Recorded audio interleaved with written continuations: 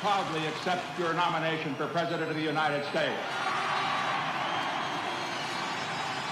And let us pledge ourselves to win an even greater victory this November in 1972.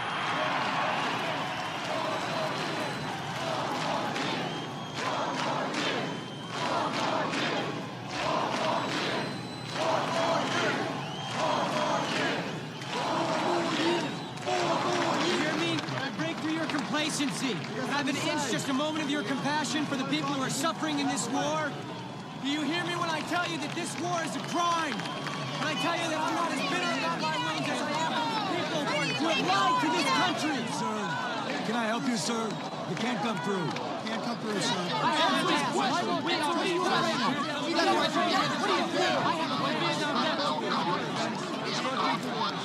Who are these people? Stop, man! You stop me! You stop! Why are you here tonight? What do you have to say to these people? My name is Ron Kovic. I'm a Vietnam veteran. My name is Ron Kovic. I'm a Vietnam veteran. I'm here tonight to say that this war is wrong, that this society lied to me, it lied to my brothers, lied to me, deceived the people in this country, tricked them into going 13,000 miles to fight a war against the poor peasant people who have a proud history of resistance, who have been struggling for their own independence for 1,000 years, the Vietnamese people. I can't find the words to express how the leadership of this government sickens me. Now, people say if you don't love America, then get the hell out. Well, I love America. We love the people of America very much, but when it comes to the government, it stops right there. The government is a bunch of corrupt thieves, they are rapists and robbers, and we are here to say that we don't have to take it anymore. We're not. We are here to say, we are here to tell the truth. They are killing our brothers in Vietnam. We want them to hear the truth tonight. We are here to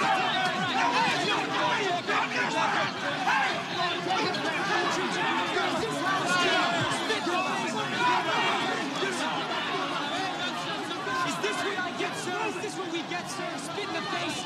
We're never gonna let the people of the United States forget. You don't want to hear it? Never. Why don't you want to hear it? This wasn't some nightmare it happened. And you're not gonna sweep it under the rug because you didn't like the ratings like some television show. This wheelchair, our wheelchairs, this steel, our steel is your Memorial Day on wheels. We are your Yankee Doodle Dandy come home.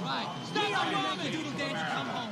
Let's reject any philosophy that would make us the divided people of America. Stop the war!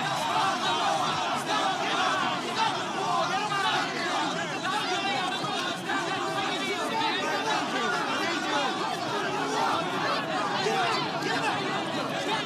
Stop the war! Some sort of scuffle or commotion has broken out on the floor of the convention. Disabled veterans protesting the war in Vietnam. We're going to try to get a microphone down there. Why? Why are they gassing us out in the parking lot? Why are they fighting us? Because it is a lie. The truth is that they have killed a whole generation of young men. They have sacrificed a whole generation of young men. Stop the bombing! Stop the bombing!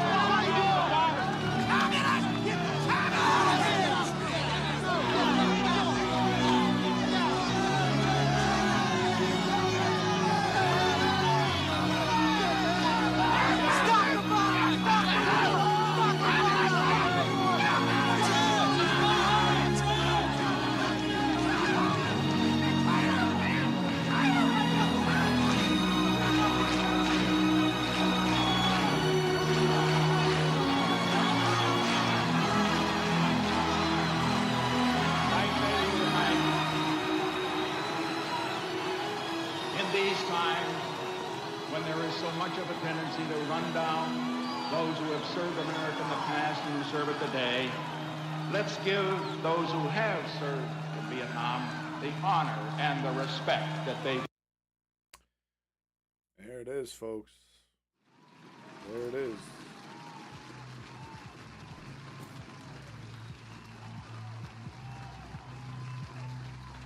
Welcome, German Cow. Strategy member. Well, unfortunately, you're interpreting that scene wrong because, basically what's happening here is Richard Nixon is using veterans for his political purposes while his own convention kicks them out. So a few things I wanted to point out here. This is not a new phenomenon. Right-wingers who, ignorant, foolish, disgusting, using war, cheering on war. It's not a double-edged sword. Security was there to kick those people out, not protect them. Right-wingers cheering on war, but not giving a single shit about the veteran, literally spitting in their face, literally calling them communist, which is ludicrous. These men lost their legs, lost their limbs, killing communists in some godforsaken jungle. You got Richard Nixon here talking about respect, talking about, have served in Vietnam, the honor and right, those who have served, treat them with honor and respect, while his own delegation call them traitors because they're not cheering on some right-wing demagogue who was before Trump came along, the America's biggest criminal, America's biggest liar. There was no one else who was more dishonest to the American people than Richard Nixon. And these people in the convention there cheering him on. And by the way, most of these people, when Nixon stepped down, these people defended him.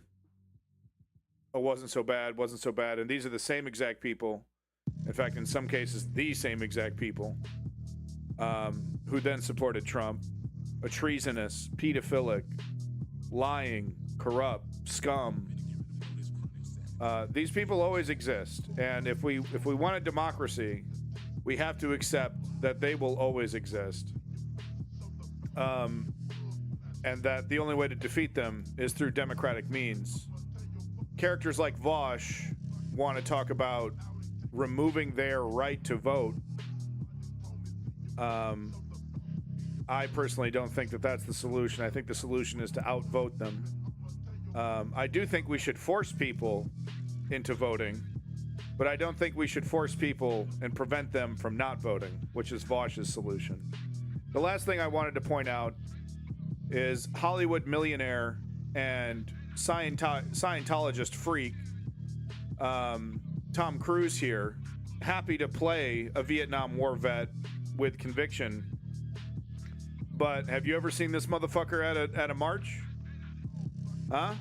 You ever seen this motherfucker talk about progressivism, to talk about anti-war, anything? Do any kind of speech against the government? No, this motherfucker spent his whole life silent on war. Why? Because of his little fucking career. Oh, my career. I might not get the movie if I give my opinion. So we don't know where he fucking stands. So he's happy to cash a check for the movie Born in the 4th of July, 1989. Happy to cash checks playing a disabled Vietnam vet, but can't find, 5 fucking minutes out of his multi-millionaire lifestyle, right? Pull up in your Lamborghini, one of 7. Take 10 minutes out of your fucking, hanging out with your Hollywood buddies in your mansions to do a speech in the fucking streets about these issues. And don't tell me he doesn't know about them. Like you have to do research. So he knows fucking what's going on. But he stays quiet for his pocket. He stays quiet for his fucking career. Which is, by the way, in the fucking shitter. No one gives a shit. Mission Impossible 18. Jack Reacher 17. I don't know. I hear the new Top Gun movie was pretty good. Maverick. Might as well be called Plastic Surgery. That motherfucker's got more work done than a construction site. I don't give a fuck about your career. I don't give a fuck about your fame. take 5 minutes out of your opulent, life filled with pleasure and fun. Get in the fucking street. Get in front of a microphone and do a 5-minute speech about how you disagree with fascism. Because your silence is acquiescence. Cruz. So those are the few things I had to say about this clip from Born in the 4th of July, 1989. Once again, I need to stress, these people will always exist. If we have democracy, these ignorant fools, these right-wing idiots, they will always exist. And if we don't want to listen to authoritarian tyrants like Vaush, who say we should strip them of their right to vote, incredibly un-American, incredibly authoritarian, this is a crisis, right? We have to do something. And I believe that something is to force every loser, every dumbass, every non-participant to vote. Right? You get a little slap on the wrist if you don't vote. Because the alternative is to let these fucking people run our lives. Because they show up. They show up every time. Spite is one hell of a drug. Thank you, Simply Steve. Spite is one hell of a drug. They vote out of spite. They vote out of hatred. Right? And a lot of lefties, a lot of people, they're not paying attention. They just don't vote. They just don't show up. But if they were forced to, right? If they were forced to, they wouldn't be voting for these motherfuckers. They wouldn't be voting for Dick. Vote Dick. They wouldn't be voting for Trump. And of course, another big thing that we need to do is ranked choice voting.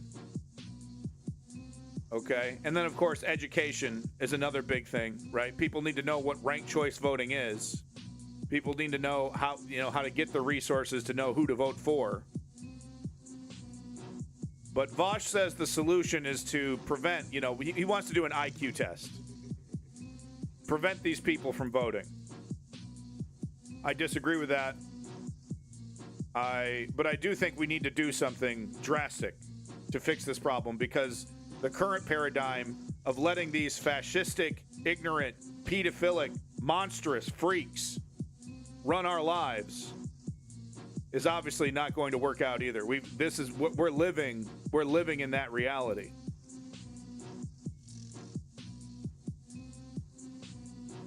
Moving on. Hope you're doing well. Welcome to the News Underground. I'm Abandoned Nihilism. This is the News Underground, realest motherfucking news channel on Twitch. Does not get realer. Hope you're having a good day. Hope you had a good week. Sorry I wasn't here last Saturday. Had some family shit. Tried to do a stream on Wednesday, but everything's in bloom. I was a complete mess on Wednesday. Sinuses, just when the summer hits, when everything starts blooming and the pollen's in the air, that first few days, I get wrecked. But then things normalize. Sure, strategy member. There's a lot of reasons why why they vote. But the point is that they show up consistently. These fascistic, ignorant sons of bitches, they show up consistently, while the rest of us can't be bothered. And Vaush wants to put another roadblock in the way. Some IQ test, right? And what's gonna happen? Even less people are gonna vote. And what happens when less people vote? Conservatives win. He thinks, the IQ test will cut out a lot of conservatives. No, the IQ test will just discourage millions of people from voting. It'll just leave it to the elites. It'll leave it to the right-wingers. So I wanted to report on this. I'm not going to tell you my opinions about Jeff Bezos. I'll simply say, fuck the oligarchy. I will say we need to raise his taxes. So I'm not going to sit here There he is. Welcome back, female eunuchs. So I'm not going to sit here and gloat at this. I happen to be streaming on the man's platform.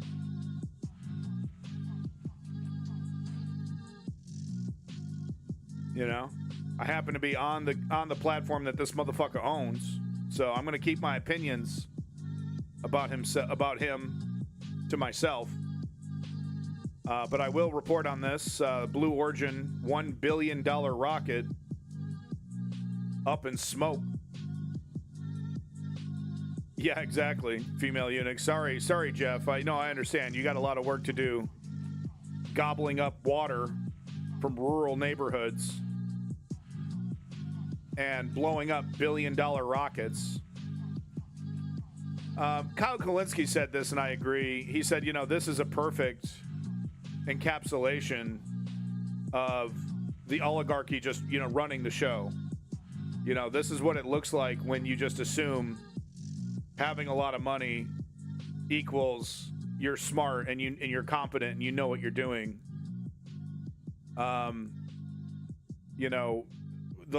This hasn't happened. NASA, when NASA was running the show, they were hiring private contractors, but they were running the show. It wasn't just, SpaceX and Blue Origin doing their own thing.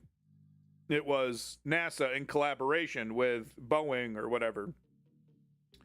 But when they were running the show, this only happened very rarely. These kind of massive, catastrophic explosions. But gee, with Blue Origin and SpaceX, they happen every month. Why is that? Well, it's because that's how they run their companies. Go hard, go fast, spend lots of money, right? But, underpay people, overwork people. Oh, well, do we really need 5 scientists? Can't we do this with 2 and some AI? Can't we just do this with 2 or 3 scientists with AI and maybe cut their wages? Can we fire the expensive, not overpaid, because obviously they're worth every penny. But can we fire the expensive guys who know what they're talking about, replace them with some college kid fresh out of college, pay him half the wage? Can't we do this on the cheap? Right? Same thing happened with the fucking Titan submersible. Mr. Disruptor there thought he could reach the bottom of the ocean with cheap materials. Instead of using titanium, he wanted to use, what was it? Old aircraft. Old aircraft shit. Got him and a couple other people killed, including a child. Carbon fiber, thank you. Got him and a couple other people, including a child, murdered, killed. Right? This is the mentality of the oligarchs. Well, they got a lot of money, right? They must be smart. They must be competent. No, they're just greedy and sociopathic.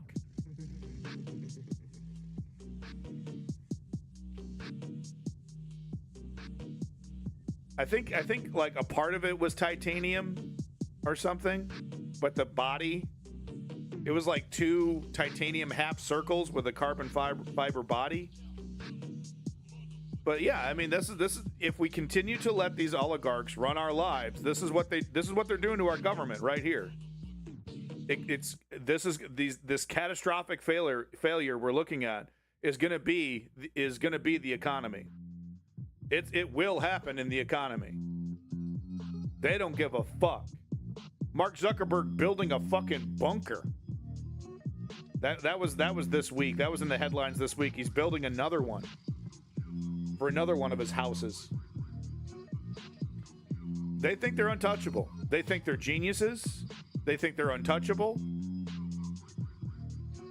But this is the reality of who they are. This is the reality of what they can accomplish. Okay? And we don't even have the audacity to tax them. Right? It's one thing to let them run around pretending like they're fucking brilliant, pretending like they're God's gift to to Mother Earth. Right? Surround themselves with yes men that they can fire at a moment's notice, and then those yes men tell them they're fucking geniuses. It's one thing that we let them get away with that, but then we don't even tax them. We let these mediocre psychopaths run our government, right? And let me tell you, Donald Trump and Elon Musk and Jeff Bezos, they're turning our government into the Titan submersible. And we keep getting deeper and deeper and deeper and deeper. That motherfucker's gonna pop. Okay? They think they got an exit. They think they got, they'll get away from it. And maybe they're right. But they're gonna take us all with them. Whether they get to escape or not, they're taking us down with them.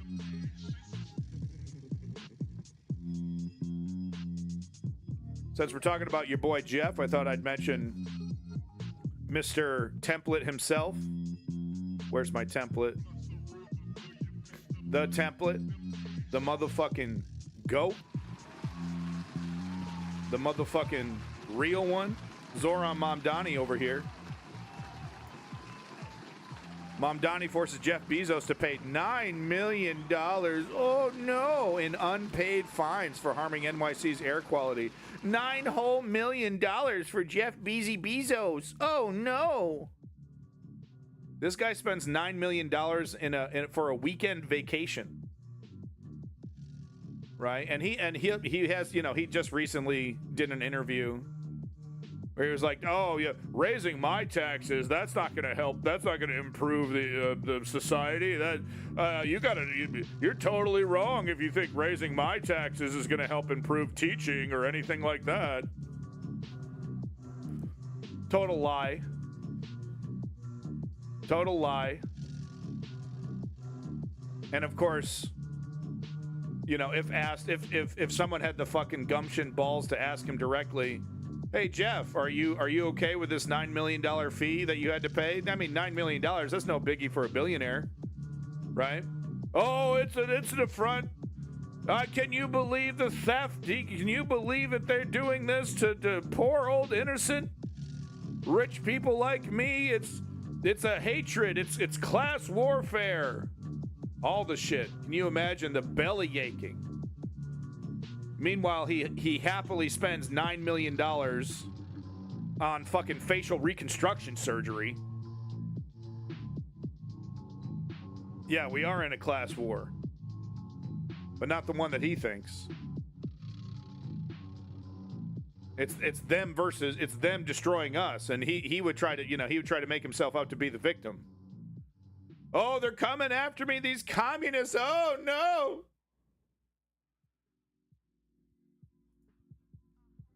Couple more from your boy, the template. Zoran Mamdani to invest $122 million in New York public schools, hiring 1,000 additional teachers. Yeah, thank you, female eunuchs. Boop, stream gone. Stream gone. Mr. Clean had a seizure. That's a good one. You didn't hear me say that. And when you hear Joe Rogan talk about Zoran Mamdani, you would think that motherfucker's talking about Freddy Krueger. You think that motherfucker's talking about Jason. The way that Joe Rogan talks about Mamdani. And the way that Joe Rogan talks about the Canadian healthcare system. I am so fucking tired of his ignorance. Him spreading literally right-wing propaganda. As if it's naked truth. Common sense. One of the most ignorant motherfuckers I've ever seen in my life, Joe Rogan. Useful idiot. I swear to God, put his picture in the fucking dictionary. Useful idiot. Joe Rogan. But here's your boy Zoran Mamdani. Here's a democratic socialist. Sewer socialist. What do they call it? That's probably not the right word. Pothole socialist. Sewer socialist. Maybe not. Maybe not the best one. But pothole socialist, right? Someone who's actually going to fix things, use taxpayer money to fix things. $9 million fine on Jeff Bezos. Oh, no. And here he is hiring 1,000 additional teachers.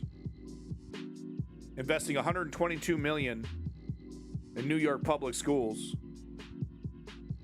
I checked. There is no pot in those potholes, I'm afraid.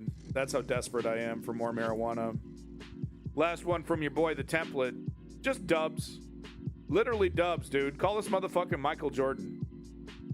Huge. Zoran Mamdani just announced that NYC will build 200,000 new rent-stabilized homes. Sexiest man in politics. This is what democratic socialism looks like, folks.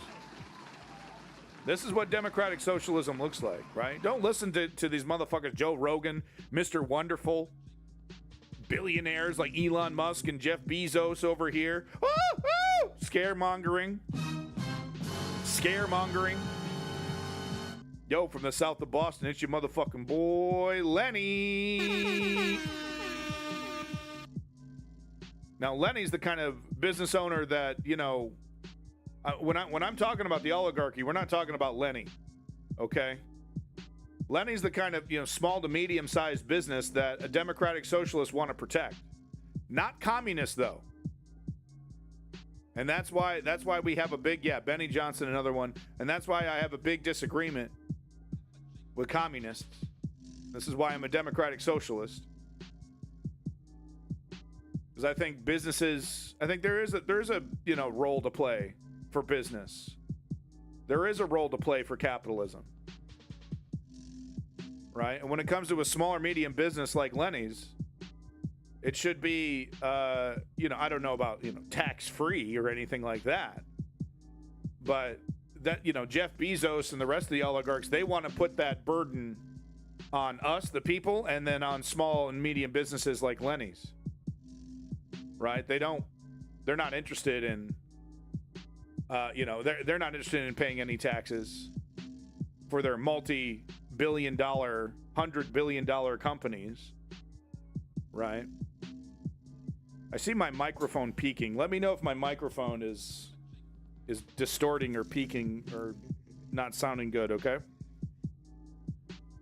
40 years in business, still kicking. That's the kind of, you know, and what is he doing, folks? He's making toys, right? He's making toys, Lenny.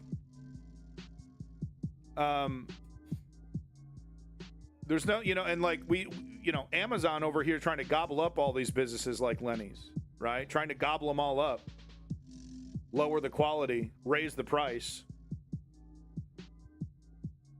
So when I'm talking about raising prices on the oligarchy, remember that, because, you know, that's often conflated, right? And you see a lot of folks, small business owners, defend the oligarchy when they hear democratic socialists and lefties talk about raising taxes. You know, the guy who installed my blinds, he started to get all itchy when I was talking about how we need to go after Loblaws and oil companies, go after their profits. And I'm like, this motherfucker's not making more than maybe $1 million a year. And here he is sweating, hearing a leftist talk about raising taxes on billionaires. Like you're in the same fucking class. Like you're in the same fucking category, buddy. You're not. But to be fair, leftists need to make that clear when they talk about raising prices, or taxes. Right? We need to make that clear that we want to protect small and medium businesses, and, you know, even large businesses as well. But we don't want to give endless advantages to a company like Loblaws, these grocery store cartels, these oil company cartels. Record profits, by the way. Can't pay their employees more than you know, $6 an hour or something, maybe $7 an hour, $8 an hour. Record profits. Oh yeah, no, we had to raise prices again. Inflation, COVID. It was those COVID checks 10 years ago. Yes, female eunuch.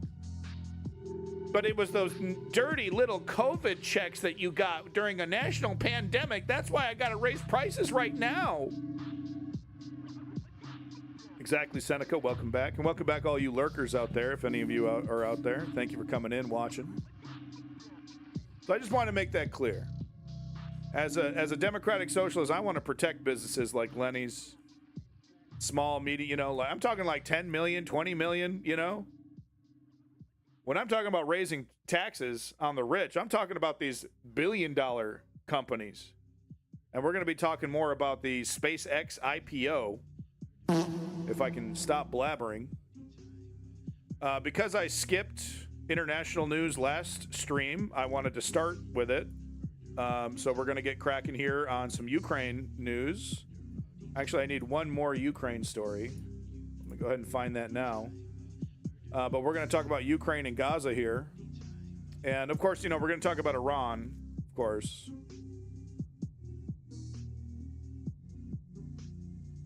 All right, yeah, we'll do it, Dennis. Hello, sure. my friend. Wanted to start off, though, with RFU News. You got it, Seneca. Wanted to start off here with RFU News. Strategic Geopolitics. I guess he changed the name of the channel here. Same guy, though. Oh, no, reporting from Ukraine. Yeah, okay, so he changed the name, but he just kind of made it slicker. I see. Yeah, it's still reporting from Ukraine. I want to open a ladies' Foot Locker. Okay. I mean, good luck with that. I would say pick the right location. Don't put that shit in a mall. Don't put that shit in a mall. I saw this really funny cartoon, actually. Let me show it to you here. I know I'm doing a tangent here, but what is it? What was it called? I think I put it in the animation section. Hold on, let me pull it up because it was really funny. Yeah, here it is. Don't put your lady Foot Locker in the mall, especially if it's going to be one of these malls. 1 second. Hi, I'm property manager at Dying Local Mall, here to let you know that we are still barely hanging on by a thread. Barely. Come visit Boutique Store with like 5 dresses. A store that's entirely it's just Funko Pops, like I don't, and stale Chinese food featuring overly aggressive free sample lady. Hey, dummy. I'm good. Hey, stupid. Free sample, idiot. Nah, I'm good, thank you. Take the sample. Once a shining labyrinthian monument to the hubris of capitalism, we found ourselves as a withering husk of our former glory, featuring decorative fountains that haven't held water since the Bush administration, ATM machines with freshly installed card skimmers, and we're down to an average of only 2 firearm discharges per week. Dying Local Mall is ideal for boomers looking to power walk in an air-conditioned environment. They never buy anything, but when they inevitably collapse, maybe the paramedics might stop by the Nordstrom or something. Take the sample. We've got a licensed dispensary, an unlicensed dispensary, an independently owned anime store that we're actually rooting for, 57 custom printed apparel kiosks, 57. and a Cinnabon that delivers calories through a passive proximity-based area of effect aura. But you'd better hurry. Our operating hours end right after you've gotten home from work and eaten dinner. There's no better place to help us launder money. Dying Local Mall. Look upon my works, ye mighty, and despair. Take the sample. I love how that ends. He just gets speared into the side of a car. I love that part. He just gets speared, dude. I love that. All right, so if you do your lady Foot Locker, make sure you don't do it in a dying mall, okay? Okay. So we had our fun. Let's get to Ukraine here. There's some interesting developments happening in Chechnya. And, I always find this fascinating because it's like, Chechnya was conquered. It was conquered by Russia. And now they're, recruiting, I guess you could call it that, recruiting people from Chechnya to fight in this war. And, Ukraine, they have no fucking choice. They got to defend themselves. And they're slaughtering these guys. And it's got to be weird where it's like, wait a minute, why am I doing this? Wait a minute. First of all, you're ripping me off. You're not paying me properly. You blew up my fucking government. You blew up my granddad's house, my father's house. Some of these people, were alive, to see Russia destroy their lives, destroy their government, literally conquer them, roll in there, bomb civilians, and now I'm fighting and dying in your war of choice, and we're losing, right? It's gotta be fucking weird, man. And somehow they're, and it's like only through capitalism is that possible, where you would still fight, right? Where it's like money, right? Oh, I need the money. I'm poor because of the country that conquered me, keeping my country poor. But yeah, we're fucking broke, and there's a chance that I can make some money. Ukraine targeting Russia's supply lines by AI, learn drones. These guys rock. Yeah, I mean, there's really been some, oil, golf course. No, but I mean, I heard a stat yesterday. I think it was from Dennis, but I heard a stat yesterday. Listen to this: 70 drones for each Russian soldier, or for each. I mean, maybe Chechen as well. I mean, just Russian aligned soldier. But that's how much Ukraine has cranked up production on drones, where you're on the front line and Ukraine is sending 70 drones for every single soldier on the front line. I mean, it's just, you're fucked. You're fucked. I mean, if you've seen the footage here, you can go to our combat footage every single day. Dozens and dozens of poor schmucks chased down. I mean, there's nothing you can do. You're on a fucking motorcycle. There's nothing you can do. You're in a tank. There's nothing you can do. You're fucked. These fucking drones, they get right on you, dude. Right on you. Right on you. I couldn't imagine, how bad PSTD, right? PSTD, yeah. No, PTSD. Okay, I was like, I'm not saying that correctly. I'm not saying that correctly. PTSD. I couldn't imagine how bad it is nowadays in the modern era, right? You hear that brrr, sounds like a fucking dildo in your mom's drawer, right? Brrr. Yeah, I mean, we've all seen the footage of the World War I guys with PTSD, and the guys from Vietnam, the guys from World War II, etc. How bad it was for them. I mean, just imagine how bad it is. You got nowhere to hide, dude. There's not a trench. There's not a hole.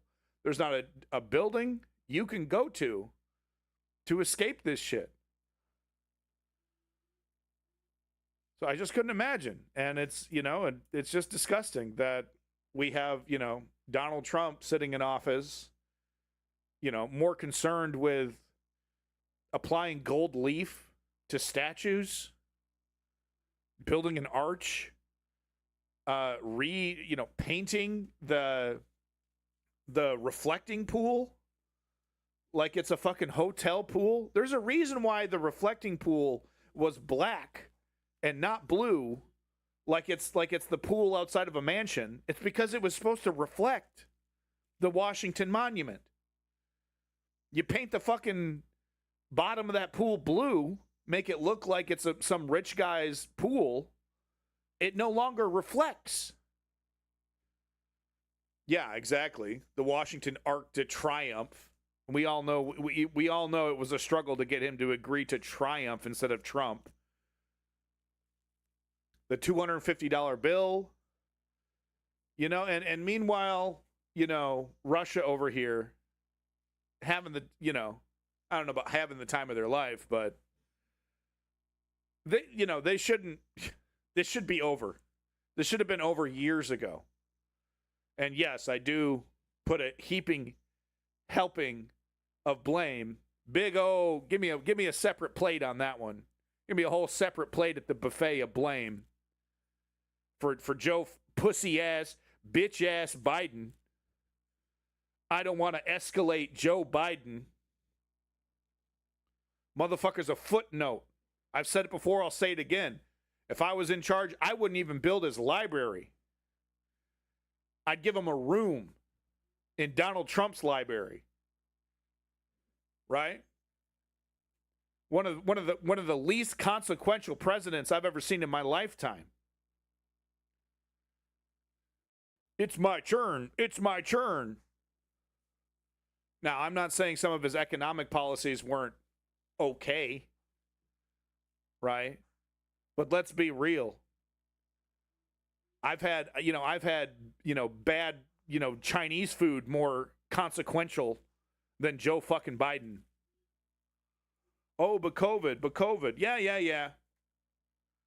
He's got his excuses.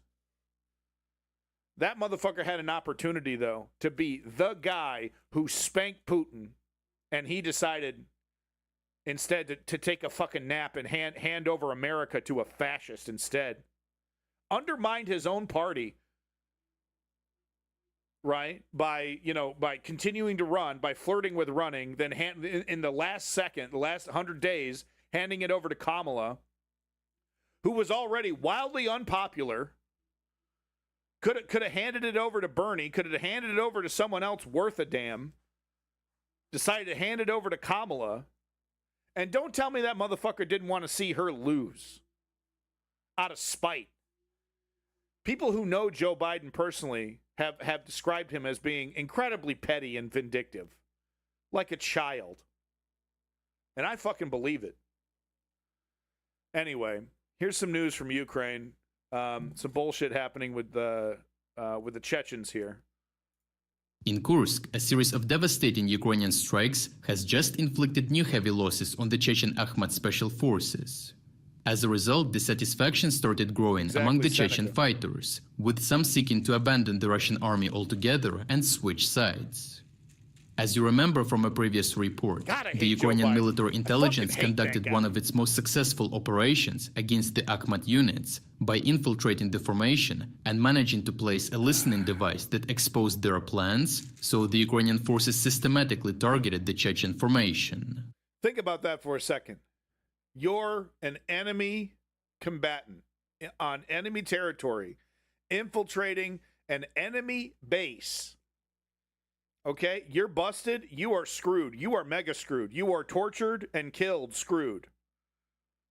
Okay? And how do you do that hiding your nutsack? Where do you put your massive set of testicles?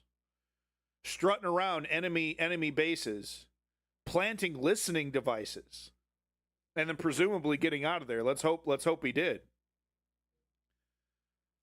How fucking crazy is that, man? You're trying to tell me, oh, both sides, same thing. Zelensky's corrupt. No. When you got troops that loyal, okay, something's going on.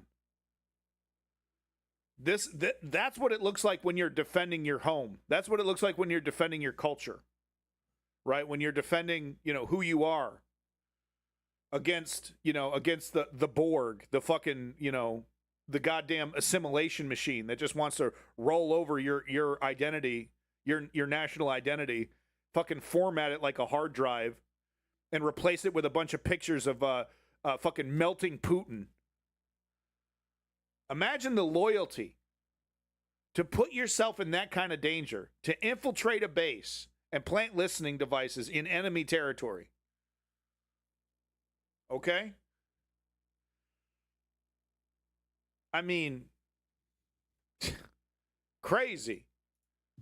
While Russian security services Exactly, have likely Seneca. discovered the bug after suffering those losses, the consequences of the intelligence breach continued to haunt the Chechen unit. Even this didn't force the Russian command to change location, which allowed Ukrainian forces to remain remarkably effective at targeting Akhmat positions with precision strikes. One of the most devastating examples occurred in Snizhne, in the Russian-controlled... No, and like this, of course not, strategy member. And, is Zelensky corrupt? I don't know, maybe a little bit. I don't know. There's some evidence that he's kind of helped maybe the guy the oligarch that got him into office. But there's no evidence that this guy's like undermining his own army, in the way that Russia is, right? There's been some bad decisions. He's put too much trust in certain individuals for too long and replaced them a little too late, right? But he's in it to win it. He's in it to keep Ukraine's sovereignty, and that is more than obvious. right? So this whole bit of propaganda, right? That he's just as bad and he's laundering money and it's just two sides of the same coin. Russia and Ukraine, ludicrous, outrageous, and TYT and I see other leftists, I see other other people, fucking Ryan Grimm. You got Aaron Mati out there. You got the fucking Intercept still spreading these lies. What's his nuts? I can't think of the name. But they're still spreading this propaganda. Oh, just as bad. Both sides, just as bad. Fucking makes me sick, man. Donetsk region, as Ukrainian FP-2 long-range strike drones targeted a training facility for drone operators and cadets used by the 78th Akhmat Special Forces Regiment. The Ukrainian forces launched a coordinated attack involving 11 strike drones, each carrying warheads weighing 100 kilograms, launching them in successive waves. The main target, a large two-story compound spanning nearly 2,500 square meters, suffered catastrophic damage when ammunition stockpiles stored in the basement detonated during the attack, significantly increasing the strike's destructive It's not effect. even close. Approximately 65 Akhmat soldiers were killed, including the commander of the center that housed personnel sleeping rooms, drone assembly workshops, and facilities used for preparing warheads. I mean, these guys didn't even make it to the front lines. They didn't even make it to the second lines. Okay, they didn't. They were literally at the muster point, right? These were guys that just a couple weeks ago they were civilians, right? Then they went through a hurried basic training. And then, and then they get blown up in their fucking cot. I mean, could you imagine? And it's because of incompetence. It's because Russia only knows one way how to do things. And it's, and imagine, they refuse to change. They refuse to modify tact. They don't want to change their tactics. So they continue to do this style where they muster people, close to the front lines.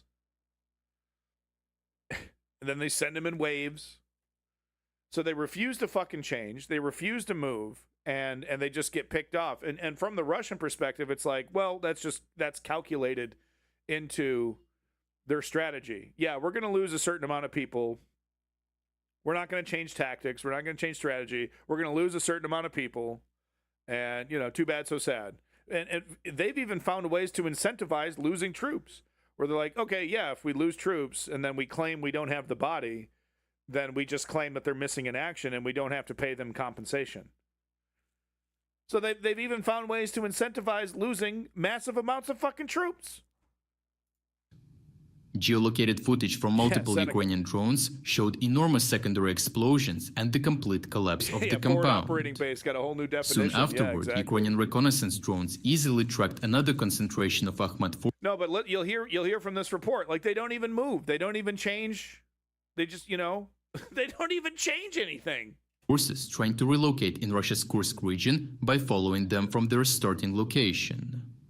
Footage released by Ukrainian operators shows enemy activity in a forest near the border.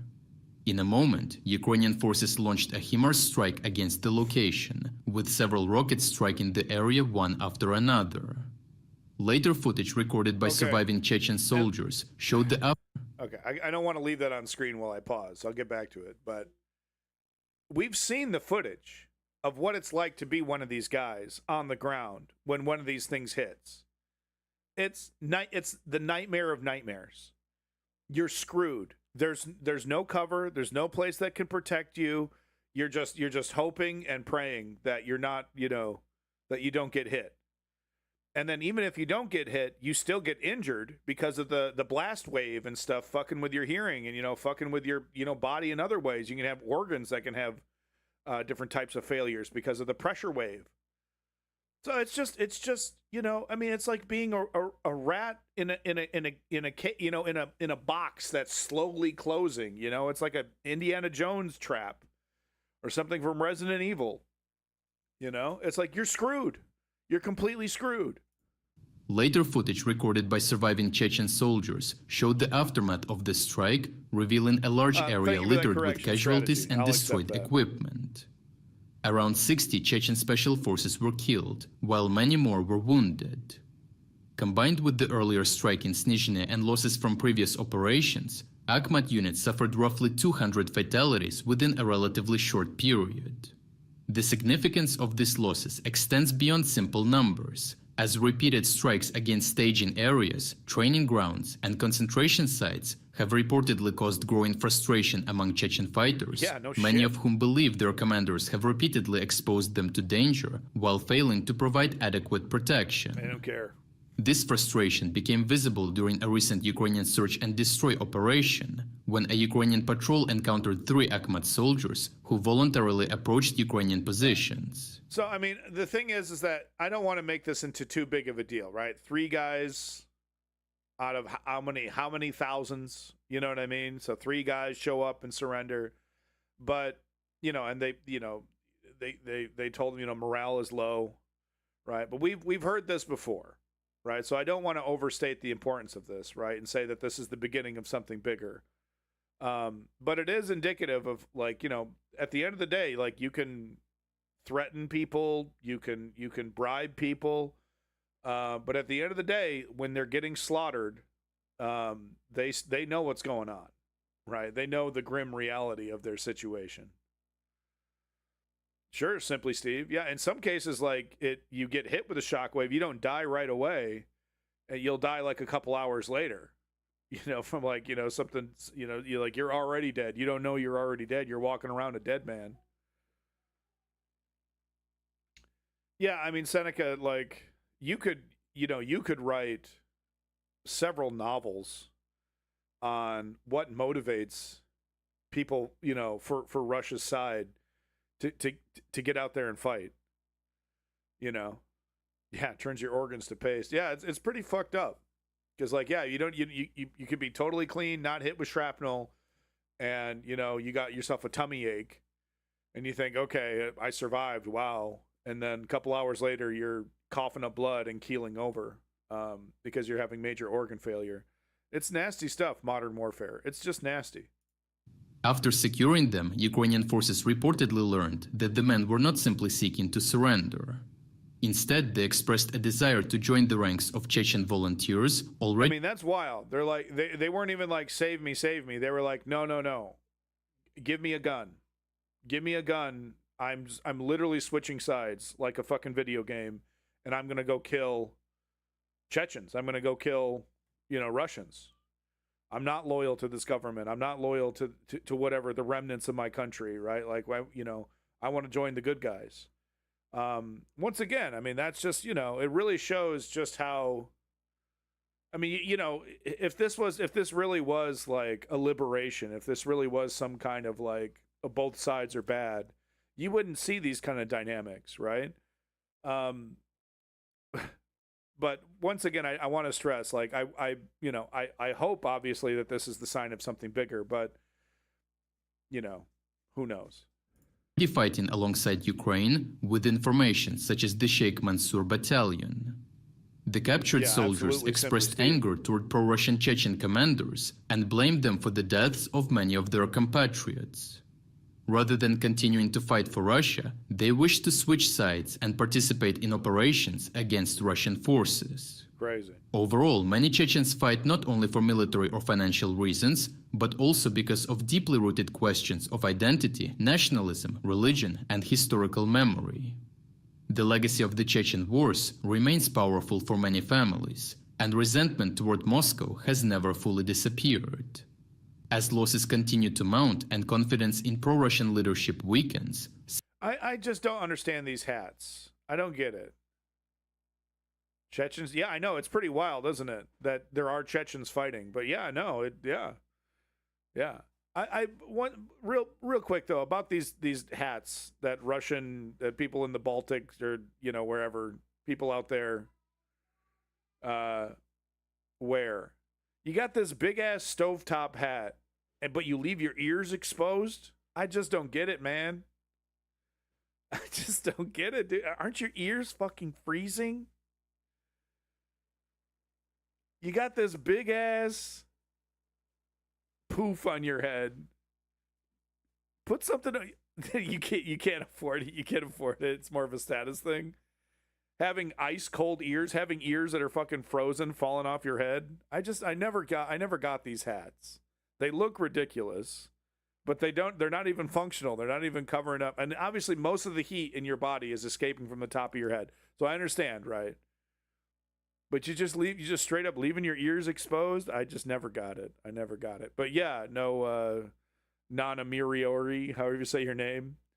Yeah, Chechens fighting in this war, and Kardarov, the guy that they're fighting for, is so ludicrous. He's like 200 Trumps. He's just completely fucking ridiculous. So you know, you're fighting for the country that conquered you under the leadership of a guy that is a fucking clown. That is like it's like I wouldn't buy a car from this guy. Like he's just a fool, just a fool. You know, giving his sons like, you know, high, you know, positions in the military. You know, the display, you know, his military display, the little drone military fucking performance that he put on, like, we're so tough, we're so badass. It's I couldn't imagine dying for it. Like I would absolutely be, as the first opportunity, I would be switching sides. Some fighters appear increasingly willing to reconsider where their loyalties lie. If Russia's broader position continues to deteriorate, such tensions could become even more significant, particularly in regions that maintain strong independence movements after the collapse of the Soviet Union and where old grievances remain very much alive. If you would like to explore other key... All right, folks, make sure you're checking out Reporting from Ukraine. They do great work. Really, you know, if you're interested in Ukrainian frontline news, you know, what's happening day to day on the battlefield, they do a great job. Are they biased? Yeah, a little bit, somewhat, you know, but of course I've seen them report on Ukrainian losses, but you know, they're definitely very quick to report on Ukrainian victories, right? They don't go so far as to say, like, it's happening, the tide is turning, the walls are closing in, Putin's gonna, you know, it's over for Putin. They don't do any of that bullshit. So here's another one we're going to do from Ukraine, and then we're going to move on to Gaza. We're going to talk a little bit about Gaza, because everyone loves to talk about Gaza. I mean, I'm not going to say good, but they're technically pushing Russia back at key points on the front lines. It's no longer Russia every single week taking 60 kilometers, 100 kilometers. It is now definitively Russia on the back foot. Russia is technically losing, but they're not losing at a pace that is going to be like, oh, in a couple months, like, you know, it's over for Russia. So I think it's fair to say it's still technically a stalemate, but the stalemate is on the momentum is on Ukraine's side. And of course, you know, if it wasn't for the oil situation because of fucking Captain Stupid over here in America with his goddamn tariffs and his fucking ridiculous war in Iran, Russia would be even in a harder position, because you got even the EU, countries from the EU and the United States buying oil from Russia when they should be completely ignoring Russia and, you know, not buying a single thing and pressuring anybody that is. So, you know, once again, Donald Trump, the fucking genius strategist over here. But anyway, I think, you know, I'm not going to say it's good. I'm not going to say they're winning, but I am going to say the tide is turning. The stalemate has turned from a Russia advantaged stalemate to a Ukrainian advantaged stalemate. Right? So they got to keep it up, and they have no plans on stopping, folks. Hello, my friends. This attack happened last night in Russian Taganrog Air Base. Russia lost 2 of those aircraft, Tupolev 142. This video gives me a spiderweb operation vibes. However, it was performed by Ukrainian. I mean, they could technically do without Gazprom, right? But the thing is that it's these petty, disgusting neoliberal politicians who are more concerned with their political careers than they are with anything else, sovereignty, what's right and what's wrong, right? So they calculate that it's going to hurt their political career if people end up paying more for gas. And unfortunately, there is some truth to it. I mean, your average person, you know, in the United States or EU, they don't give a shit about Ukraine. You know, when it comes down to, you know, do you prefer to pay less in gas, or would you prefer Ukraine to win the war? They'd go less in gas. That's just how people work. That's just, you know, that's how your average person works.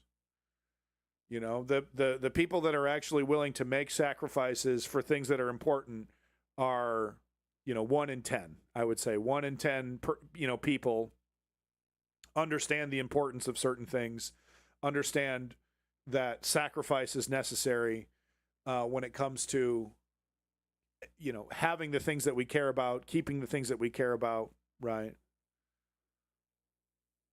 I mean, we won't know who blew up that pipeline. We won't know who blew up that pipeline for some time.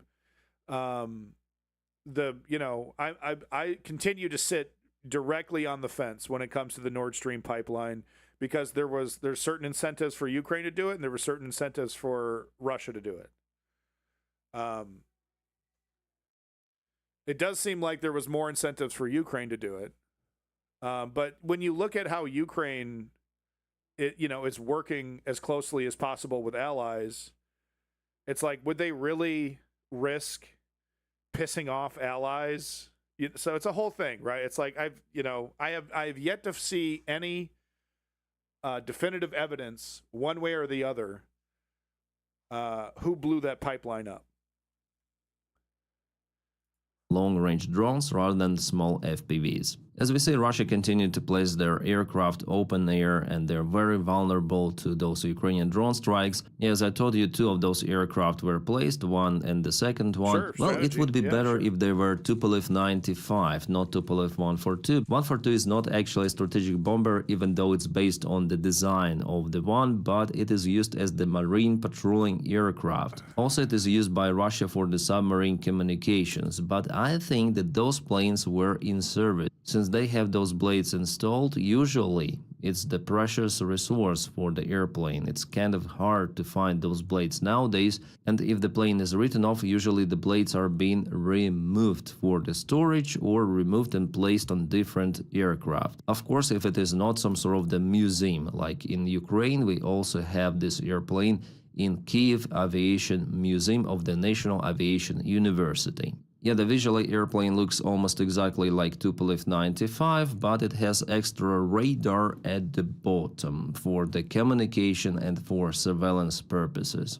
This airplane plays its role in strategic deterrence capabilities, nuclear capabilities of the Russian Federation, and Ukraine also disables those. We're not gonna do the whole 18 minutes, by the way. We're just gonna go a couple of these big booms, as Dennis likes to say, and then we're gonna move on. Strategic tools for Russia, like for example with the Spiderweb operation. This operation, also Russian over-horizon radars were hit by Ukraine before, so Ukraine definitely hurts Russian nuclear capabilities. And come on, the United States administration, you should say thank you. Yeah, Russia is your potential strategic competitor.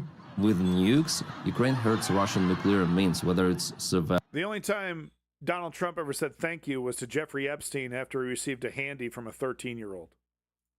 Or direct delivery of nuclear warheads, like for example Tupolev 95 and other Tupolevs that were hit during the Spiderweb operation the last year. And not just those planes were hit, but also Iskander ballistic missile system that was targeted by one of the drones. Maybe 2 of the drones were used, so this is the system itself. Russians tried to hide it in the bushes. This is how it looks. It's kind of big. It's capable to carry a single missile or sometimes 2, depends on modification. The missiles are very expensive. Nevertheless, Russia is using those sometimes to hit Ukrainian infrastructure.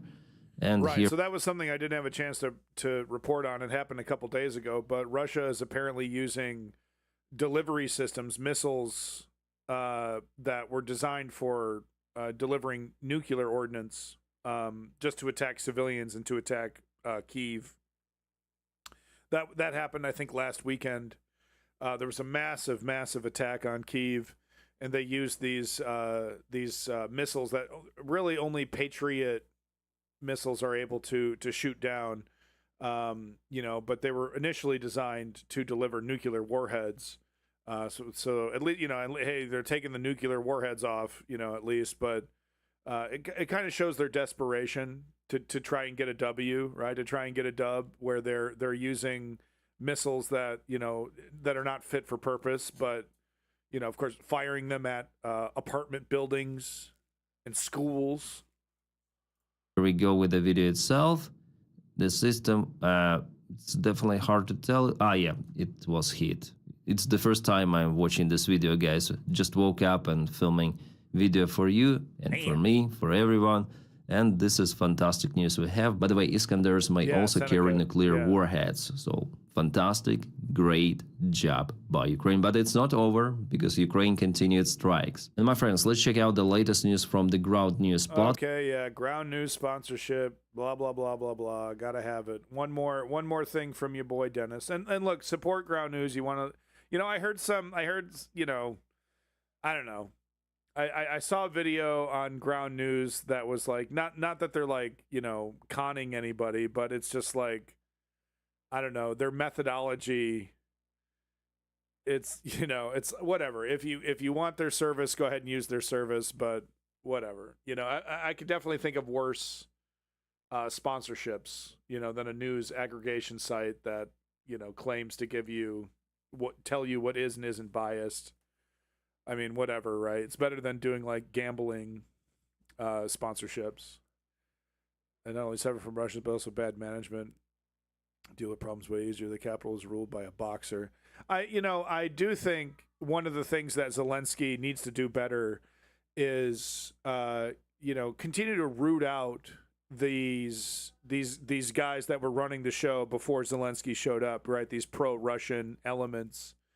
That continue to kind of undermine him in soft ways. Now, he's doing it. He's trying to do everything democratically, right? He's not going in like a tyrant and just, kicking people out that he doesn't like, right? So he continues to respect the Ukrainian laws, which is important. But I do think there are still too many pro-Russian, soft on Russia elements within the Ukrainian government, and Zelensky hopefully is doing what he can to get them out of there. Because it's like, I mean, could you imagine, to be pro country that is invading your country? It's ludicrous, but that is there is some of that happening still within the Ukrainian government. In Feodosia, and also the refinery in Taganrog was hit. So this is Rostov Oblast, Taganrog, and you may see a couple of the oil tankers parked there. And some of the pipes were hit, the loading facility. The thing is used to pump the oil to the tankers, and the tankers themselves were hit as well. Shadow oil fleet, it's the legitimate target for Ukraine. This is the oil base that was hit as well. Several of the tanks, as you might see. A thermal camera really helps to define what tanks are full and what are not, and those are the previously kaboomed tanks, you may see, deformed. And here there is still some oil, you see. Two of the oil tanks, also legitimate targets. The one on the right was destroyed before, and here we go with the strike. There was a huge fire after it. And it's a victory for Ukraine, but it's definitely a loss for Mother Earth. Just the pollution is unbelievable. And I'm not blaming Ukraine for doing this. This is obviously the smart thing to do, right? Go after their oil as much as possible. And really, I put the blame on Donald Trump, on Vladimir Putin, on the people that are continuing to cheerlead, this disgusting war. Tucker Carlson is another one who, when he talks about this, you would think, Putin was just minding his own business. Just doing it, and like big old meanie Zelensky came along and ruined his day. I mean, Tucker Carlson is really just a massive piece of shit when it comes to, well, everything really. And there should be some more. Don't tell that to TYT though. They stay silent on all the bullshit that Tucker Carlson says, except for when he speaks positively about Palestine. Of course, they don't talk about why Tucker Carlson is, of course, speaking positively about Palestine, because it goes against the Western geopolitical interests. It's because he's a fucking Russian shill. They've never once even explored that concept. Targets. Yeah, this tank is full, as you might see, and the one on the right is empty. It is dark, there is no oil that would glow this heat trace. But one on the left, well, it was heat, you can see. There is the hole here. Oh and my God, it's fucking pouring out. Dude. The oil is spurring out, but it wasn't enough for it to spark. But with the second strike, of course, the problem is resolved. Yet last night was not really that nice for Russians. They suffer a lot. Yeah, as we see, the remains of the Feodosia oil storage is burning once again. Imagine what that smells like, too. I mean, just imagine. Those are the last tanks left. There's the scheme of Feodosia. Well, 1, 2, 3, I guess, tanks left there, and that's it. It also, by the way, adds to the fuel crisis in Crimea. And the fuel crisis in Crimea means the fuel crisis in the southern region of responsibility of the Russian army. Alright, now we have one more evidence that Russian Tupolev 142 airplanes were in use, because they were changing their locations throughout. Okay, I think we'll pause it there. Once again, big props. Well, what do we got out of here? Okay, hold on. Let me see. 100 kilometers, crazy far. And it's the first time things like that are happening in. Wow, so that's a Ukrainian strike. Jesus. 2 million kilometers? No, almost 3 million kilometers. That is a deep-ass strike from Ukraine. Russia. In some of the regions, the special military operation has just arrived. Well, not just the long-range strikes are out there, they're also middle-range. For example, here you can see the video of one more ambushed Russian truck. The strike's happening day and night. I mean, nuclear power produces less pollution than any of the other conventional power generation, right? Obviously, we should be, converting to renewables for everything. But if I had to choose between oil, coal, or nuclear, it would be nuclear. Yeah, but if you destroy it, that is the big thing, is that if you're in a war, it turns into an incredibly risky military target. Yeah, that is the big deal with nuclear power. So if I had to choose between coal, oil, and nuclear, and it's a war, I would probably choose coal. Right? Because I need the oil to fight the war. I don't want to create a military target, a larger military target for my enemy. A coal power plant is still going to be a military target.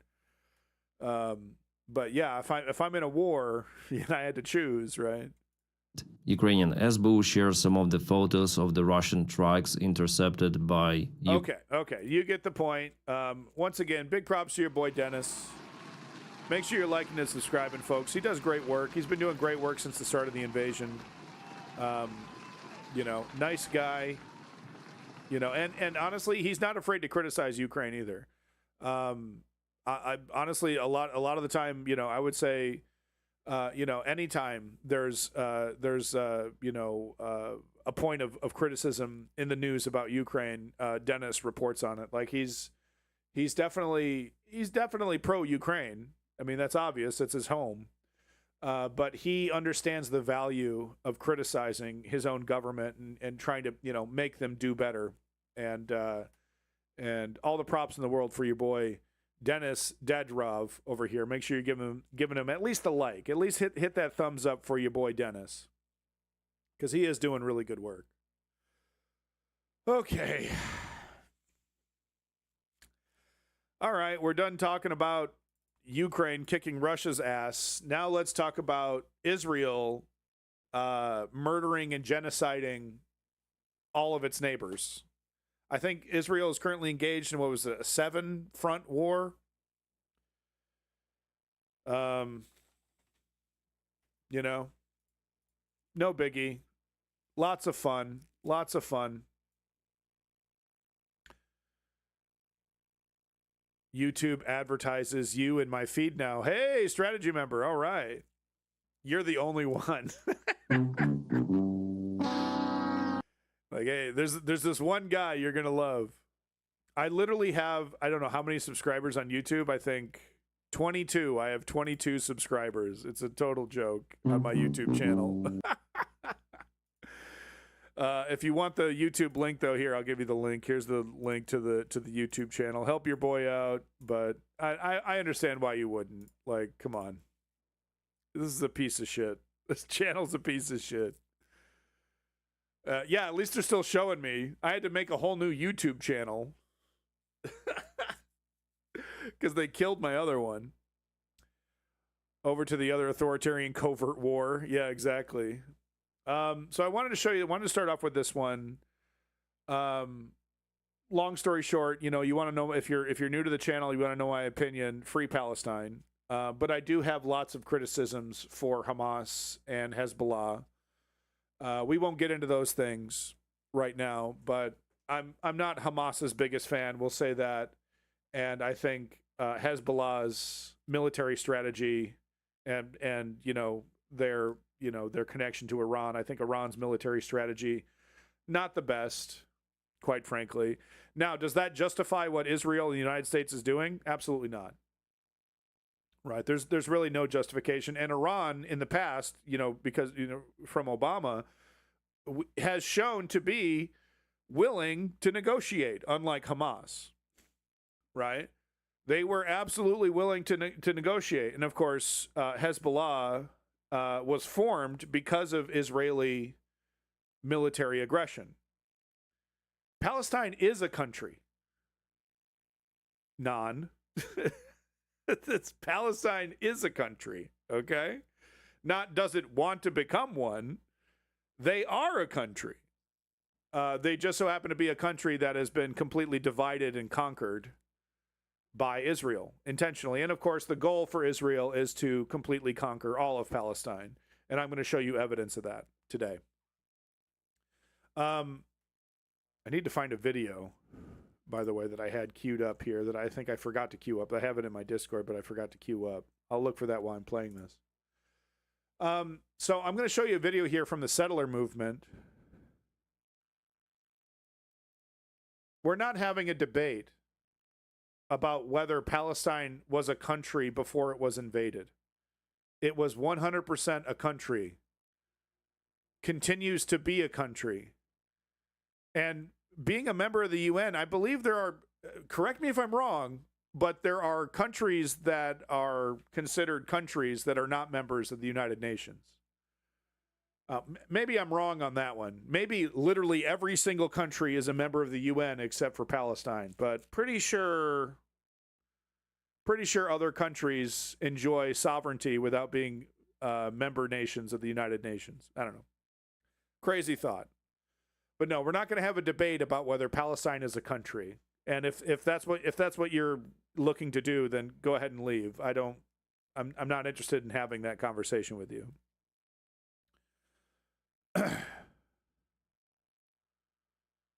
Yeah, exactly. Fridge. Yeah. They're just doing it. They're just doing it for the giggles. They're just doing it for the fun of it.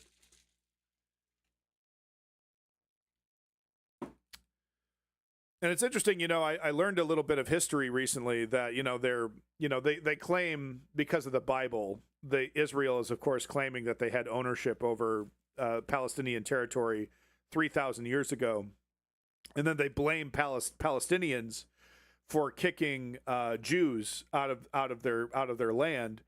Well, would you believe it that history actually points out that it was the Romans, the Roman Empire? That's how far back they got to go. But it was actually the Roman Empire that kicked the Jews out of that territory. So it wasn't even the Palestinians' fault 3,000 years ago.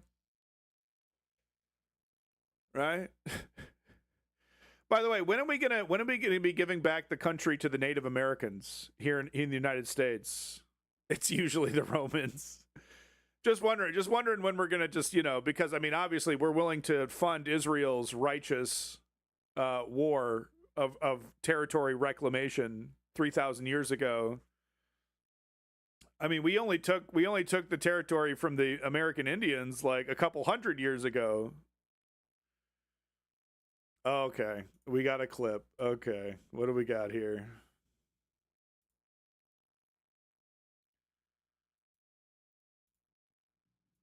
Long story short, you know, you want to know if you're new to the channel, you want to know my opinion. Free Palestine. Yeah, that's a good one. That's a good one. I have to unmute like all my Twitch tabs if I want to do that correctly. That's why it was echoing. Good one. Yeah, absolutely. Free Palestine, motherfucker. They just use this history like it matters. Nothing justifies the current genocide of the Palestinians. Exactly, Star Troopian. And it's like, it truly is like they don't care. That whatever it takes, whatever, you know, it's about power. It's about colonialism, right? And here, you know, here's some footage here from the settlers who are participating right now in settler colonialism. And the other thing I wanted to stress here is that the government of Israel is currently run by people that are basically in full alignment with this group of people. They're just trying to be savvy about it, right? They're trying to save face. You got Bibi Netanyahu talking about we're just going to take 70% of the Gaza Strip now, of course, while the crowd is chanting 100%. Ludicrous, totally ludicrous. They're going to take the whole thing, not just Gaza, but of course the West Bank. So that's the thing that I want to stress here is that when you hear these settlers talk, because you often hear the naysayers go, oh, well, these are just extremists. They don't represent the Israeli government. No, they do. They legitimately do represent the Israeli government. This is the direction that the Israeli government is going in. We're going to be talking about Ben-Gvir here in a second. But I just want to stress that the opinions of these people do represent the opinions of the Israeli government, the current Israeli government. And honestly, it represents the opposition parties as well, because they're like, you know, you often hear naysayers go, well, it's just the Likud and it's just the party that Ben-Gvir is in. It's just them. They're the most extreme. But once we get, you know, Bernie Sanders sometimes hints at this, but he's like, you know, we get rid of Ben-Gvir, we get rid of Bibi Netanyahu, and things will improve. No, actually, things will get far worse when Bibi Netanyahu is out of the picture, because the parties and elements that are waiting in the wings are actually more extreme than Bibi Netanyahu. I know, Seneca. I mean, I'm going to show you some pictures of Ben-Gvir that will, you know, make your fucking toes curl here in a second. But I'm not going to play this whole 8-minute video, but I just want to give you a little taste of what the settler movement, just what their opinions are. And once again, I need to stress, their opinions are the opinions of the government that is currently in charge of Israel. אני רואה בזה המשך של המפעל היהודי-ציוני. המשך שיבת ציון. זה הכל. זה בא על חשבון הערבים? כן, גם בג"ץ והכנסת בנויים על חשבון ערבים, וגם המדינה כאן הוקמה, כן, על חשבון חלק מהתושבים הערבים שגרו פה. So he's saying, you know, our entire country was built at the what does he say specifically here? We're built at the expense of Arabs. So, you know, like everything was built at the expense of Arabs. So, you know, why not just continue? כן, על חשבון חלק מהתושבים הערבים שגרו פה. Yeah, exactly, Fridge. Yeah. כל בן אדם יש תפקיד. יש לנו פה תפקיד, לעם ישראל. The people of Israel's role is to conquer the land. And it doesn't stop, by the way. Like, these people truly believe from the river to the sea. It doesn't stop with Palestine. They want Lebanon. They want Syria. They want Egypt. And honestly, I have evidence now to show that they want America as well. There's currently, very quietly, evidence to show that the American politicians who are bribed and controlled by Israel are starting to integrate the Israeli military into the United States military. So there seems to be ambitions even beyond the Middle East for Israel. And I need to stress this. There's nothing anti-Semitic about it because Israel doesn't represent Judaism. Israel represents Zionism. So it's actually anti-Semitic to assume that I'm being anti-Semitic by criticizing Israel and pointing out what is actually happening in front of our face. Uh-oh, says Nan. He doesn't believe the lie. No. Criticizing Israel is anti-Semitic. The foundation of a lot of Israeli arguments is based in that lie, that if you criticize Israel, you're inherently anti-Semitic. That, of course, Israel represents all of Judaism. I mean, last time I checked, there's millions of Jews that don't agree with genocide.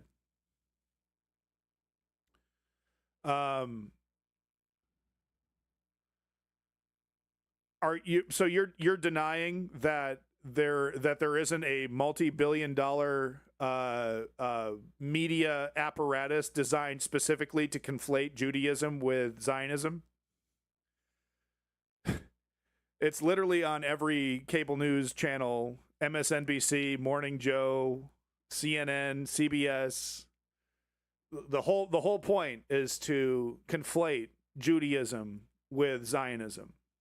That's the ADL's entire mission, is to say, if you criticize Israel, you're anti-Semitic, right? That Israel represents all Judaism, all Jews, and that if you criticize Israel, you're being anti-Semitic. Like, that's literally the ADL's entire purpose for being, is to create that fiction. I don't even know what you're trying to say by Zuckerberg Zelensky. I'm not quite sure. Are you saying that? Oh, they're Jewish. So you're disagreeing that the ADL's entire mission isn't to conflate Judaism with anti-Semitism, or I'm sorry, to Israel with Judaism. Right. It's just a total lie. It's just a total lie that you're spreading. I'm not aware. Oh, sure you're not. Okay. Literally, the entire mission of the ADL is to punish people for disagreeing with the concept that Israel represents all Jews. They don't. Israel represents Zionism, and there are a lot of Jews that agree with Zionism, but not the entire Jewish religion. The government of Israel, the Zionist government of Israel, it's not like the Pope. It's not like the Catholic Pope, right, who speaks for all Catholics. It doesn't work that way. And in fact, it is anti-Semitic to assume that. It's literally anti-Semitic to assume that Israel represents all Jews. Last time I checked, there's a lot of Jews that believe in never again. Right? Never again should there be a Holocaust. Never again should there be a genocide. It's not never again except Palestine and Lebanon and Syria and Egypt. Right? It's never again.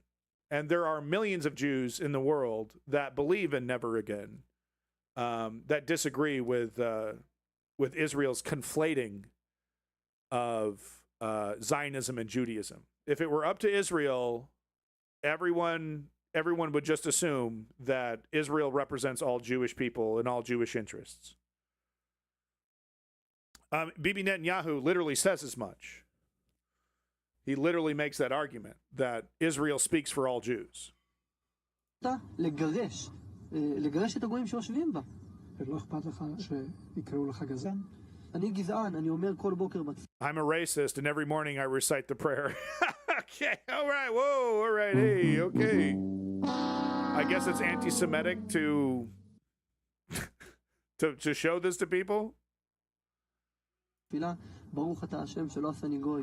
אני גזען, I'm a racist. Okay, buddy, we get it. All right, okay, calm down. I'm a racist. Every morning I recite the prayer. Thank you, God, for not creating me a gentile. I'm a racist. I'll stop for a Jewish hitchhiker and not an Arab because I'm a racist. Yeah, okay. All right. You've sold me. טרמפ ליהודי, ואני לא אעצור טרמפ לערבי, כי אני גזען, ואני גם מעסיק... I'll only hire Jews, not Arabs, because I'm a racist. Yeah, that's...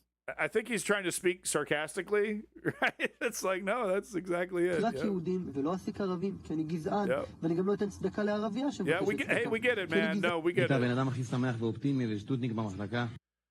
So here we go, more... I mean, we just have to listen to their words, right? You were the happiest, most optimistic, and frivolous person in the brigade we first encountered in the Gaza. What was he's speaking to quickly here?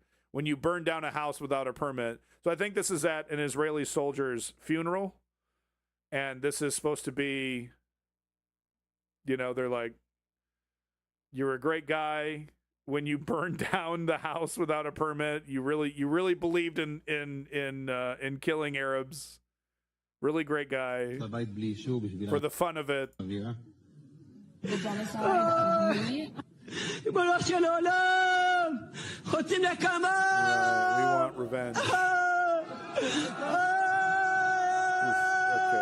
I'm good on that. I think we heard enough of that. We want revenge. You entered Gaza in order to take revenge. But Hamas, I thought this was a response to Hamas. I thought history began on October 7th. Didn't history begin on October 7th? As much as possible on women and children. Wow, do we really need to say that, folks? As much as possible on women and children. Like explicitly saying we're not just there to kill combatants. We're not just there to kill quote unquote terrorists. We are literally targeting women and children. Okay. Right. On everything you saw, that's what you wanted. And to this day, a year after Torah, when we thought we would slaughter the enemy, women and children. He specifically said women and children. Massacre everyone. I'm the anti-Semite. It's my fault. This wouldn't be happening if I wasn't pointing it out. And you see the propaganda in the chat? I mean, I'm showing footage of slaughter everyone, kill women and children, and you got this guy in here, if only Arabs accepted Israel. Now, do I think Hamas should, knock it off with the Israeli racism or Israeli nationalism? Yeah, I don't think it helps. But non over here would like us to believe that if the Arabs were like, we love Israel, that this would stop. It's total bullshit. It's total bullshit. And honestly, it doesn't. Even though the fact that there are a lot of Arab people that are like, fuck Israel, it actually doesn't justify what's happening. They use it like a feather in their cap.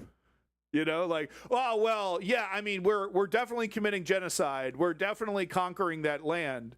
We're definitely doing that. But we wouldn't be doing it if Arab people didn't hate us. Then we wouldn't be doing that. So they admit to genociding, they admit to conquering, and they're like, oh, well, it's justified, though. It's totally justified. Actually, no, non. There's lots of countries that scream death to America. We're actually not justified in conquering those countries, no matter what Pete Hegseth says. It's actually not a justification for us to then go into those countries and destroy those countries just because they don't like us. So, yeah, but it doesn't matter, though. Like, literally showing footage here of settlers that, like I said before, and I need to stress this, the current Israeli government agrees with these people. The current Israeli government agrees with the settlers. So showing this footage, it's justified. It's justified. I know we said never again, but never again except for Palestinians because they don't like us. Gee, I wonder why they don't like you. I wonder why. But it's justified. If Arabs just accepted Israelis, right? While Israelis are chanting from the river to the sea. So, Nan, I'm going to be banning you in about 30 seconds. you're a disgusting person who's, you know, defending genocide. Do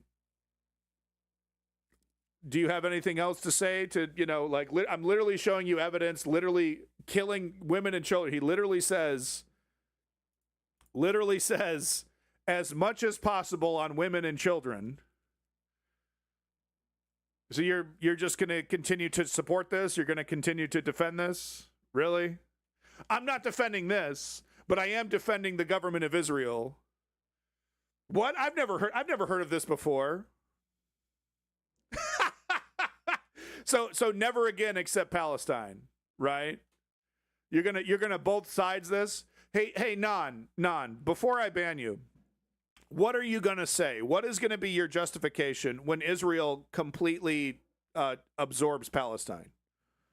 When they've finished the project in Gaza, when they've finished the project in the West Bank, and they've officially taken it all, what is going to be your excuse? They will. No, they absolutely will. You're just buying time for that to happen. What is going to be your excuse when that happens? Yes, they absolutely plan to. Yes, they literally do speeches. Ben-Gvir does. I'm going to show. I'm going to ban you, but you can stick around if you want. But I'm literally going to show you a speech from Ben-Gvir where he says that that's the goal. The plan is to take everything. What will be your excuse then? What will be your excuse? What will you say? Justified? They had it coming? They should have accepted Israel? Is that what you're going to say?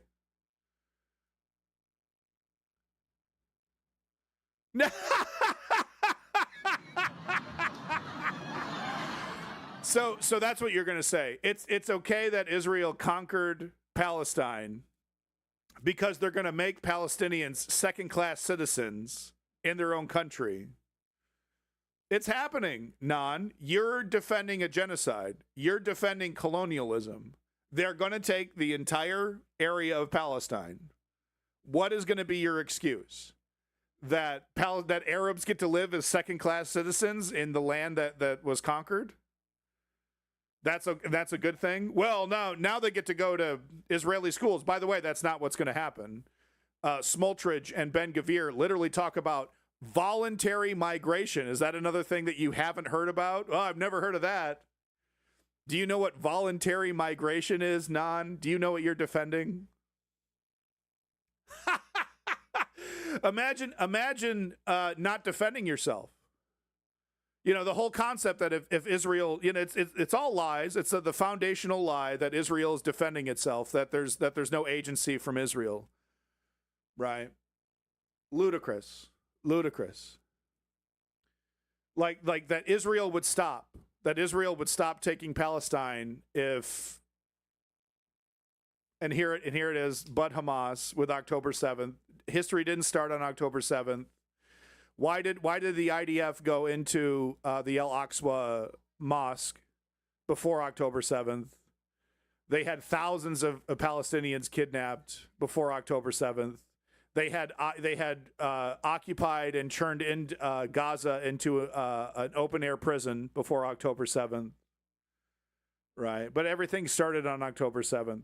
Now, I disagree with Hamas and their strategy, because obviously it's given little trolls like you all the ammo that they need to justify this colonialism. Right, it was a strategic mistake from Hamas. Because, I mean, obviously, you gleefully hop around the internet. October 7th, this is justified.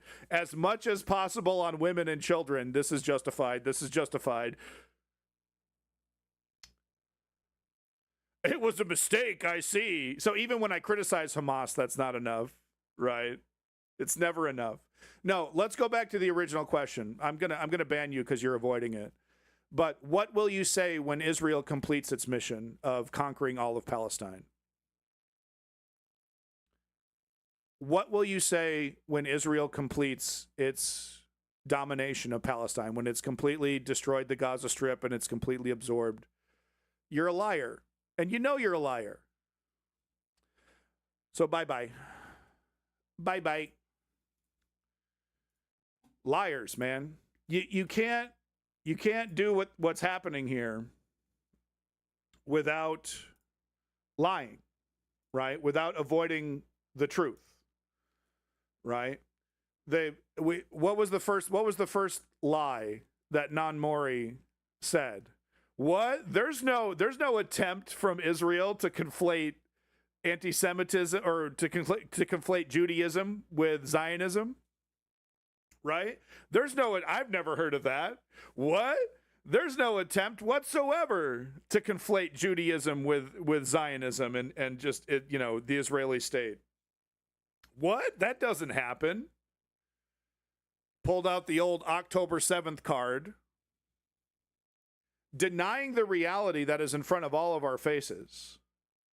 Denying the reality that is in front of all of our faces, that Israel is taking all of Palestine. That's the goal. They literally the leaders of the government literally get in front of a microphone and say, we are doing this. We are taking all of Palestine. They literally do that, but it's never enough, right? And literally playing a video right in front of this person, showing them the motivation, showing them what's happening. That's not happening. But October 7th. This wouldn't be happening if Arabs just accepted Israel, which is a total canard. It's not a one-way street. It's not a one-way street, right? I criticized Hamas, and they're like, "Oh, that's telling. Gotcha. Well, it was a mistake, huh?" Yeah, because, the only acceptable answer is that Hamas should have completely disarmed, completely stood down, and given everything to the IDF, completely surrendered to the IDF, and then they would have stopped. And then they would have stopped. Then the IDF would have stopped, guys. After all these speeches, after all this, laying the groundwork and foundation for taking it, they would have stopped had Hamas just given up. Now, I actually do believe that the best course of action for Hamas, if they cared about the Palestinians, in the Gaza Strip, would be to give up. Because that would make it actually much more difficult for trolls like Nan and Bibi Netanyahu and the rest of them to justify what they're doing, because they will continue, right? So I actually do agree that that's what Hamas should do if they cared about the Palestinian people. But it's pretty ludicrous to think that they would, right? And it's equally ludicrous to believe that Israel, that the IDF would stop. Because why are they attacking Lebanon? Why are they going after Syria? You know what I mean? If it was but Hamas isn't. Oh well, it's but Hezbollah, but Hezbollah. It doesn't stop. We literally have. There was literally a pro-Israeli protest in New York where they were literally chanting "From the river to the sea." Right. But in the UK, you can get arrested for chanting "From the river to the sea" if you support Palestine. But if you support Israel, you can chant "From the river to the sea" all day. But that doesn't mean we want to take it over. That doesn't mean we want to take it over, though. Israel is fighting a war on 7 fronts. Hamas is on one of them.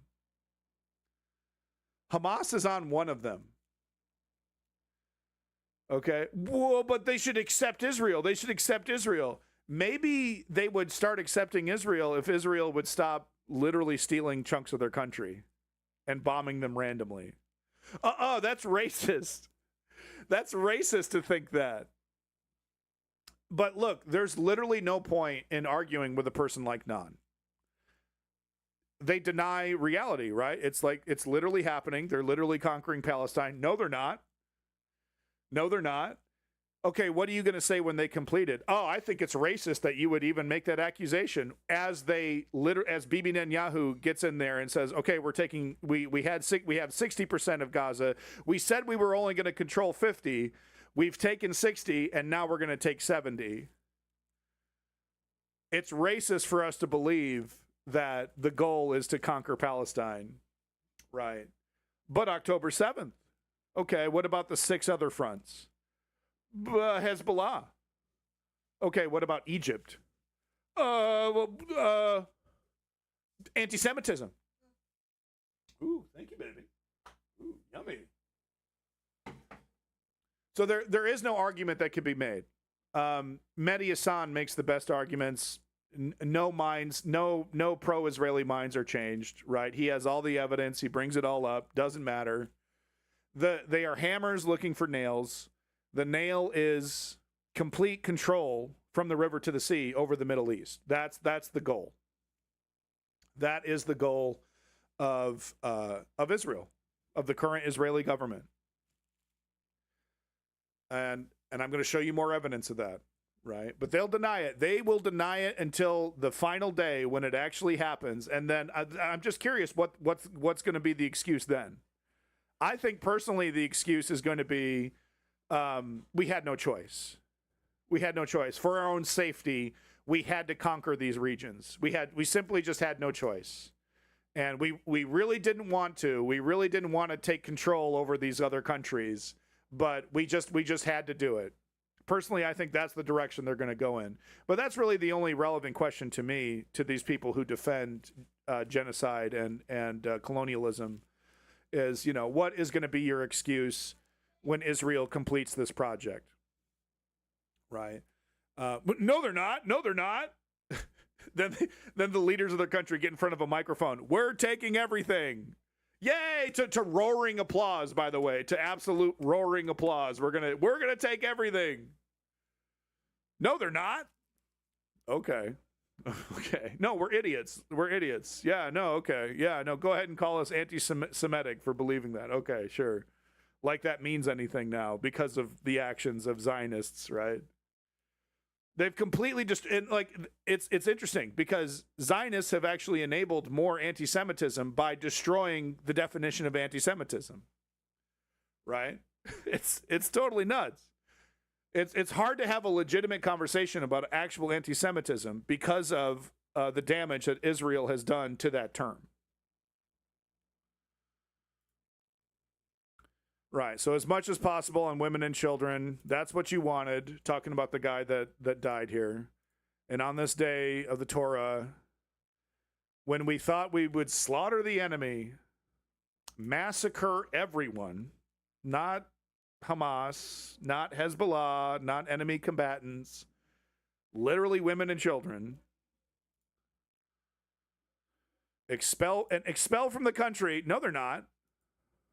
Massacre everyone, expel them from the country. No, they're not. No, they're not. Who said that? Who said that? We are here at your funeral, putting you in the grave. House after house.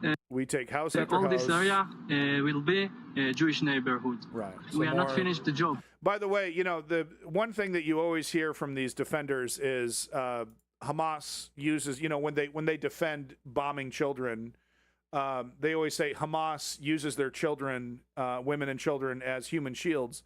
Literally, one of the first things that Israeli settlers do when they take over a place is they bring in their women and children. Literally. I've seen images and video of Israeli settlers using their baby in a stroller to put it in front of aid trucks. Literally. But, well, they don't. They should just accept Israel. We are not finished the job. We are going to the next neighborhood, and after that we will go more. Yeah, our dream that all East Jerusalem will be like West Jerusalem. They're taking all of it. So here we see a female Israeli settler putting herself in front of a tractor on Palestinian land. No, it's not. This Palestinian should accept her existence. Then she would go away.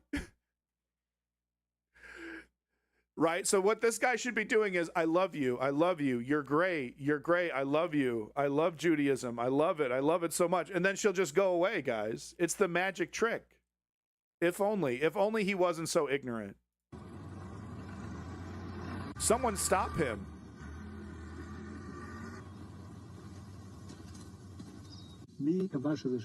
Right. So, and then IDF did stop them for now, for in that area.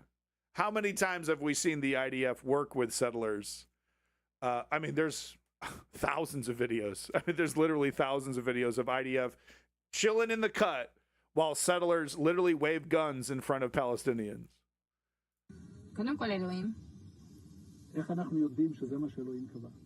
God did. It says so explicitly in the Bible. The Romans actually did it. They don't care. They don't care. How about you invade Rome? It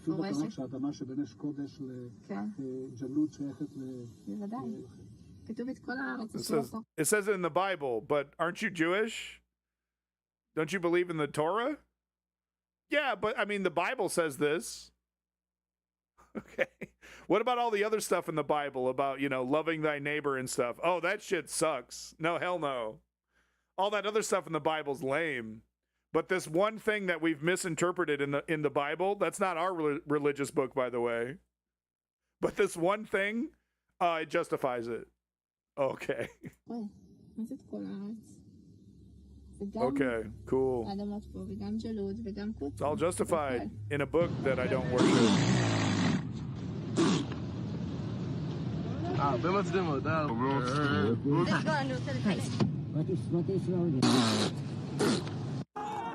Wow. בסופו של דבר הערבים צודקים, הציונות תהיה תוקפנית. Ultimately, the Arabs are right. Zionism is the aggressor. No, they're not. No, they're not. They literally get in front of microphones and we're like, oh, we're doing this. Yeah, we're doing it. And then useful idiots in the United States. No, they're not. What? No, there's no organization dedicated to conflating Zionism and Judaism. What are you talking about? No, they're not. We're not the aggressors. We would stop. We would stop if Arabs would just I don't know, give us props. I mean, like what could an Arab say to even get them to stop this? Ludicrous arguments.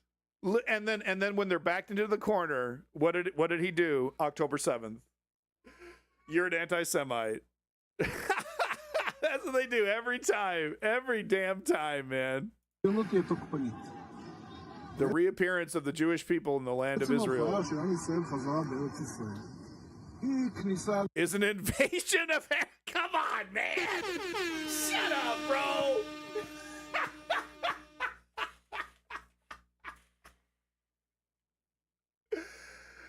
No, they're not.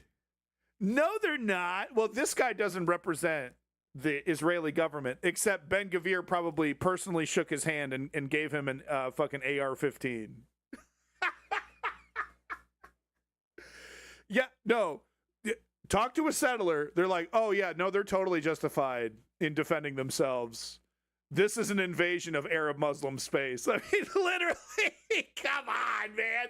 And then he gets in the chat and he's like, nuh-uh, nuh-uh, nuh-uh, nuh-uh, nuh-uh. Shut up. I mean, shut the hell up. Nuh-uh. This guy doesn't represent the government.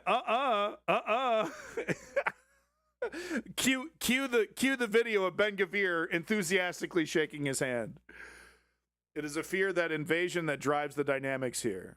Right. And that fear is manufactured, right? Because the right to defend oneself is a canard used by pro-Zionists that says we have a right to kill others, to invade other countries, or else they're going to come get us.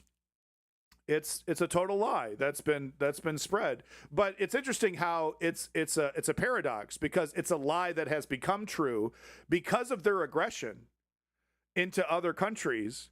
Now all these other countries hate Israel and they would like to see Israel, wiped off the face of the earth. So it's interesting, right? Because the harder they push, the more it becomes true. Whereas when it started, it wasn't true at all. At least after the first Nakba, right? Only during the Nakba did we see Arab countries unify around resisting, and that didn't work out too well because of Western military support. It's a self-fulfilling prophecy. It's literally right there, yeah.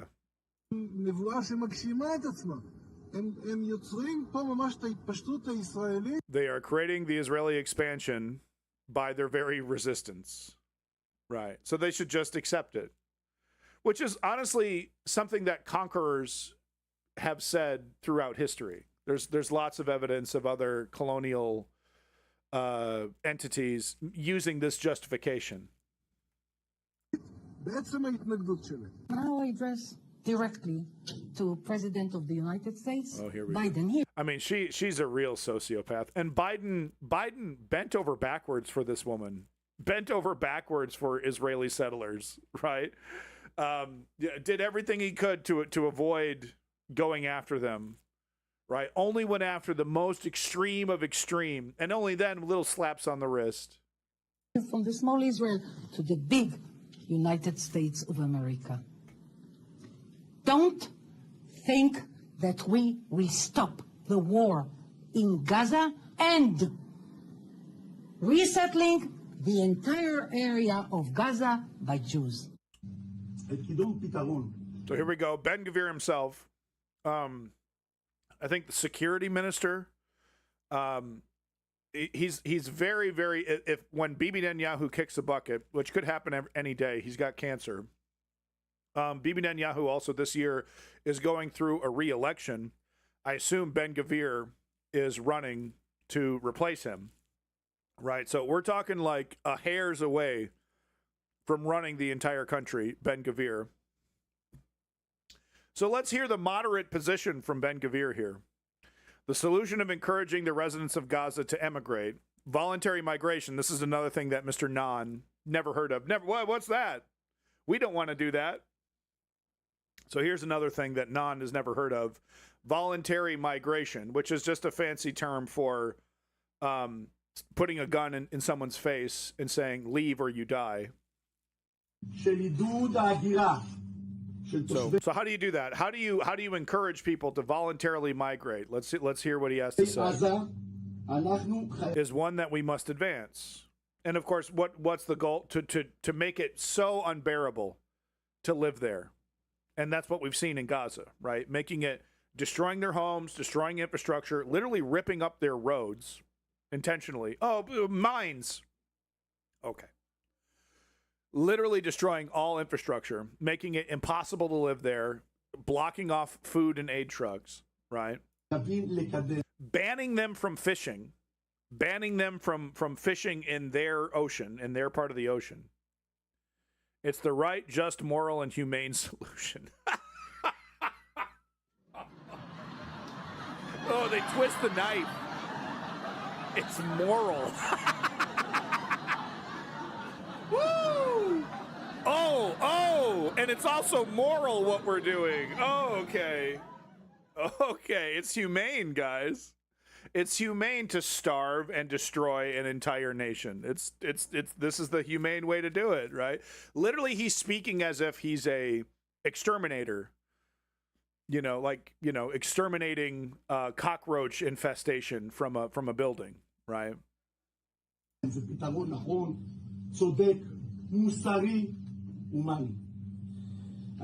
call him the Prime Minister and the new Foreign Minister, who I congratulate on his appointment. Now is the time to coordinate an immigration project. So this is actually an early clip.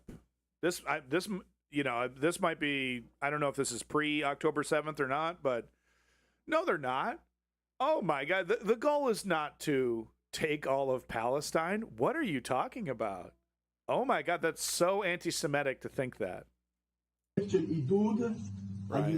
They put it on you. They put it on you. While they make speeches like this.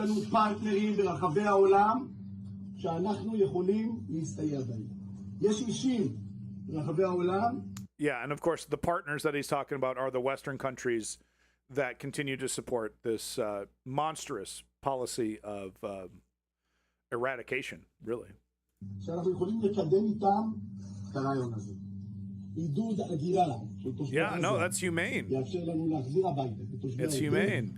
ותושבי גוש קטיף. 70% of those who live in the West Bank are so-called quality of life settlers. And I will say, the way they describe their communities does make them seem very attractive. Very good educational system. So there's a very nice country club. We wanted to have a bigger place. It's a great place to raise kids. We were looking for a Jerusalem suburb that we could afford that was a manageable commute. The quality of life is so much better. It has nothing to do with politics. Well, hold on. It has nothing to do with politics? I'm sorry, but it very much does. Just because it's a nice place to live doesn't make it any less illegal under international law. It's not like the Geneva Convention says the occupying power shall not transfer parts of its own civilian population into the territory it occupies unless there's, like, really convenient shopping and a super manageable commute to Jerusalem. Good. Okay, no, we're going to mute that again. We're not, I don't need to hear this. These are our heroes. Lebanon is ours. And I need to stress this once again. I know, I'm over and over again. These people are represented in Israeli government, not as a minority party, but as the current ruling party of Israel. This is the opinion of the current people, of the people that are currently in charge of the Israeli government. Lebanon is ours. Noah, we will live here. Our promised land. So really, that's the only question I have for the shills, and they never want to answer it, right? Because they need to deny and reinforce the lie, because that's the foundation of their entire argument, right?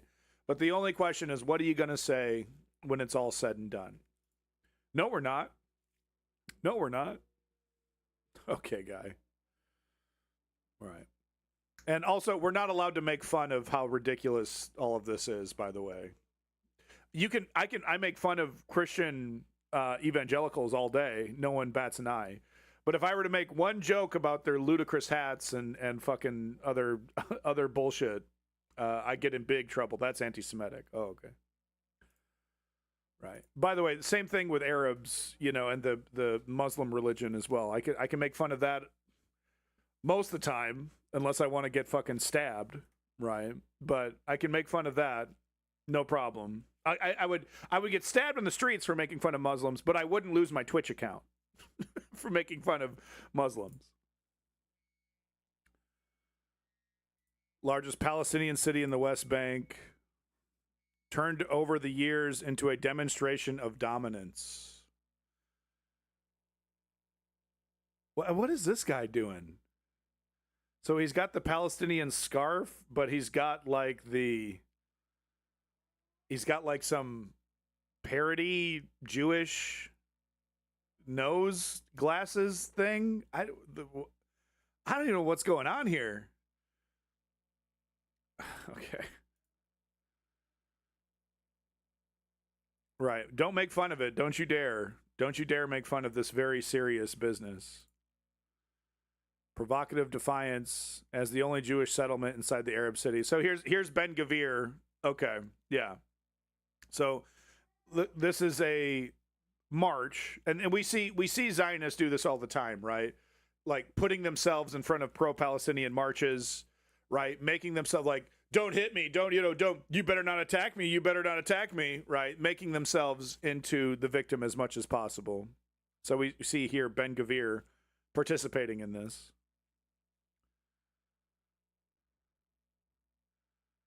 Are protected by more than 1,000 Israeli combat soldiers. Right. So this incredibly provocative march, they do it while surrounded by the IDF, hoping that one Palestinian will throw a rock or one Palestinian will get angry enough to attack them. Then the IDF swarms over them, beats them, and likely rapes them as well. Because as we've seen with many reports, weaponized sexual abuse is a reality in IDF prisons. That's just a fact. And you're anti-Semitic if you point it out, but that is literally the reports are showing. I literally have shown video of a rape happening, right, where they surrounded the guy with the shields.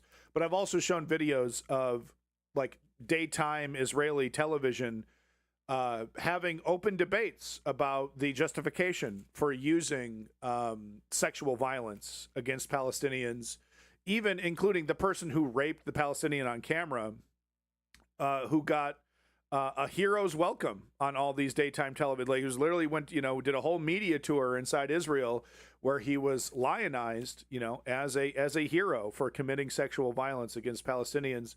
And there's dozens and dozens of reports now that are coming out of the systemic, weaponized sexual violence happening in Israeli prisons to Palestinians. And of course, just recently, Ben Gvir proudly wearing a noose pin, of a noose, passing a law that's going to allow them to hang Palestinians, go through some kangaroo court, so they kidnap a Palestinian, they abuse them, and then they kill them.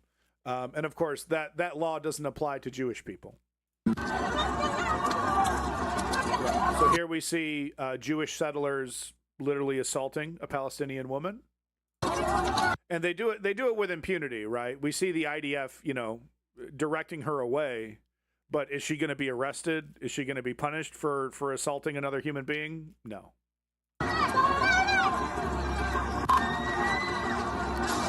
So here we see more settlers. They rampage through Palestinian villages and burn them down. This is of course all justified because Arabs don't accept Israelis. Gee, I wonder why. If only they would accept Israelis, then they would not do this. That's the fiction we're supposed to believe. Yeah, we got the bots on kick.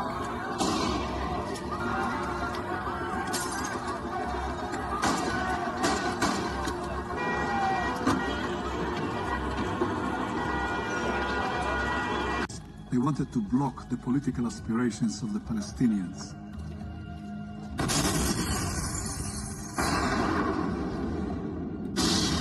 So we actually see Israel doing this in the modern day as well.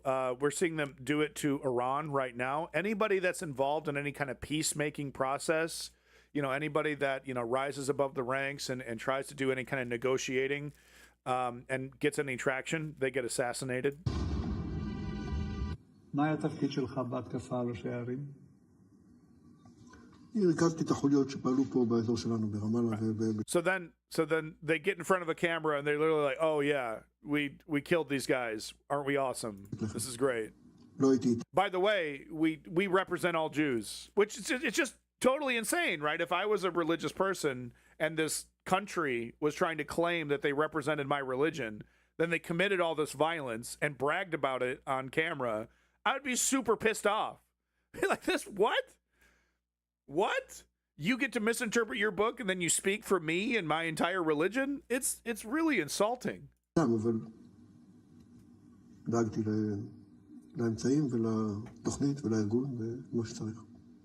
כפעולת גרילה מתוכננת ויזומה, אנחנו צריכים לדעת במי אנחנו פוגעים ולהחליט שאומנם האיש הזה הוא בן מוות.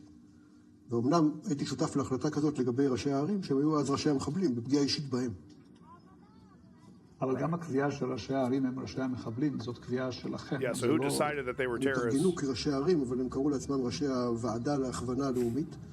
היא לא גירשה את אלה שפגענו בהם, לכן פגענו בהם. Right. So like I said, we're seeing this in Iran right now.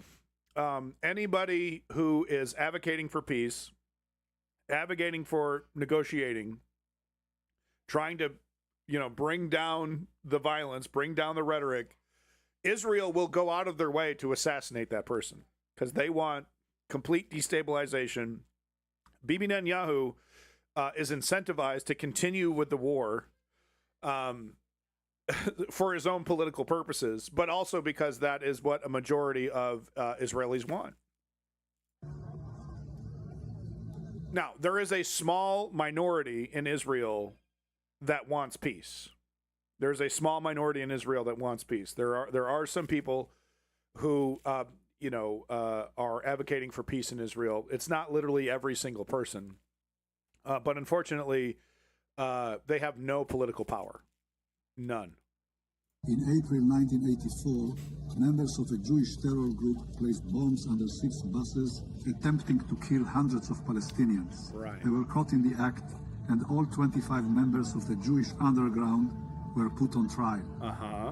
Because they were committing terrorism. I believe Ben-Gvir has a picture of one of these guys in his office. One of these, I think this is the Jewish terrorist incident where Ben-Gvir has one of these, the leaders of one of these terrorist cells, literally in his office, proudly displayed in his office. Right. But we're the anti-Semitic ones. Right? Like I said, the only question that's relevant is what's going to be your excuse when they finish. Because it's obvious what's happening. It's obvious.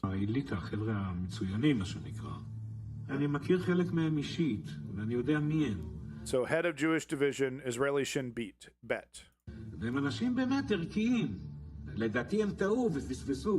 a mistake trying to bomb a bus filled with innocent civilians. So they decided to help the government. They're just helping them along. Come on, y'all. Do things it couldn't do. Well, now it can, October 7th. And this is why I criticize Hamas so much, because it's like you've literally given this organization of extremists everything. Like literally October 7th was a massive gift to Bibi Netanyahu and Zionists, right? Because they just, that's what they fall back to now. Everything is justified. They'll be bringing it up October 7th for decades as a justification, right? They'll be finishing up with Palestine and then moving into Lebanon and Syria, right, in earnest. And they'll be October 7th, right? Doesn't matter that it doesn't make sense.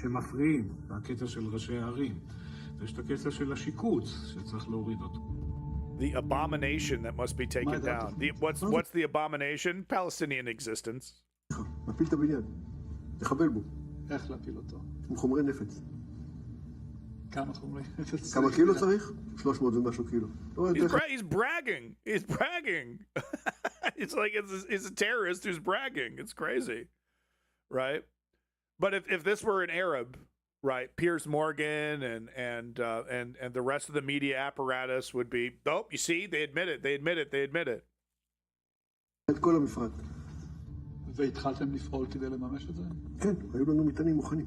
Explosive array, we were ready to kill those civilians. ההגדרה המשפטית הייתה קשירת קשר לביצוע פשע בהקשר הזה, מפני שהפשע עוד לא, הפשע הנורא, כן? עוד לא Right, so it was a conspiracy because they weren't able to blow up all these people.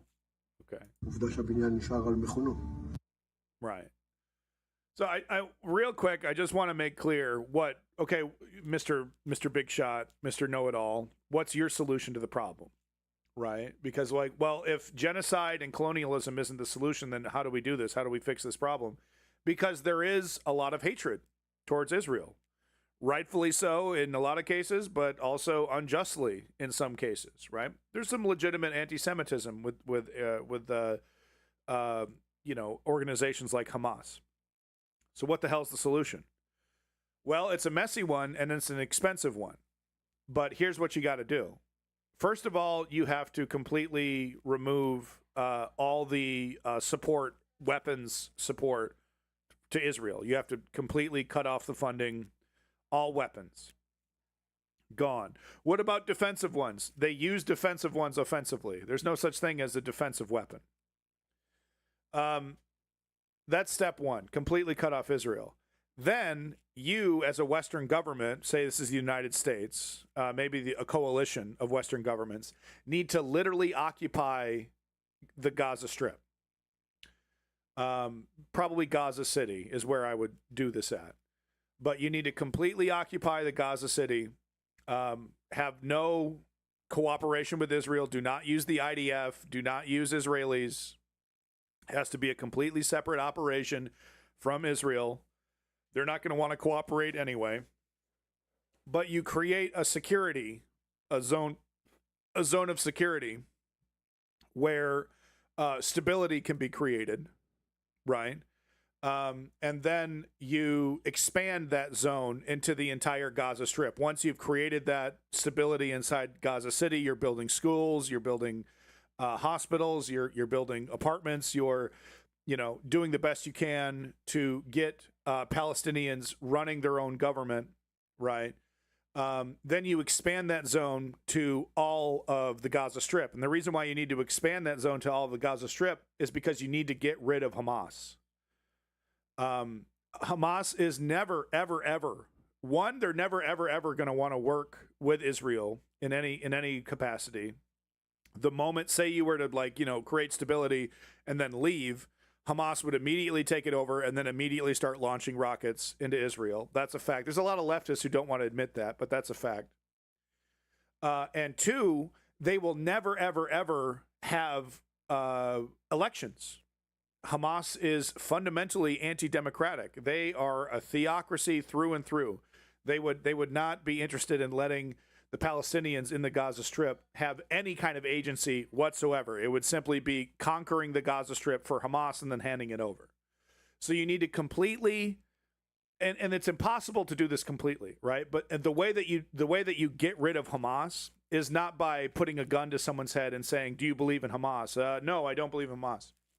No, you have to create a certain amount of stability. Right? You have to create a certain amount of goodwill. This would take years. This is why it'd be expensive. This would take like a decade of constant support, feeding people, housing people, rebuilding their houses, rebuilding schools, hospitals, etc. You would need to completely occupy that area and allow that stability to happen. And then just like what happened in Germany and Japan, eventually you would create a safe enough, stable enough environment to where legitimate elections could be held. Or you would work with the Palestinian Authority after building a corridor between the West Bank and the Gaza Strip. That's very important, right? If you want to continue to make it a contiguous region, a contiguous state, or we would have a conversation about, okay, is now the Gaza Strip its own separate Palestinian state? Right. So that's my solution. If you care about human beings, if you care about Arabs, if you care about Palestinians, this is really the only way, because you can't just ignore Hamas. You can't ignore the corruption of the Palestinian Authority, right? But that's a different solution in the West Bank. The West Bank hasn't been completely conquered in the way that the Gaza Strip has been completely conquered. So there's a different solution there.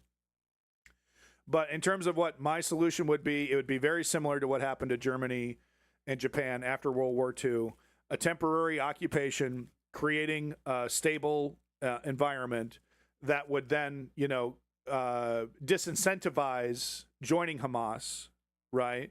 And then you would have to have a Palestinian government take over that area. But they would also need to be strong enough to resist, because as soon as you leave, there will be attempts to rebuild Hamas, right? Extremists don't just drop their extremism, especially religious extremists. They don't just magically stop being religiously extreme, okay? Like, you have to create a certain amount of stability to resist that, right? Because as soon as you leave, it would just start up again. And obviously the whole goal would be to try and say, hey, there's actually another way here. And of course, that step one is to remove support for Israel so that you have the clout to say, look, we're actually here to help you. We're not just another arm of the Israeli government. We're not just trying to help the Israeli government conquer you. We're actually trying to help you create stability so that you can stand on your own. Because as soon as you leave, Israel's going to start up again. Hamas is going to start up again. Right? Immediately, as soon as whatever entity is temporarily occupying the Gaza Strip, as soon as that entity leaves, Israel will start up with their bullshit and Hamas will start up with their bullshit. So it's very difficult. It's very expensive.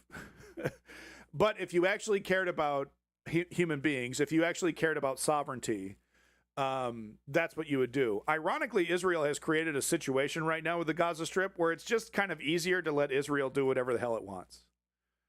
Right? Because my alternative is really one of the only solutions possible, right? What happened with Germany and Japan, right? That's really because we can't, if we were to just cut off Israel, Hamas would take over the whole thing, and the self-fulfilling prophecy of, Hamas would immediately start attacking Israel. They would. That's not the same as Hezbollah, right? Because we could work with Iran and Lebanon and to get them to pull back on Hezbollah's chain. In fact, that's already happening in Lebanon somewhat. There's a government that's currently in charge in Lebanon that disagrees with Hezbollah on a lot of things. So that's different. But when it comes to Hamas, there's no negotiating.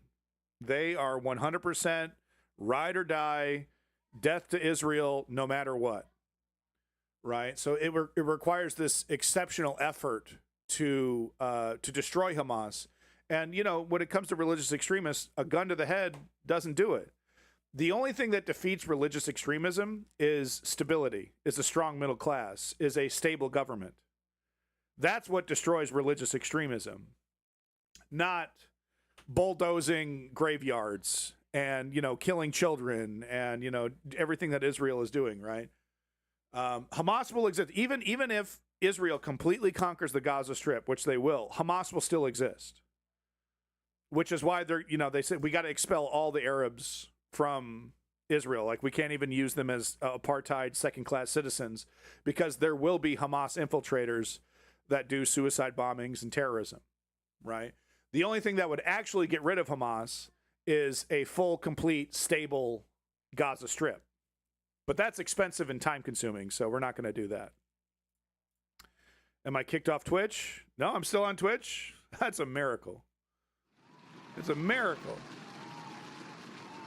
I'm sure that pro-Zionist person there is immediately reporting me for anti-Semitism immediately. So real quick, I just have a couple other things. So, I wasn't lying. Here's Ben-Gvir proudly displaying his listening breathless. Thank you. Here's Ben-Gvir proudly displaying his noose pin. This was, like I said, after it was passed in the Knesset there. I think the Knesset, right? That's their government or their Congress area. Their parliament, isn't that the Knesset? But after they pass the law that says that they get to execute Palestinians for the supposed crimes that they're committing, crimes like throwing a rock at a tank. That's the kind of stuff that Ben-Gvir wants, and he wants to do this to children too. Not just the grown men, adults. He wants to hang men, women, and children. So here's him displaying his noose pin. So here is some eyewitness report from the flotilla that recently attempted to get to Palestine to distribute food and medicine. Here's what they had to say, quote, "I had endured abuse far worse the last time," this is a flotilla activist, "were detained, and yet this was only a small fraction of what Palestinians have endured for decades." Journalist Alex Colston recounts the abuse and torture he and other global Samud flotilla activists face. In the first tent where flotilla participants were taken for processing, participants were slammed to the ground and systematically beaten and tased. These are citizens of other countries, right? In my case, 2 guards threw me to the ground and kicked me repeatedly as they checked my passport, with one saying, quote unquote, "Trump is king. He is Israel's greatest champion." When he realized I was a U.S. citizen, while the other asked me why I hated Israel as he kicked me, I thought, sorry, let me just expand. Where can I? Oh, come on. Ugh, fucking YouTube. Okay, I just want the YouTube thing. I read this on my phone. He says, I thought, this is why, he's like, this is why I hate Israel, is because you're literally kicking and mistreating me. To give one example of Israeli abuse, between tears, a participant on the torture boat told me on the plane to Turkey that he had been taken to a kind of quote unquote doctor's office, or so he was told, and that the participants were forced to get on their knees in their underwear. An Israeli guard was in the private quarters, also in their underwear. Right. Well, it's justified. Well, you got to strip search them. You know, they're terrorists. They could have bombs in their anus, right? So you got to, you know, these activists who were there to distribute medicine and food. Well, they could be they're terrorists, and they could have a suicide bomb in there, right? So okay, you got to strip search them. Okay, that's ridiculous. But why does the guard have to be in his underwear? That's weird. Obviously, it's to insinuate that we're going to rape you, right? And it's the like I said before, sexual violence is systemic within the Israeli prison system against Palestinians, not against Jews, but against Palestinians, and of course those who are there to defend Palestine. So guard was also in his underwear, otherwise only shouldering his gun, so just in his skivvies with a gun, right? Which was used to graze the detainees. So he's butting them with the gun. The participant looked between his legs, between him and the other soldiers, groping and touching the detainees in their underwear. Released from Israeli detention a week ago, breaks down. Okay, yeah, so this is just more. So if you want more here, we got Zateo, the goats, absolute goats. Make sure you're checking out Zateo, Mehdi Hassan running it. One of the best independent news organizations right now, doing their thing. Check out the full article here. Make sure you're subscribing to Zateo. Here's Ben Gvir. This is very recently talking about Lebanon, what they want to do to Lebanon. And remember, Hamas is not in Lebanon, okay?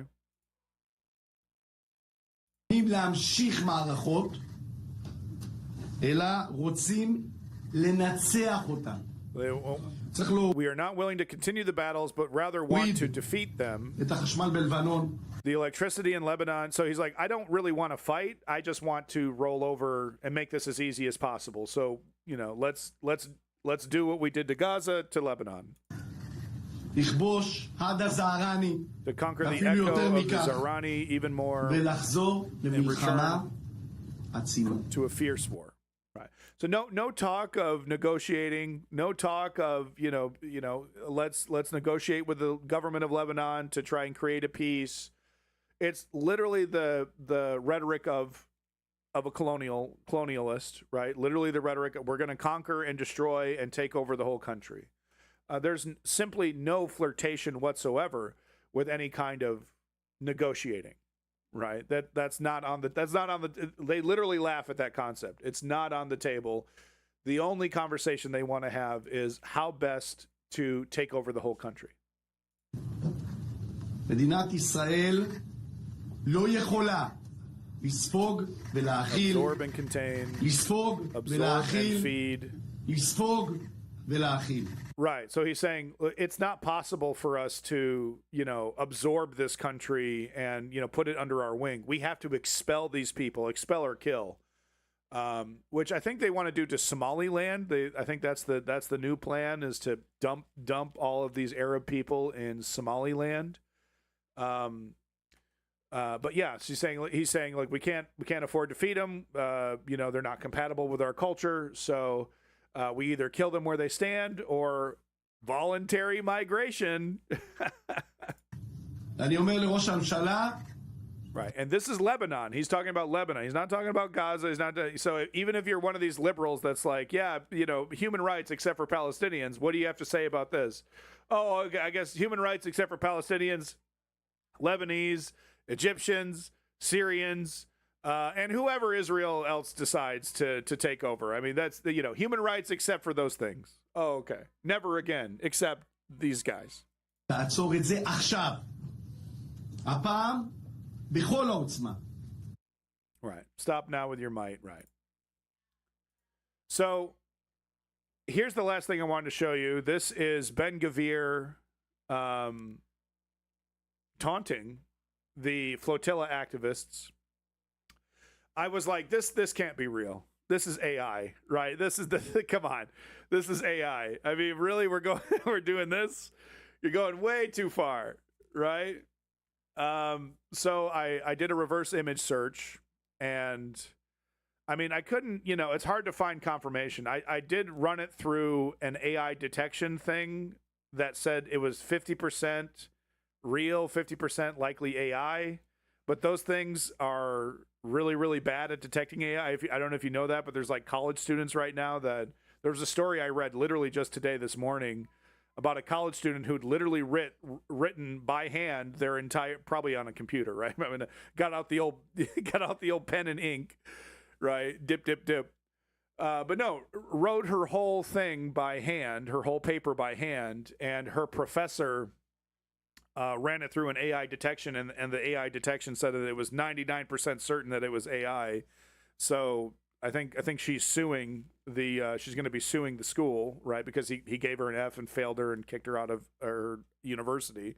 And she literally had like, you know, it was done in Google, so you can actually go through and literally see, you know, edit by edit the entire. So she has the entire DNA of the paper, you know, it written by hand, everything. You can go through the whole step, the change log, and see how this thing was written. But that doesn't matter. So, you know, I'm still uncertain if this is AI or not, but it's certainly all over the internet. People are claiming that it's true, but you know how the internet works. But so I don't know if this is AI or not, but I don't know. It looks, I couldn't find any mistakes. You know, the hands look good. Lighting looks okay, I guess. The lighting could be AI. I don't know. Dear University, dip, dip, dip. Fuck you, dip, dip, dip. So I don't know if this is AI or not, but it does perfectly encapsulate the current situation, right? Okay, and last video here. Israeli settlers forced a Palestinian family to exhume their father's body from a freshly dug grave in the occupied West Bank, claiming the cemetery land was part of their settlement. So, you know, this is in the West Bank. This has nothing to do with Hamas. Bank forced Palestinians to exhume the Doesn't body of their matter, father from his but freshly Hamas, dug but village October grave 7th. near a settlement, his family said. We're not conquering. 80-year-old Hussein This is Assasa died on justified. Friday of natural causes. Nothing justifies and was buried this. that evening at the cemetery of Assasa Nothing justifies village this. near We literally treated the Nazis better than this. You know what I mean? Like, we let the Nazis bury their dead in their country of origin. You know what I mean? We gave back. We'd kill a Nazi and then we'd give the body to the German government to give them funeral rights. So they're literally getting treated worse. Palestinians are literally getting treated worse than Holocaust, you know, fucking Nazis over here. Shortly afterwards, settlers ordered the grave to be dug up. His son Mohammed They got to said, abuse the dead. Yeah, it's Reuters not their verified the land, location of this video, according to but them, not because to of the date, Bible, though no earlier video was posted on social media. which is not the book Israeli that soldiers are also Jewish seen people in the images. use. But okay. Said the land was part of the settlement and we're not allowed to bury in it, he says. And by the way, but we've this been is in the burying West people Bank. there for decades. All necessary burial permits were obtained from Israel's military, Assasa said. He said the settlers had already dug out the grave when he returned, reaching the body, and that they threatened to dig their father up with a bulldozer, so the family exhumed him themselves. The Israeli military said it did not order the reburial, and that it condemns actions that violated dignity of the living and the deceased. It said the soldiers confiscated digging tools from the Israeli civilians and remained there in order to prevent further friction. And subsequently, the family transferred the body for an alternative burial in the nearby. So we condemn this. We condemn this. Okay, so you let them rebury the father, right? No, you still got to move. You still got to move the body. It's not your land. It's now conquered land. Settlers took it, but we wagged our fingers really hard at those settlers. Oh, that was going way too far. So we can rebury our father in his land, right? No, that's not your land anymore. They did the right thing, but they were meanies about it. Village. The UN Human Rights Office condemned what it called an appalling incident. Reuters could not reach settlers from the nearby Sa-Nur settlement for comment. How noble. It was one of 19 settlements evacuated under a 2005 Israeli disengagement plan. But Prime Minister Benjamin Netanyahu's government approved its re-establishment a year ago. Did you hear that? So, 2005, the settlers were forced to leave. 2025, Bibi Netanyahu says, no, you can go back in there. Prime Minister Benjamin Netanyahu's government approved its re-establishment a year ago. They're not trying to, how ludicrous, how anti-Semitic of me to assume that Israel wants to take over this territory. That is not the plan. That is not the plan, says Non. And construction has advanced rapidly. By the way, Non, when I wasn't talking about Palestinians, he was all for Ukrainians defending their sovereignty. Do you notice that? Rah, rah, rah, go Ukraine. Yeah, they defend themselves. Kill Russians, that's fine. Oh, Palestinians? Oh, no way, bro. But Hamas, what about the West Bank? Well, these Palestinians should accept Israel into their heart. And then these settlers are going to stop. Just right on to the next lie. According to Peace Now, an Israeli settlement watchdog. His government, which staunchly opposes the establishment of a Palestinian state, has been accelerating settlement building on occupied territory. There's always one, isn't while there? a rise in settler attacks on There's always one in the chat when I talk about this. There's always at least one in the chat where it's like, well, I mean, human rights is great, but I mean, not the Palestinians, of course. who believes that? Come on. Palestinians has drawn international alarm. Right. Human rights, but love it. Love it, love it, love it. Oh, actually, so sorry. One last Israel thing. So this is what I was talking about. Okay, I'm just going to ignore that. So we got what I was talking about before. Pretty scary stuff because, from the river to the sea, they're not, they want to take over the entire U.S. government, it seems. And no, that's not anti-Semitic. I'm not saying Jews. I'm saying Zionists. House GOP stealthily moves to reshape U.S. military in unprecedented faction. Report. House Republicans on the Armed Services Committee released their defense budget proposal this week for fiscal year of 2027, which includes more than $1.1 trillion in spending. But buried within the 500-page document is a provision that one foreign policy analyst warned Friday was quote-unquote unprecedented and could reshape the U.S. military indefinitely. That provision is titled the quote-unquote United States Israel Defense Technology Cooperation Initiative. And according to Ben Freeman, a foreign policy analyst of the Quincy Institute for Responsible Statecraft, it would, quote, provide a higher level of military-industrial integration with Israel than the U.S. has any other country in the world. So integration of the Israeli military and assumingly the government, but at least the Israeli military with the U.S. military. Integration, not cooperation, but integration. And by the way, we've already seen a ton of integration of U.S. military and U.S. police of the IDF, IDF training our police, IDF training our soldiers, IDF integrating in other ways into our military and police. Within a writing in a report published by Responsible Statecraft, Freeman noted that the United States and Israel, quote, already work together heavily, that's literally what I just said, on military operations and intelligence sharing. He also acknowledged that the United States, quote, has worked closely with its NATO partners militarily. The provision buried within the defense spending proposal, however, was a different beast entirely, Freeman warned. So listen to this, quote, it would fuse the U.S. and Israeli defense sectors in multiple areas vital to the battlefields of the future. Fuse. So we're talking about IDF generals giving orders to American troops. That's what we're talking about here.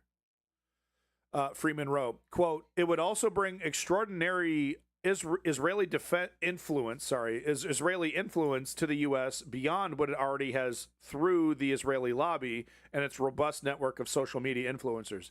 Oh, that's not real. You're anti-Semitic if you talk about that. What? Israeli has a robust network of social media influencers? Oh, well, that sounds like you believe that Jews are taking over the world. No. Zionists, not Jews. The expanded Israeli influence on U.S. politics that the budget provision may clear a path for, Freeman cautioned, could become irreversible.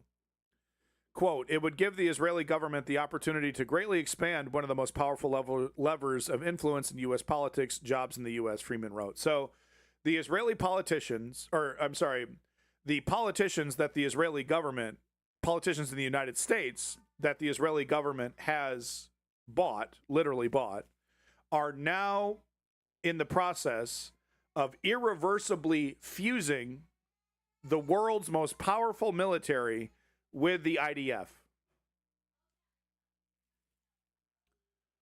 By expanding or starting new co-production facilities like it already has in Mississippi and Arkansas, the Israeli government could boast of providing jobs on U.S. soil, thereby securing allies among members of Congress who represents the districts where those jobs lie. I mean, come on. Oh, I know it's a frightening loss of sovereignty and crazy to think of the Israeli government literally ordering the U.S. military to bomb Syria and just whenever they want, right? No control, presumably no way for the president of the United States to veto it, but they'll create some jobs.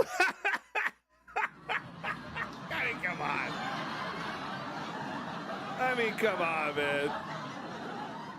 These politicians should just wear a little Israeli flag. These U.S. politicians should just wear a little Israeli flag.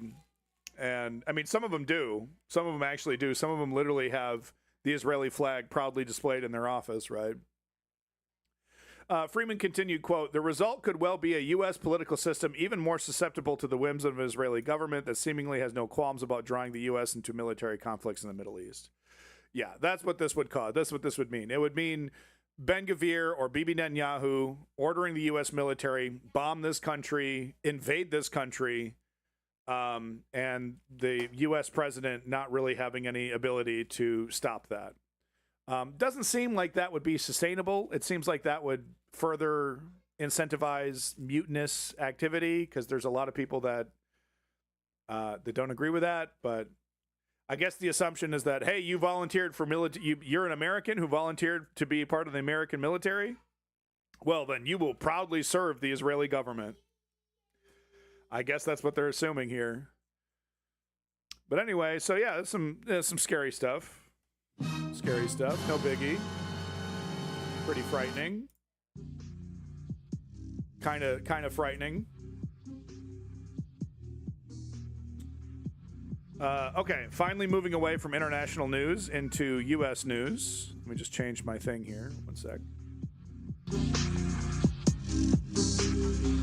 Somehow I'm not banned yet.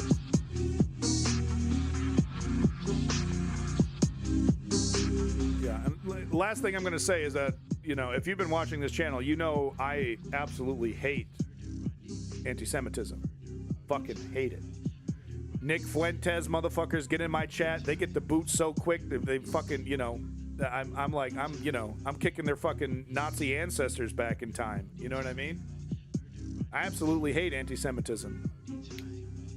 But that doesn't really matter. Right. So moving on to U.S. news here. Some good news. I wanted to start the U.S. Section with some good news. A judge has ordered that the name the Donald Trump and be removed from the Kennedy Center. It's some good news. Yeah, we got a little bit of good news here. A judge has said this is ridiculous. Congress created this. Congress has the right to change the name. You don't just get to do an executive order and literally slap your name on top of this. It's so insulting. The Donald Trump and the John F. Kennedy. It's so dumb. It's so stupid. So a judge has said, no dice. You got to remove it. Like literally remove the name from the building and from all the materials, right? The pamphlets and everything within 14 days. The move by the Kennedy Center's Board of Trustees to add President Donald Trump's name to the D.C. Cultural Institution was illegal. A federal judge ruled Friday. Hallelujah. It's a small victory. It really is. Because our Constitution's in the shitter, rule of law is in the shitter, Justice Department completely captured by the Trump administration, Supreme Court completely captured by the Republican Party, right? Like there's bigger fish to fry here, but it's a small victory, okay? U.S. District Judge Christopher Cooper ordered Kennedy Center officials to remove Trump's name from the building within 2 weeks, ruling in a lawsuit filed by U.S. Rep. Joyce Betty, D. of Ohio. How much money does Joyce take from Israel? I guess we'll find out. The judge also granted Beatty's request from a preliminary injunction to block Trump, for now, from taking any further steps towards closing the institution. What in the fuck did I just do? Okay. Can I get back to the thing that I was just looking at, or no? Sorry, 1 second.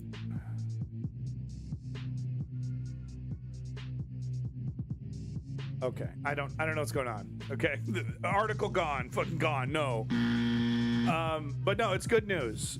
Judge has basically ordered that Trump can't do it. Now he made some pithy little Twitter statement about how he's gonna send this to Congress and Congress is gonna do it for him.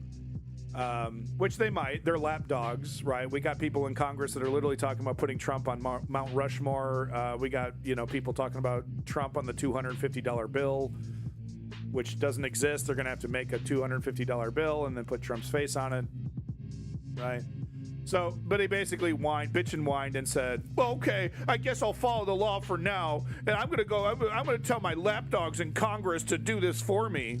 So we'll see what happens of it. But at the very least, I don't think it'll happen within 2 weeks. So in 2 weeks, or before the 2 week expiration hits, we will see the Donald Trump name come down off the Kennedy Center.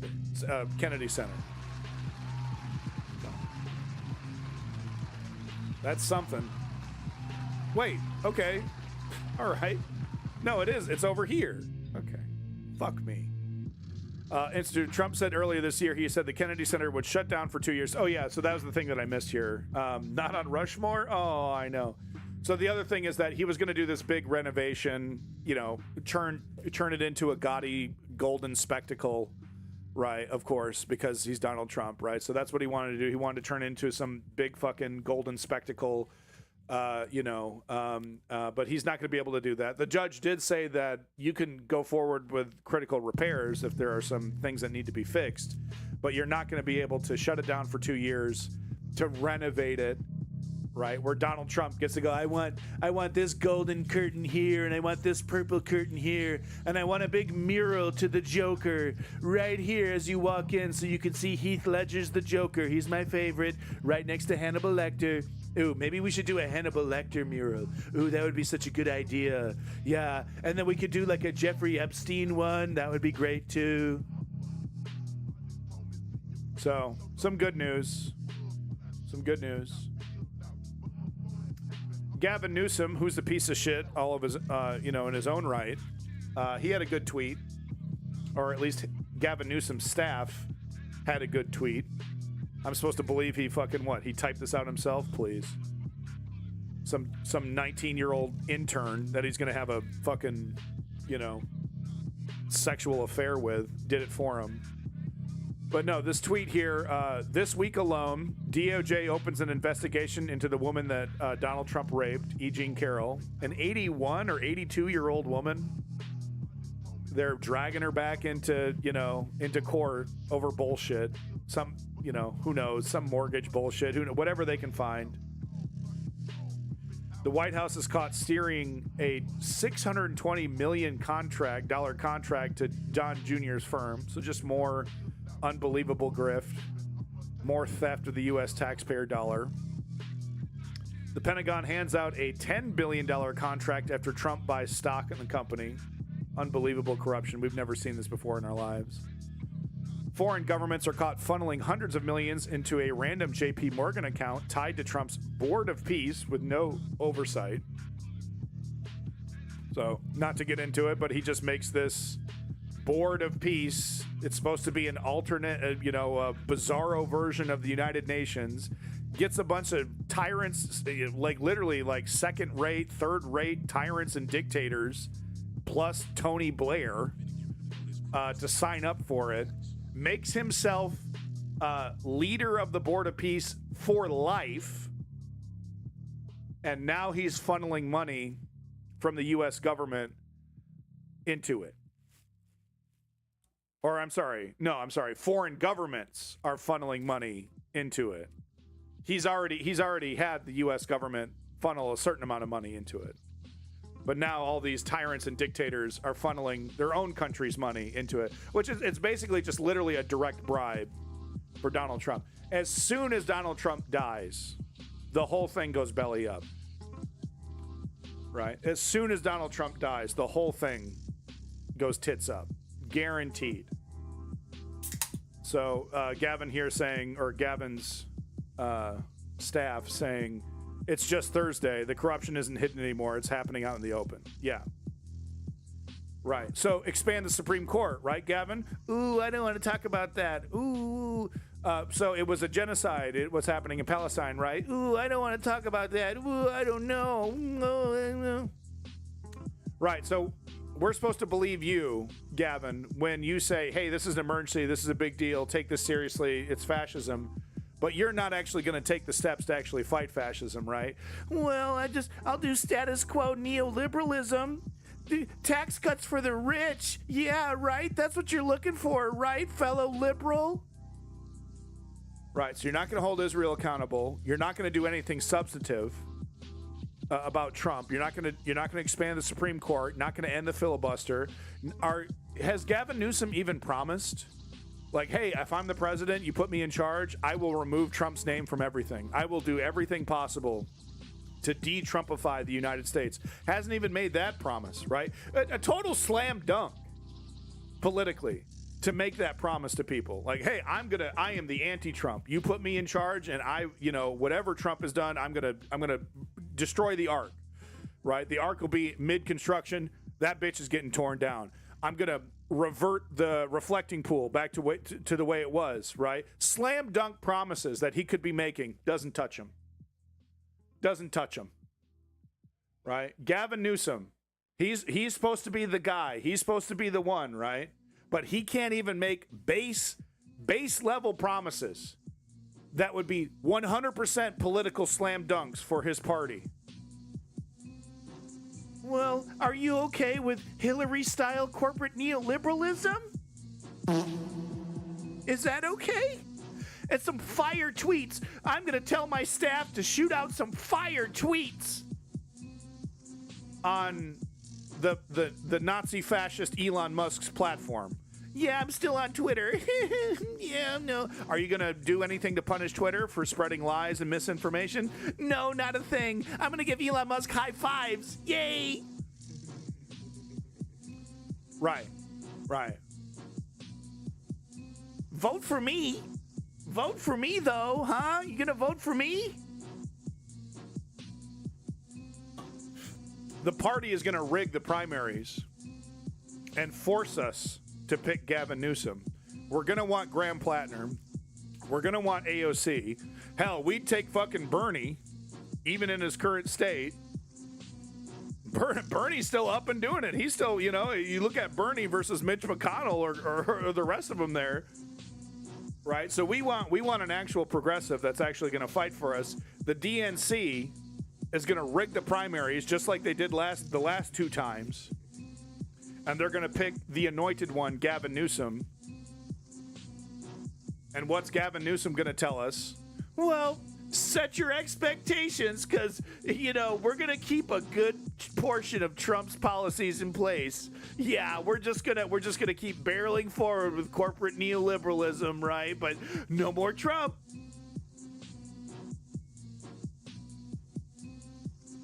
Yeah, exactly.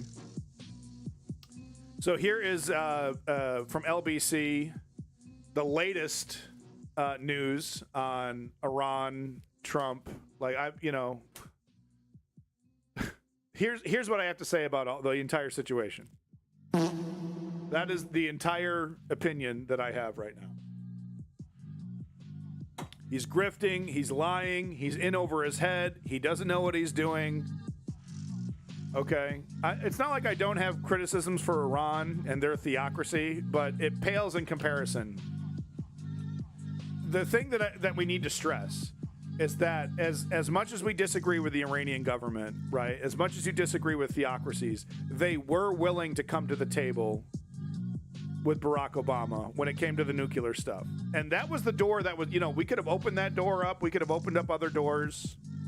Hey, maybe if you want to give your women more human rights, hey, if you want to stop throwing gay people off of buildings, right? Hey, how about instead of throwing the gay person off the building, you just exile them from the country and give them to us. We'll give them citizenship, no problem. Hey, if you're a gay Iranian, come on over, free U.S. citizenship, right? We can't change the theocracy from hating gay people. That'll never happen. Right, religious theocrats will always hate gay people, but we can give you a path. Fine, you're gonna strip them of their human rights. You're gonna whatever. But at least we can keep them alive, and we can give them citizenship in a different country that isn't gonna throw them off a building. We could have negotiated those things, but no. Bibi Netanyahu convinced Donald Trump what no other president knew damn well what the fuck was going to happen if you fucked with Iran. Everyone knew what was going to happen with the Strait of Hormuz. Even I, a political amateur, was talking about how, look, you don't want to fuck with Iran because it'll fuck up the Strait of Hormuz and that'll fuck up the oil, the global oil market. So even I was aware of this, right? Well, that situation wasn't a 13-year-old girl, so Donald Trump wasn't aware of it. And Bibi Netanyahu was able to, come on, guy. Hey, come on, real quick, in and out. We'll just knock this out. Knock out the leadership. Bada boom, bada bing.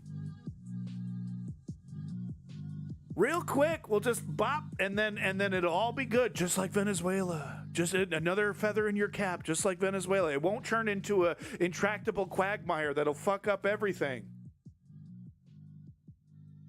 No, that's actually what happened. Super predictable. So anyway, let's get the latest on this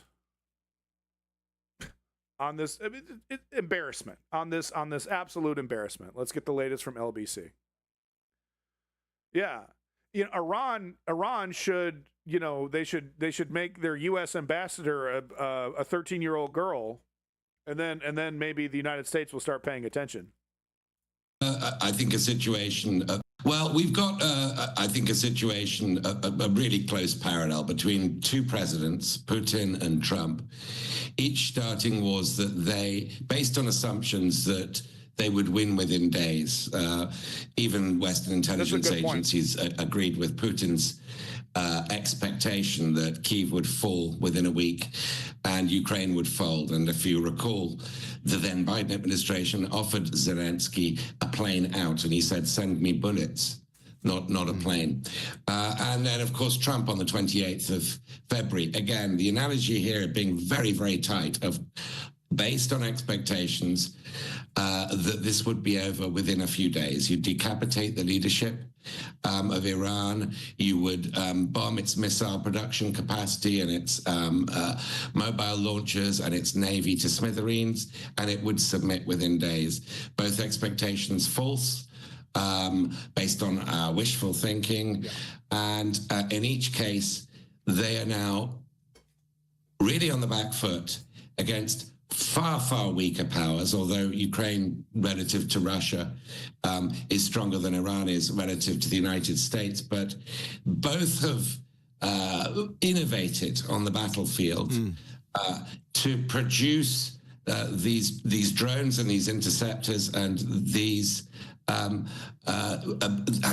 create the ability to basically block much, much more powerful, much, much more expensive systems. In Iran's case, they now have the whip hand over the Strait of Hormuz and the ability to strike the soft underbelly of America's allies. He's talking about missiles that cost us like $1 million or more a pop, versus drones that cost maybe $10,000 or $30,000 a pop, and those two things equalizing. And I know the U.S. we have infinite money, right? Of course we don't. But it's really it's beyond money. It's manufacturing capacity. It takes us a lot more time to create that $1 million missile than it does for Iran to strap some fucking C4 or whatever to a toy drone and fly it over. And I'm being reductive, obviously. These are military grade things here. But it's much easier for Iran to build and deploy a drone than it is for us to build and deploy a missile. Welcome back, Ice King. Gulf, their oil production facilities, etc. In Ukraine's case, it can reach 1,000 kilometers with its missiles into Russia and directly, threaten the May Day parade, for example, earlier this month, with a fraction of the resources. And this is sort of revolutionized warfare. You use the David and Goliath analogy. I think that's what links these two situations. These two theaters of war are linked in other ways, but the most salient link is that much weaker powers can bring a Colossus low through really cheap, sort of revolutionized economics of warfare, which is namely drone innovation. Which is extraordinary, and that's what everyone's talking about. But I just wonder whether, Professor Prinz, I wonder if the original sin of the powers that started the wars of choice, whether it's Putin's Russia or Trump's America, was a lack of imagination about what happens at the receiving end of their weaponry. And that even though well, that's terrible news, Ice King of Space. That's serious business there, man. I'm glad you're on the mend and you're medicated there, but terribly sorry to hear about your back being broken. That's absolutely terrible, man. Hopefully we can have a full recovery from you there. But at the very least right now you're no longer in pain, or at least mild pain, hopefully, being medicated there. I'm so sorry to hear about that, Ice King. Yeah, I'm seeing your comment there as well, Seneca. Man, that's terrible news, Ice King. Very sorry about that. The Iranian regime, for instance, is incredibly unpopular inside Iran. If you attack them in the way that America and Israel did, you bring out something in that regime that allows them to cling on and use all their imagination, their strategic and tactical imagination, to make it work for them. Well, thank you very much, Matt, for inviting me on. I've listened with great attention to your introduction and to what Mr. Luce has just said. I think you're both dead wrong, as a matter of fact. Each of you has made a I love a debate. Go on. Well, it's just a fact. I mean, each of you has made a heroic assumption, which I think is incorrect. Your incorrect assumption is that there isn't a plan in the mind of the Americans. I think there's very clearly a plan, but you do not see that plan by listening to words.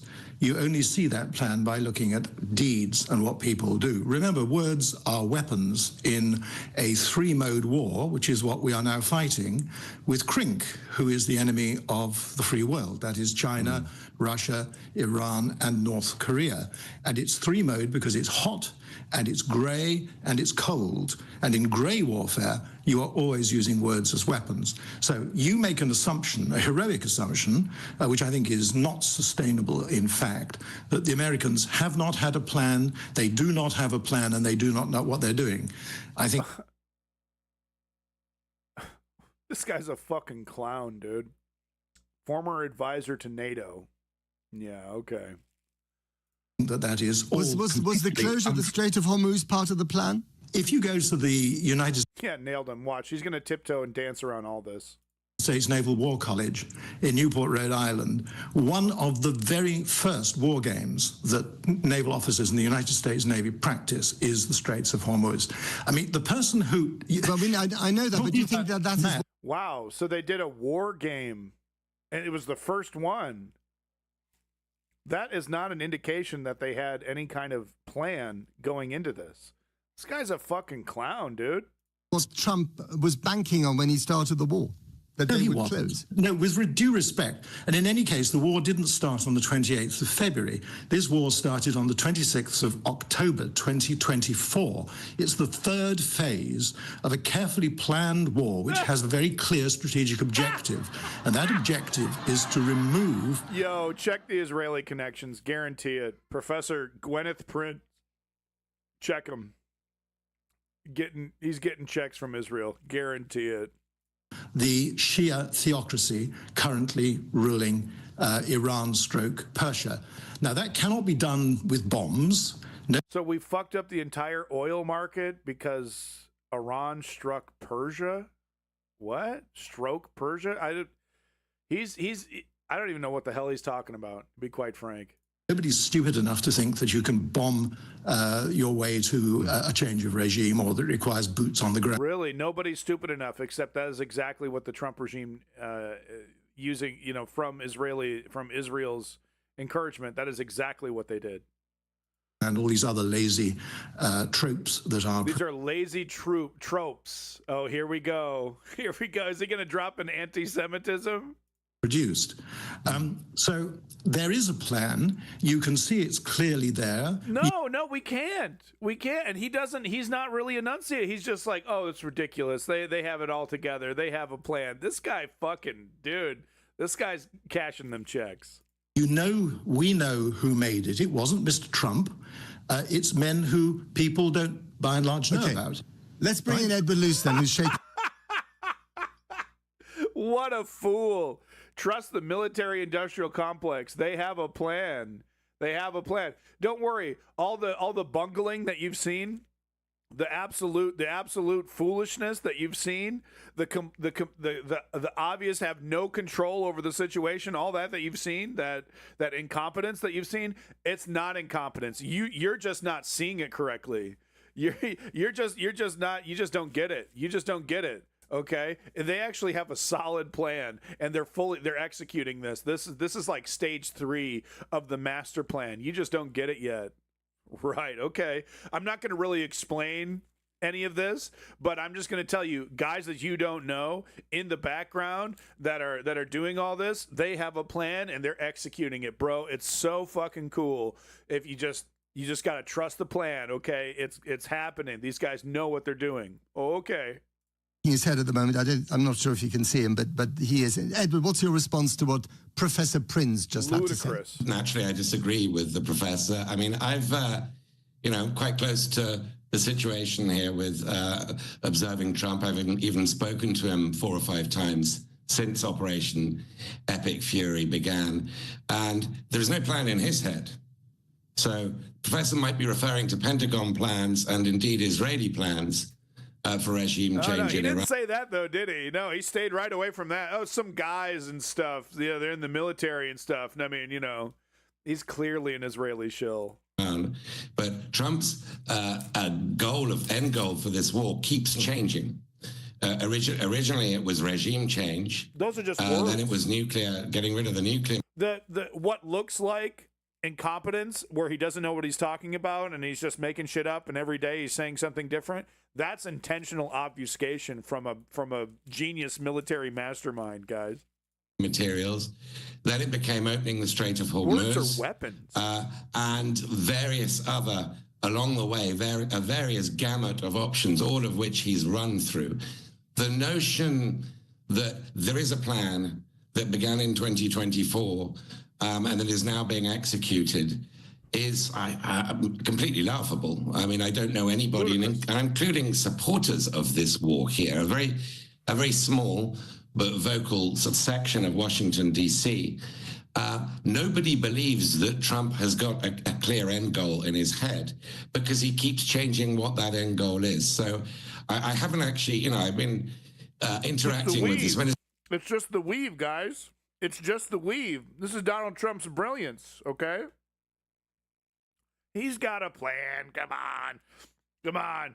It's not frightening incompetence and corruption. He's got a plan. Come on. Demonstration with people on Capitol Hill, of course, with people at the renamed Department of War, from before this war and during this war.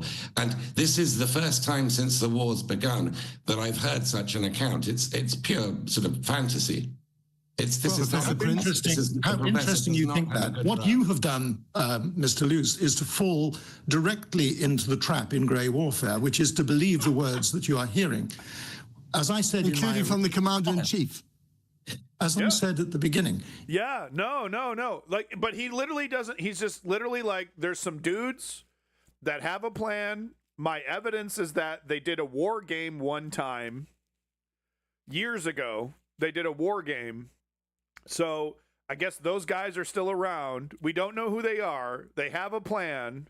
It's stage 3 of this magic plan.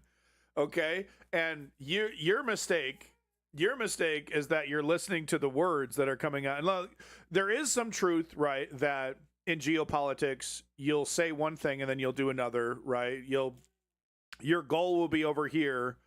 And to get to that goal, you actually go in a different direction, knowing that things will curve over to that goal, right? That, those concepts do exist. But his assumption is that this is what Donald Trump and Donald Trump's administration is doing.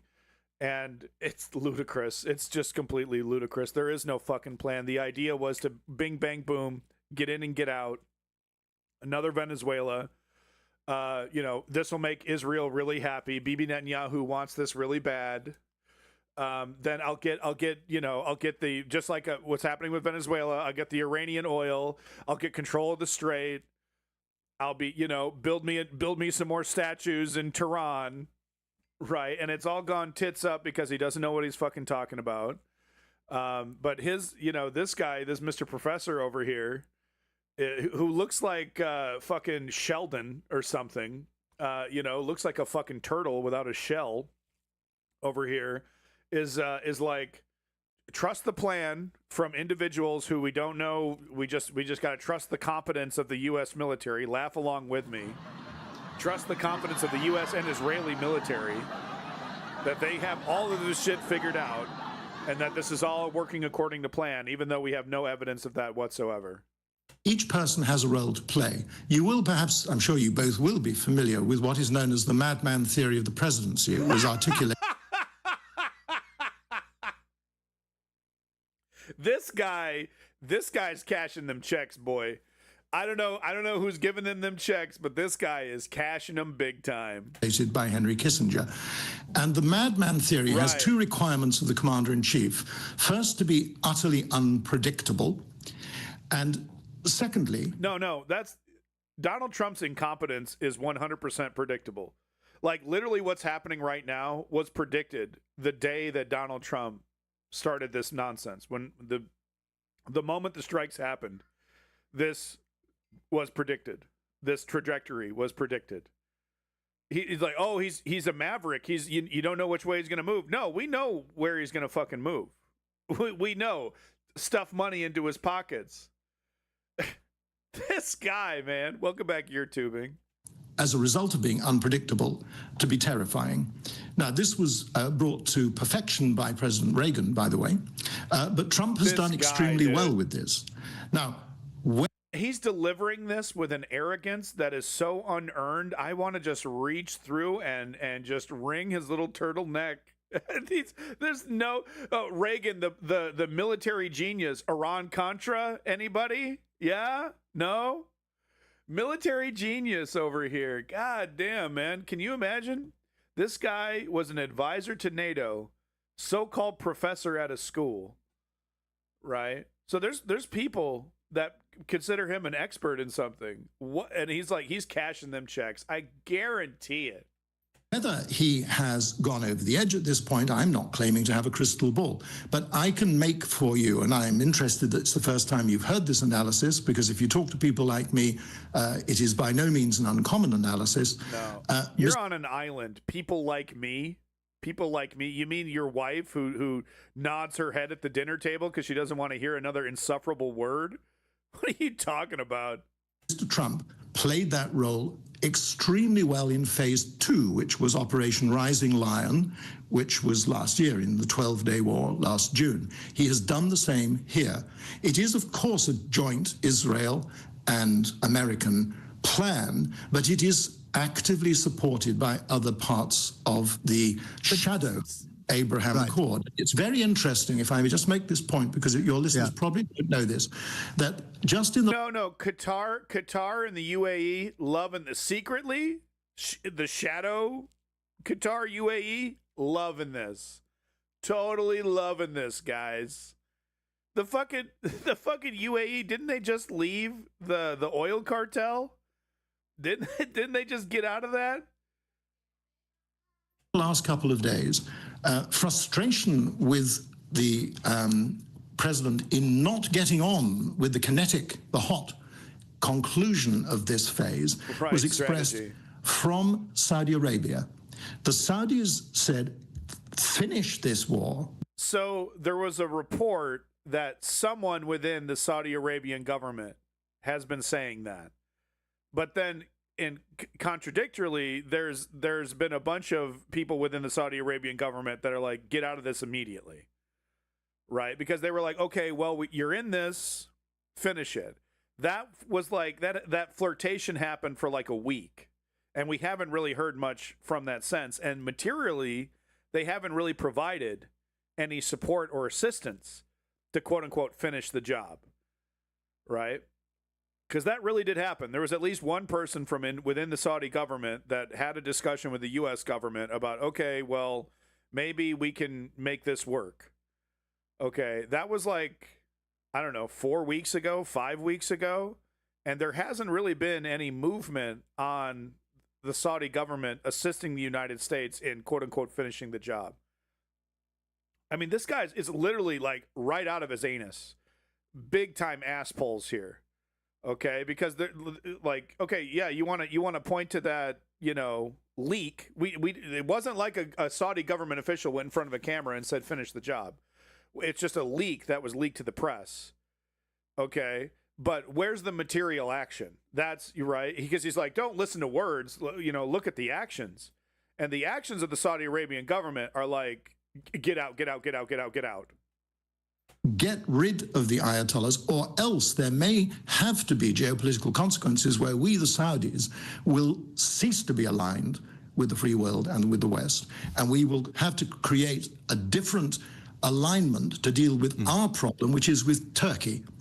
Now, this is the real world. I respectfully observe. I, too, interact with the same sorts of people that Mr. Luce interacts with. It's just perhaps that I've spent rather longer dealing with military strategy. And by the way, to correct your introduction, there is no longer a strategy advisory panel to the Chief of the Defence Staff. That was got rid of by Mr. Cameron. All right. Okay. Fair enough. I deeply apologise for that mistake. Edward, I mean, judging from what the professor had to say, he was being sarcastic. That's British sarcasm. The obvious question for me would be, if that is the case, if the madman theory exists, where are the results? Where are the achievements?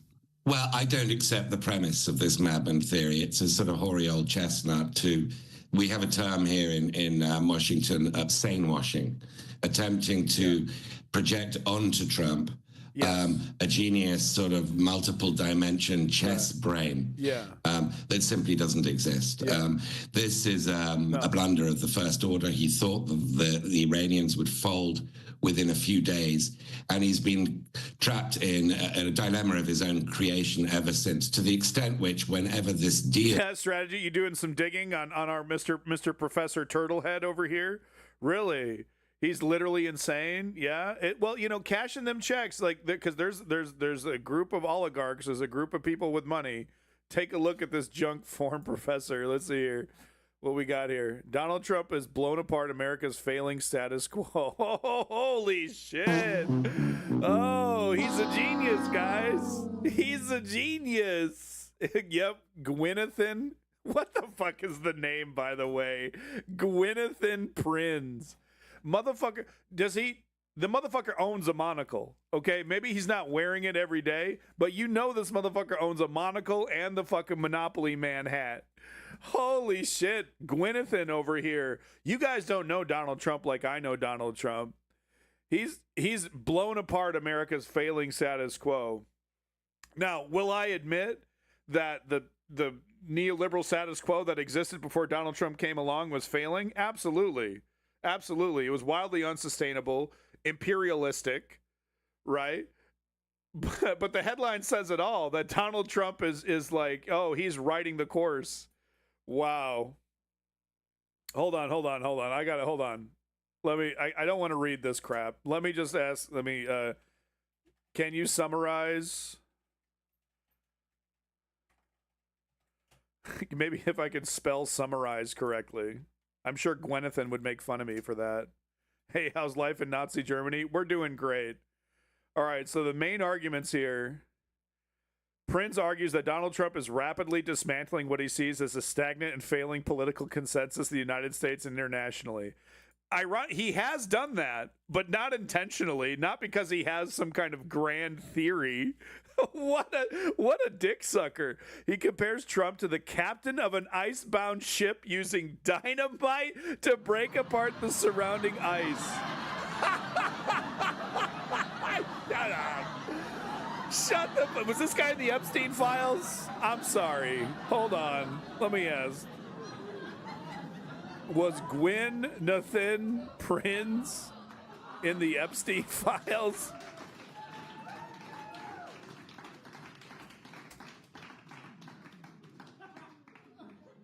Hold on. It's searching. Okay, can't find any credible. Couldn't find it. Oh, I got that. Whoa. Get that out of here. Whoa. He's asking about the Epstein files. Get that out of here. No.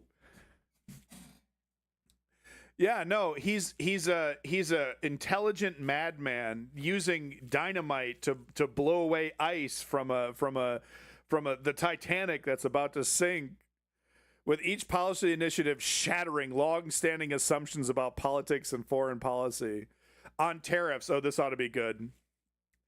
No, that was because it was about the Epstein files. That's why. ChatGPT, we got to protect pedophiles, right? The oligarchy, of course, owns all these services, so they, of course, come to the defense of pedophiles no matter what.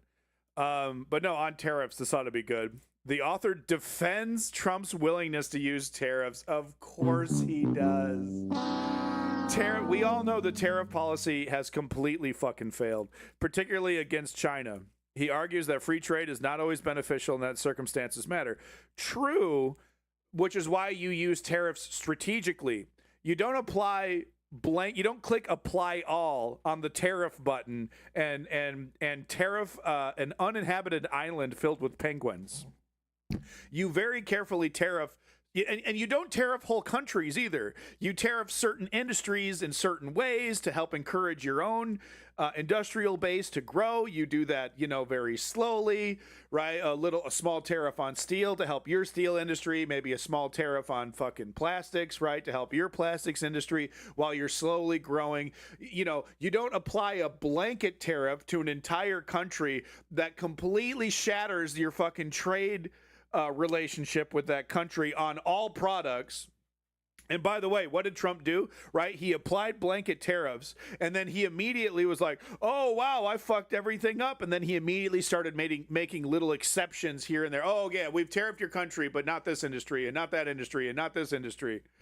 Wow, what a dick sucker this Gwynethan is, dude. Gwynethan over here is a fucking knob slobber. Hold on. Okay, according to Prinz, China exploited the global trading system after joining the WTO. That's true. After making tariffs a legitimate tool for protecting American industries and workers. Yeah, I mean, there was, even Joe Biden did some tariffs against China. He views Trump's tariff threats towards Canada, Mexico, and China as examples of disruptive but potentially effective statecraft. Wow, dude. Wow. Bro, should I just be like Professor Jang? He's not a real professor, and just call myself Professor Abandoned Nihilism? And then I get like money and interviews and people pretend like I know what I'm talking about? Do I gotta wear nerdy ass fucking glasses and live in a house, an opulent looking fucking mansion? Look where he fucking lives, Mr. Turtleface. Look where he fucking lives. He lives in a nice ass house. Is that how you get hired by NATO? You arrogantly say pretend like you know what the fuck you're talking about. All right, one more over here. Jordan Peterson II, exactly. On the Middle East, okay, let's get another nugget from Gwenathan. Prince praises Trump's approach to the conflict involving Israel and Gaza. Okay, wow, I'm shocked. I'm so shocked. He argues that traditional peace process assumptions are unrealistic and claims Trump is confronting realities that previous leaders avoided. The reality that Israel's conquering of the Gaza Strip is inevitable and there's just nothing that can be done, guys. The article also suggests that weakening Iran's regional influence could enable broader geopolitical realignment and expansion of the Abraham Accords, right? We got to conquer Iran. We got to destroy Iran. We got to destroy anybody that resists Western hegemony. All right. Let me real quick here. Is there any proof Gwenathan Prince takes money from the Israeli government?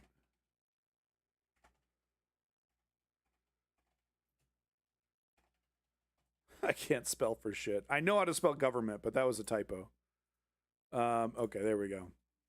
This is going to be good. Let's see. Let's see if it gets censored. You're not allowed to ask that question.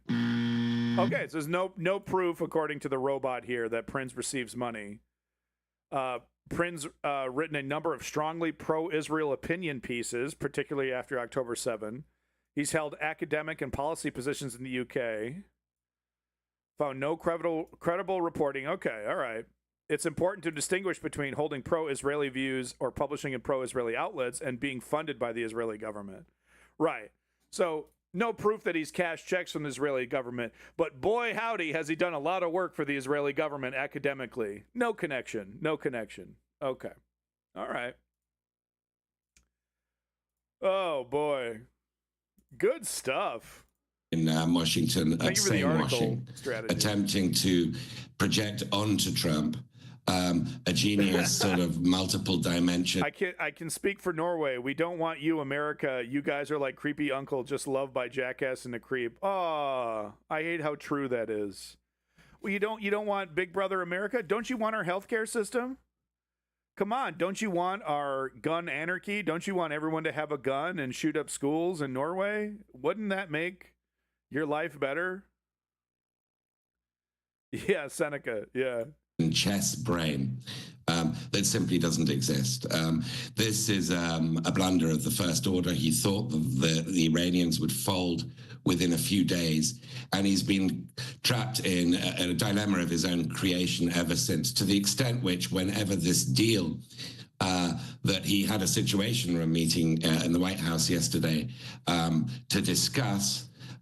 Whenever this deal comes through and the outline looks like a 30 to 60 day ceasefire during which the strait gradually reopens, Iran gets some access to its frozen assets, $24 billion worth of frozen assets. More than what Obama gave him, by the way. Pallets of money from your boy Barack Hussein Obama. Can you believe it? Pallets of money. Pallets of money. Can you believe it? By the way, when I'm president, I'm going to give Iran quadruple that amount. In exchange for helping to demine the strait, and then they begin to talk over those 60 days about a nuclear deal. Whatever contours this framework for a deal takes, and whenever that happens in the coming days, the situation will begin in a far worse position than we were in on February the 27th. Yeah, but have you considered right? Have you considered there's some dudes who know what they're doing and What if, picture this, what if Donald Trump is actually secretly a genius and he's fiddly, he's a mastermind, like like the guy from Watchmen. What's his name? What's his nuts?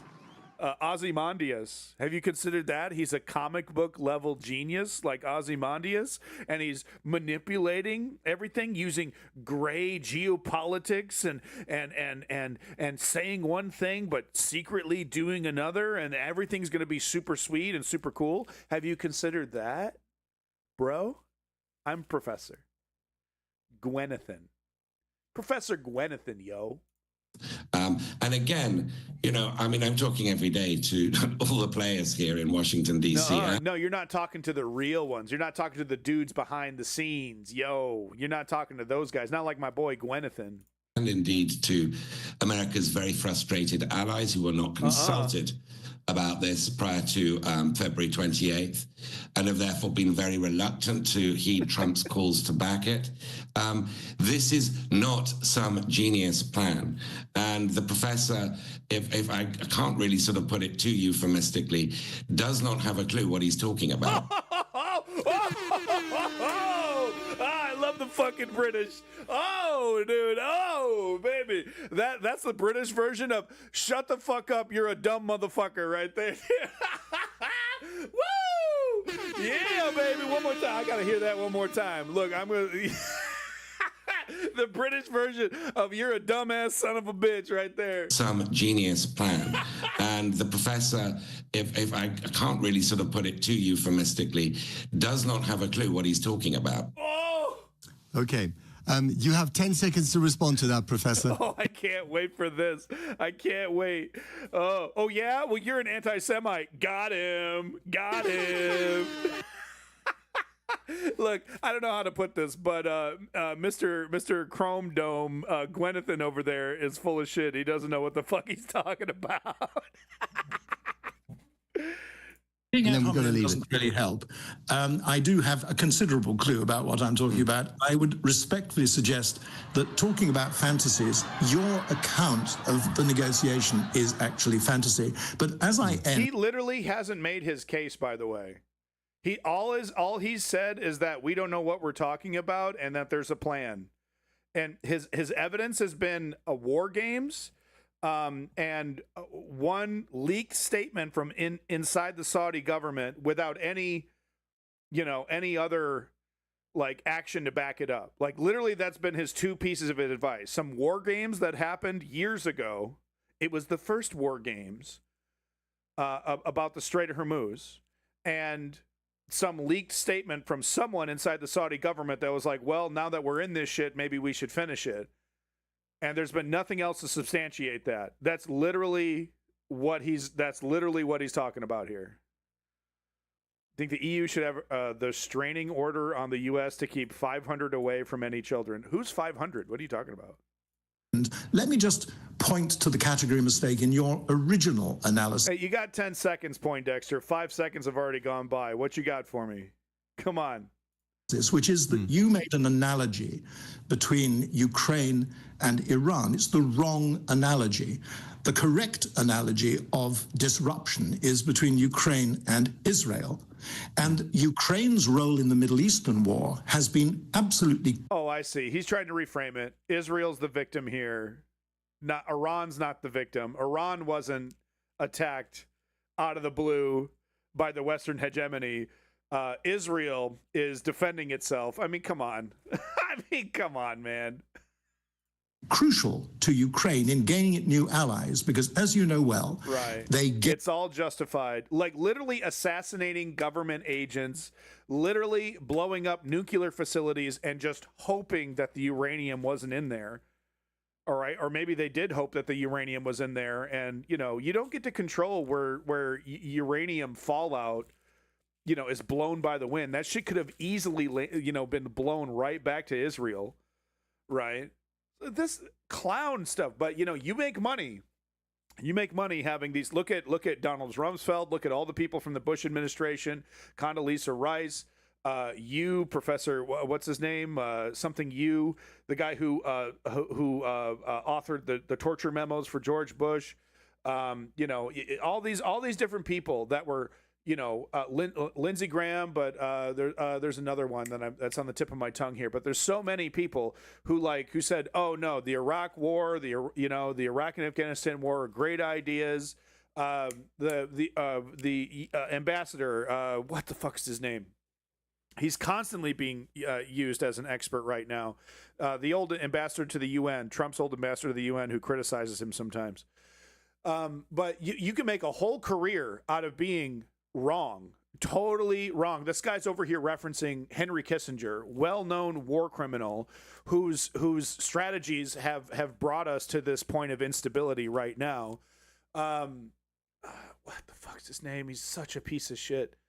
Oh, oh, god damn it. Oh, it's right on the tip of my tongue. Donald Trump's old ambassador to the UN in his first term. He got kicked out. According to Trump, he got kicked out because he was a warmonger. But anyway, the point that I'm trying to get at is that you can make an entire career out of being 100% wrong in your predictions and your analysis. But because you are defending the status quo of the hegemonic empires, you get to be on TV, you get to pretend, you get to write books, and magically they always become bestsellers, these books, right? Because they buy them. And then you get to pretend like you're an expert while repeating absolute bilge, total nonsense. Gave freely counter-drone advice to the Gulf states, and in return for that free gift, they have gained strong diplomatic support.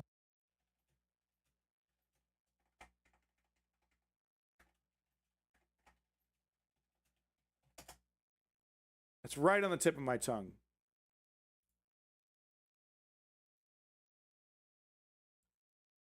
Oh, God damn it. Was it? Okay. Trump's old ambassador was to the UN. No.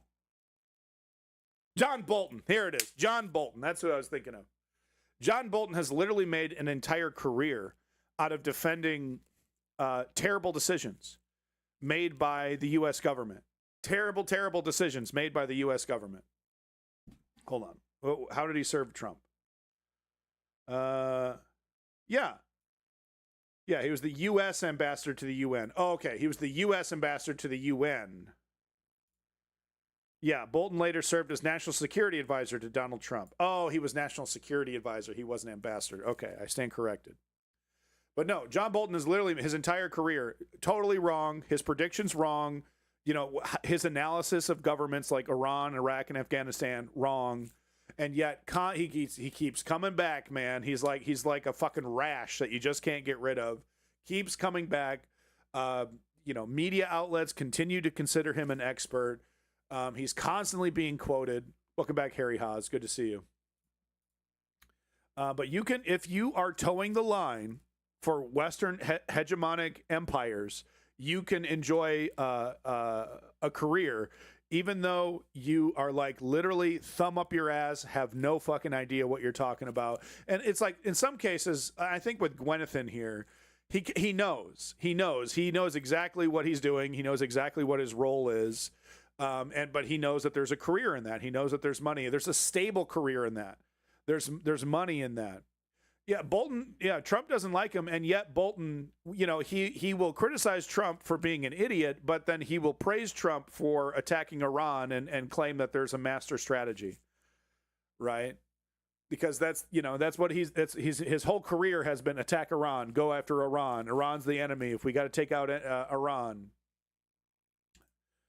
It's probably got to twist his nuts a little bit that someone that he considers a complete idiot was the only one willing to actually go through with his master plan, right? Biden wasn't stupid enough. Obama wasn't stupid enough. Bush wasn't stupid. Even George fucking Bush wasn't stupid enough. Because Bibi Netanyahu for 20 years plus has been, like, bomb Iran, go after Iran. And John Bolton has been like, yeah, that's what we got to do. That's what we got to do. But the only one stupid enough to actually go through with his master plan is one of the most corrupt, pedophilic, ignorant, foolish U.S. leaders that has ever existed in U.S. history. That was the only person stupid enough to go through with John Bolton's plan. It's got to twist his nuts a little bit. Okay, so we're not going to watch the whole 30 minutes of this, but there's a little bit about the ceasefire. It's not a ceasefire. It's a memo of understanding or something, a memorandum of understanding. It's not even a real ceasefire, but there's supposed to be an extension. And how many times do we have to see this? Is it 6 times or 7 times now in a row where The markets open like on Sunday. We get a leak from the government, or Donald Trump just gets in front of the microphone. And he's like, "We're gonna do a deal, an unbelievable deal. You gotta see it." And then, of course, the oil markets and future markets go up. And then on Monday morning, markets explode. Well, we're about to hit that deal. The deal's coming. And then by the end of the week, I'm gonna annihilate them. I'm gonna blow them the fuck up. Right? It's like market manipulation. It really is. How many weeks have we seen this now? This pattern, I think seven times. Anyway. Rounds of negotiations between the U.S. and Iran. A deal has seemed imminent, only for it to fall apart at the last minute. Will this time be different? And I know that's a question we've asked before. We follow every round of talks because the stakes are so high globally. The cost of energy has spiked for basically every economy in the world. Supply chains have been disrupted. People from Japan to Mexico are feeling the pain, whether as consumers or employees worried about their jobs. So all we can do is see what the Americans and Iranians have to say. Here's U.S. President Donald Trump. Have a listen. I'm playing it out, and we're going to see, and that's what I do. I negotiate. They negotiate. They're very good negotiators. They're crafty. But in the end, we have all the cards because we've defeated them. The Iranians are no less encouraging. Here's Iran's foreign ministry spokesperson Ismail Baghai. And do I even need to comment on how ludicrous it is for him to say that we have all the cards, we're in total control? Right, because if that was the case, then the Strait would be open, and the oil markets wouldn't be, on the verge of supplies wouldn't be on. We're a couple weeks away from what's called a supply shock, right? Because right now the prices have gone up, for us it's a lot, but for the market it could actually, there's a potential to go up way higher because we still have oil in the tank. Right, there's still stuff in the tank there. We're a couple weeks away from that no longer being the case, and we could be running into a situation like what happened in the 70s, where only people with odd numbers, odd numbers can get gas on Tuesday, and then even numbers can get gas on Monday. That kind of situation. We're really only a couple weeks away from this, what's called a supply shock. Where there's like literally not enough oil to supply for everyone else because there's no more in the tank. Calling in to an Iranian television program, you will be hearing his voice and our translation of what he says. Have a listen. Yeah, Seneca, exactly. As I speak to you now, the exchange of messages is continuing, but an understanding has not been finalized. Regarding other points that have been mentioned, including the nuclear issue, I stress again that at this... I love the propaganda display here, like all the assumption that all Iranians are totally down for the Iranian government and whatnot. There's definitely a lot of people that criticize the Iranian government, but what's the difference between this and the presentation on Fox News or News, One America News or News, Newsmax? It's starting to look pretty similar to a theocratic authoritarian government if you compare the two. We are focused on ending the war. Therefore, we have nothing to say about the details of the nuclear issue at this stage. It's pretty wild. It's pretty wild because Donald Trump is like, we're on the verge of a deal. You wouldn't believe it. Just got off the phone with my boy over there in Iran. And then the statements from the Iranian government is like, we're literally not even talking to the U.S. government. We're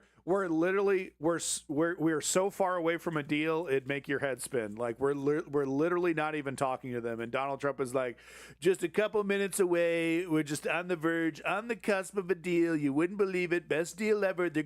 Would you believe this, folks? They're going to give us everything. I'm talking everything. Obama. Everything, baby. Obama plus 10. You wouldn't believe it. You wouldn't believe it. You don't believe it? You're fired.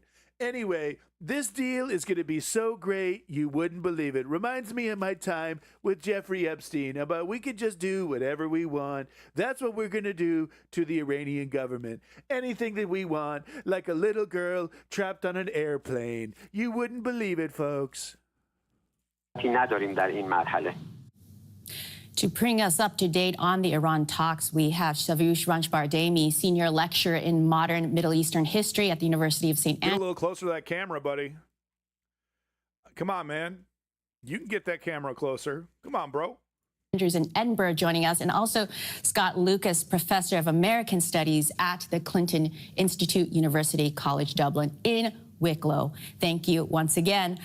First things first, it doesn't seem as if negotiations are going well. If, for example, the U.S. launched strikes on southern Iran this past week, and then we also have the latest with Trump appearing to say that he is going to postpone his decision once again. What do you make of that? I'm going to go to Scott first. Well, I think, Melissa, the easiest way to understand this is that the Trump camp have been cornered primarily by pressure on the domestic front and by... I just heard from my boy Gwenathan that he's actually a secret genius madman and everything is going according to plan. Look at this guy over here, political analyst. What a fool. What a fool. Pressure from the Gulf states into making a deal, but they don't want this deal. Remember last week, we were told by Secretary of State Marco Rubio, as well as Trump, that they were only hours away from this. But the problem is the terms that Iran and the mediators, Pakistan and Qatar, have set out. Iran has a two-stage proposal. Now, in that first stage, they discuss arrangements for the Strait of Hormuz, which, of course, they control right now, but they will be part of those arrangements. In return, they're looking at the gradual lifting of U.S. sanctions, the lifting of the U.S. blockade on naval ports, in $12 billion in unfreezing of Iranian assets, as well as a 60-day ceasefire. Then and only then will they discuss the nuclear arrangements in a second stage. But of course, the Trump camp have told Americans, our priority is getting rid of Iran's nuclear program. Now, clearly, that's not what this deal has in it. So that's why Trump, and not just Trump, his administration, keep backpedaling. And of course, Trump being Trump, he'll say, I'm close to a deal, I'm close to a deal. We were supposed to get a final determination after a meeting in the White House Situation Room yesterday. And of course, predictably, because the deal he presented does not bear any relation to what's on the table, he backed away and said, I'm going to delay again. Now, Savush, it sounds like what Scott's saying is the Americans have a particular idea in their heads in terms of the order in which they... Homie looks like he got stung by a bee over here, bro. Back up from the camera, man. The various issues are dealt with, and the Iranians have a different set of priorities and a different sense of what order they want the issues to be dealt with. For example, I understand Iran is very focused on wanting to see its money in foreign banks unfrozen. So can you talk a little bit about all of us watching this negotiation and both sides going in circles?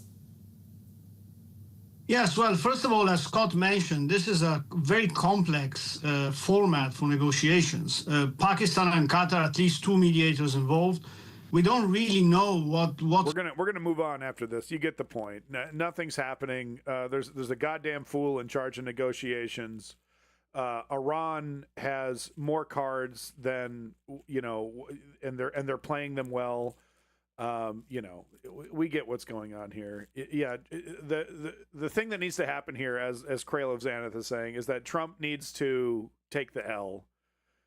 He can still save face. He could take the L and open up the strait, with basically big ass bribes. He could just give them all kinds of money. And and there is a way for him to negotiate with to open up the strait again, and either have the tolls be incredibly low or non-existent if Trump is willing to make up the difference.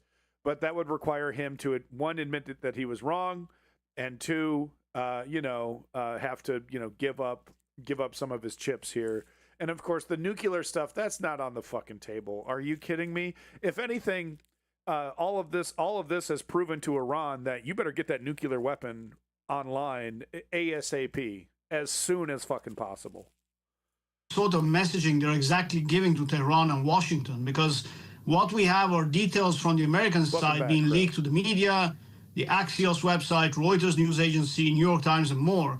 But we have very little of the actual details that the Iranians believe are in the deal coming out from their side, other than saying that we are doing some progress, we are talking, and as Scott was saying, remaining rather firm on the nuclear issue, and claiming that the Strait of Hormuz will be a matter for Iran and Oman to administer jointly, for example.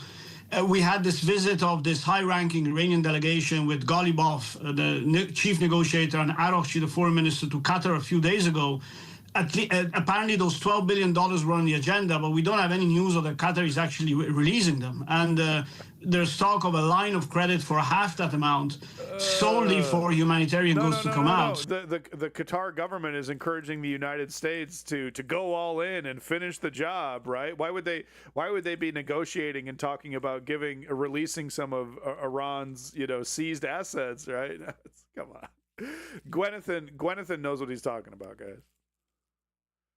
So the problem here is that this is not a negotiation where the two sides are sitting in a room talking directly to each other and therefore having a sheet of paper with all the points in the negotiations shuffling back and forth across the table.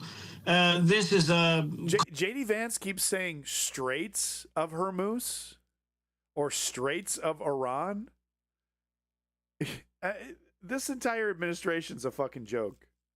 Complex negotiation where it does seem to be that there's a rather significant asymmetry between the sides.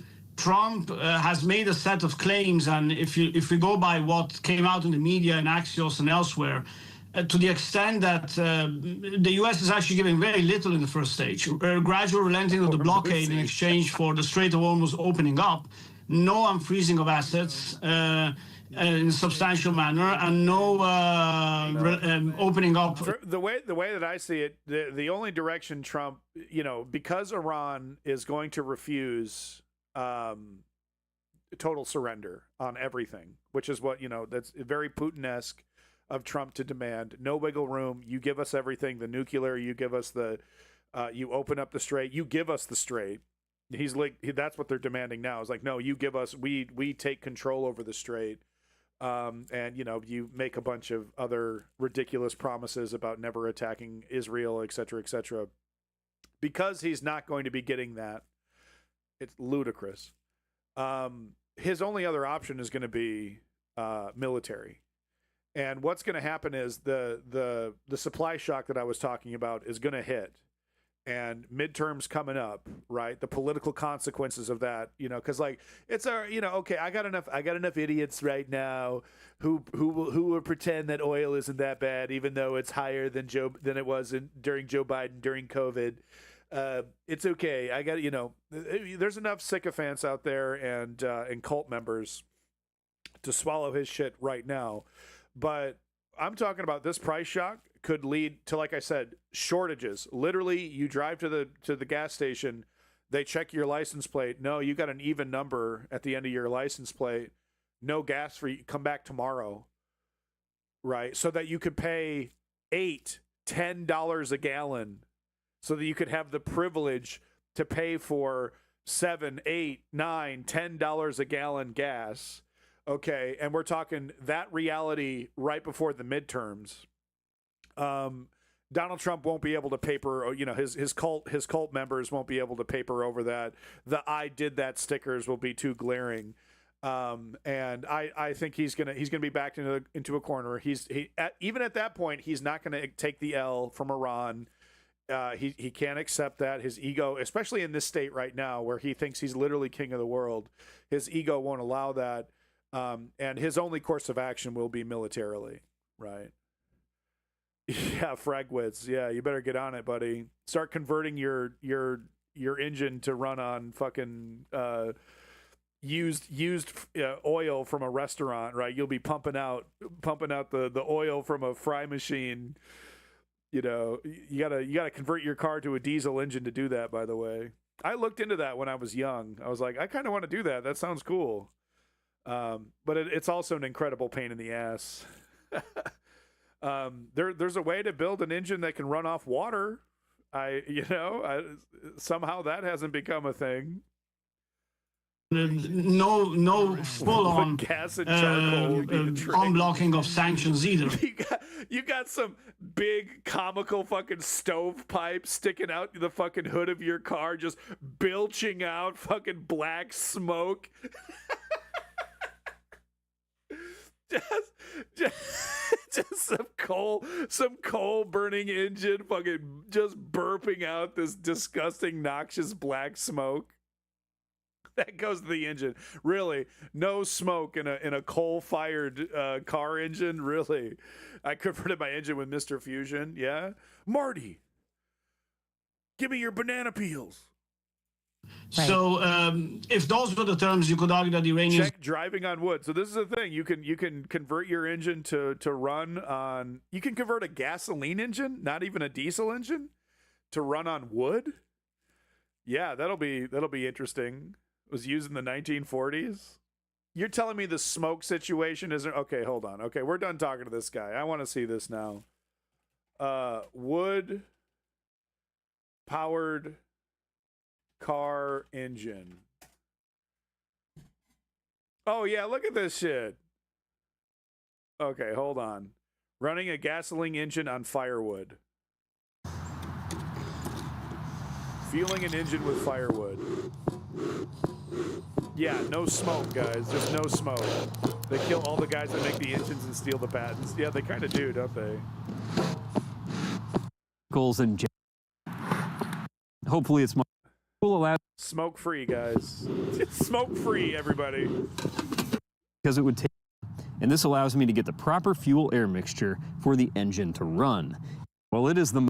Oh, I got to see this in action. Now, hold on. All that's left to do is light it up. Smoke free, everybody. Smoke free. The wood inlet valve on. Okay, so the smoke is the fuel. I see what you're saying. The engine, and then pull the engine a couple times. It helps to pull the wood gas through the. No, all right. No smoke. There's no smoke, guys. Hold on, I gotta start my engine. All right, let's see. Try that again. Yeah, this looks great. This will work out great. All right, I got it to turn over enough gasification again. Test it out by it. This is a disaster. Wow. Hey, why do you smell like a campfire literally all the time now? No reason. Trying to start my push lawnmower. Yeah, exactly. Bro, this is a disaster. The corner store running on nothing. I want to see this in a real car. North Korea's retro invasion. Look at the smoke.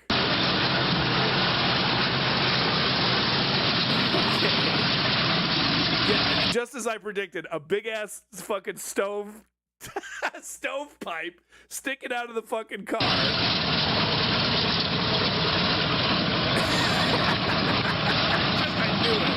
I knew it. Moktancha.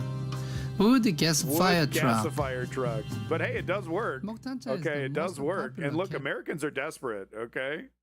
Americans are desperate, yo.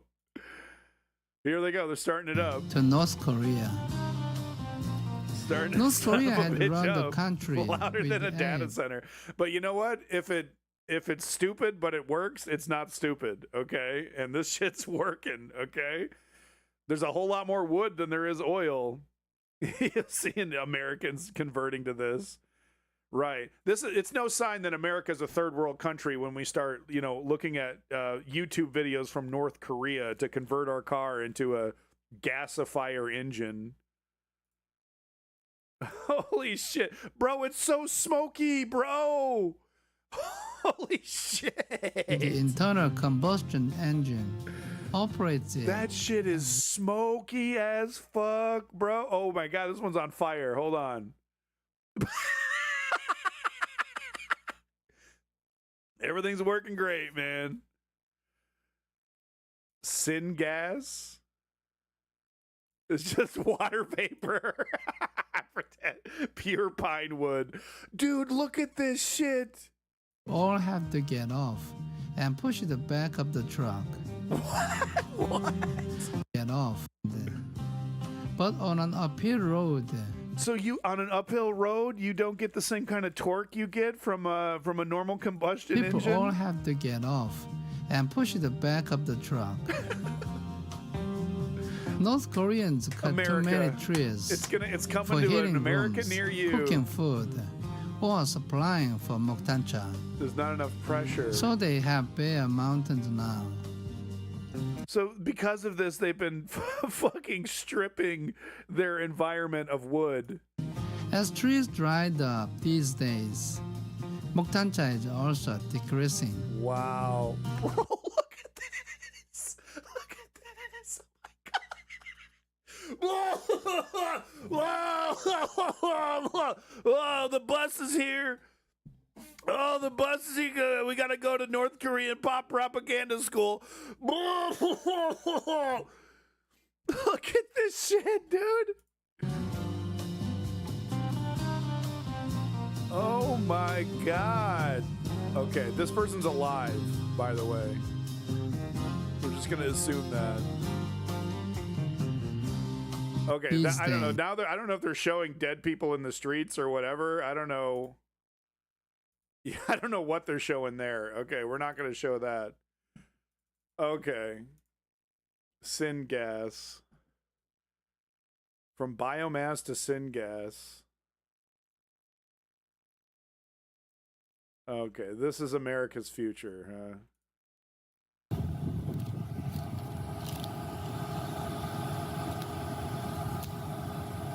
Walkers? Okay. Syngas. All right, it may look a little odd. Oh my but God. This thing on the back end there, it's already happening. Thank you for the link, the fragments. owner of this Cadillac save a fortune.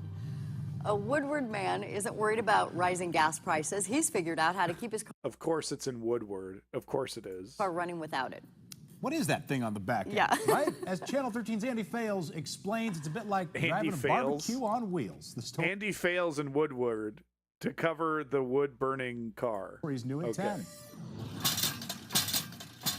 Instead of the pump, Herb Hartman heads to the chopping block. Look at Herb with his homemade wood chopping machine. Reminds me of my grandpa. He used to make cool little gadgets like this too. Heads to the chop. He made a really cool. We used to live in Florida before my grandpa passed. He made a really cool machine that would crush cans because you couldn't just return the can. You had to crush it first to return it to get your 5 cents or 10 cents back. Block.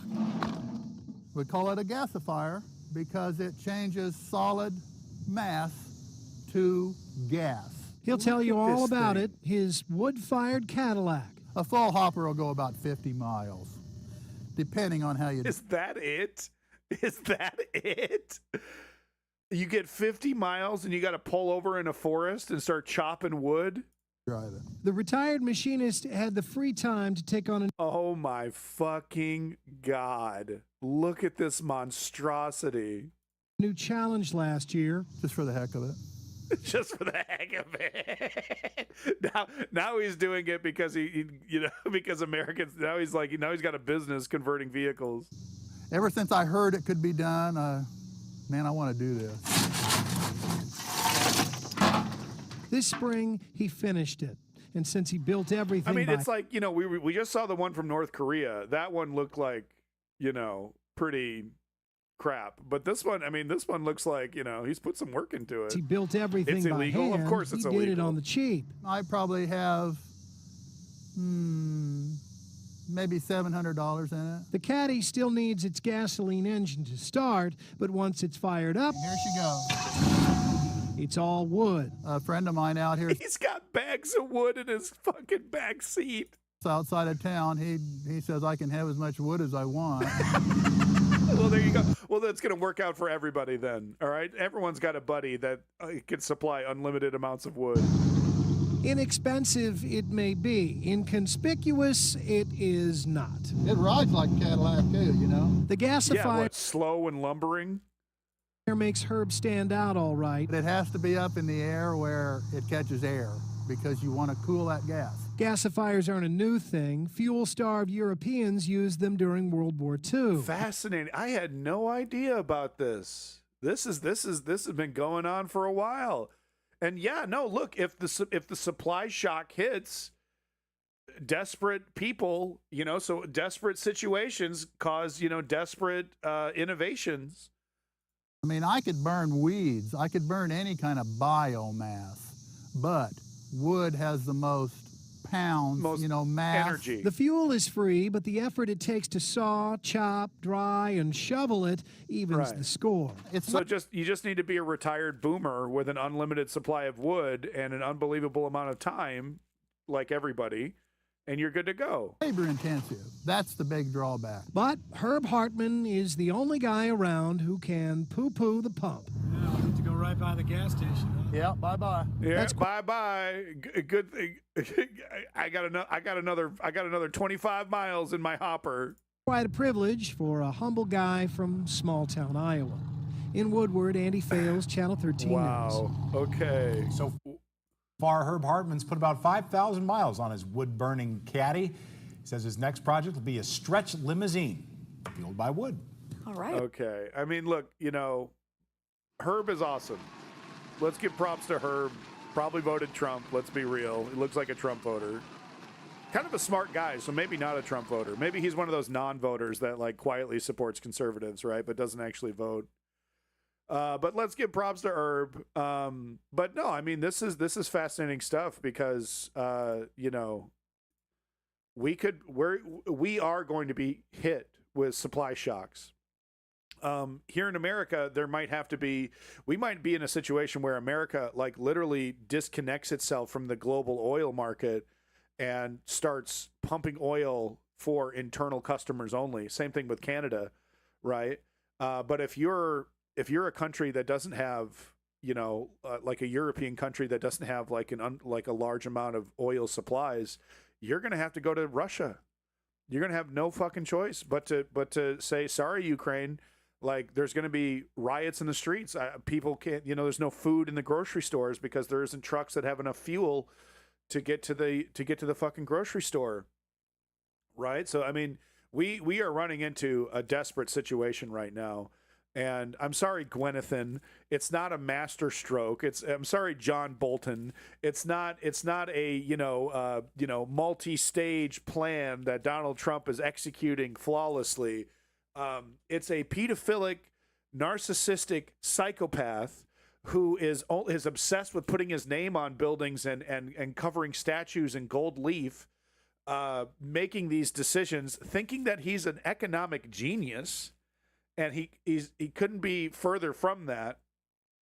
Driving this entire country into a hellish, entire world, quite frankly, into a hellish situation. Okay, as a lefty, I would love to see us get off gas. I would love to see us get off oil, but to quote the Matrix, not like this. Not like this, y'all. Okay, not like this. By the way, Eldon Loreholder, have you noticed the shirt? Have you noticed the shirt, bruh?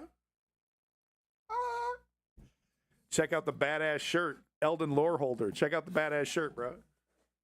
Oh, yeah. How sick is that? I got two of them. I got two different Kingsfield shirts. Tomorrow is the future of my country. Peru has decided I'm terrified. Hey, good luck. The Ceza bomber. Good luck. Yeah, Eldon, isn't that cool? I don't know if the guy's still selling them. Let's see. Yeah, there was a company called Nihilist Apparel, I think. Yeah, right here. I got it from this. Yeah, so it was a limited time thing. Sorry. I know it sucks. It was a limited time release from this company called Nihilist Apparel. It was just like a limited thing. I bought 2 shirts and a flag, a Kingsfield flag. But yeah, I guess, but here's the, maybe you could try to contact the guy, see if maybe, social media or something, see if maybe he's going to do another run. Because he sold out. He sold out of all these shirts. All right. We're not done. We had a good time there, didn't we? Talking about wood-fired cars. That was a good side. Thank you to the person who put that in my chat. Thank you very much for bringing that up. That was a very interesting. We're always learning something, aren't we? But yeah, says a bomber. I wish you luck. Today is the march against Keiko Fujimori's authoritarian Peruvian Trumpism. You know what? Let's go ahead and do a little video here on this because I promised that I would cover this next stream.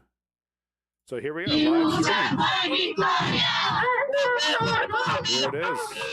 March against Keiko Fujimori. So yeah, one thing that's been interesting about MAGA Trumpism is that it's a template being used across the world by authoritarians all over the place. They're all kind of doing their own little Trump, version of Trump, right? We see this with Nigel Farage. We see this with the AFP, or is it AFD? AFD in Germany. We see this in Argentina. We see this in Bolivia. We see this in France.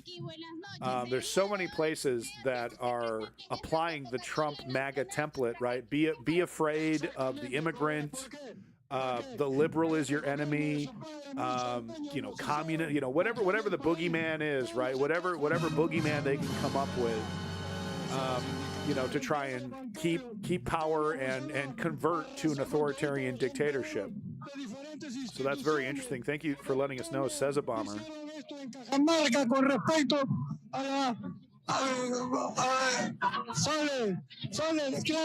Right, and we're seeing marches against there's enough, but the problem is that these authoritarians, just like they always do, they're taking advantage of apathetic people who don't know what's going on in their own country.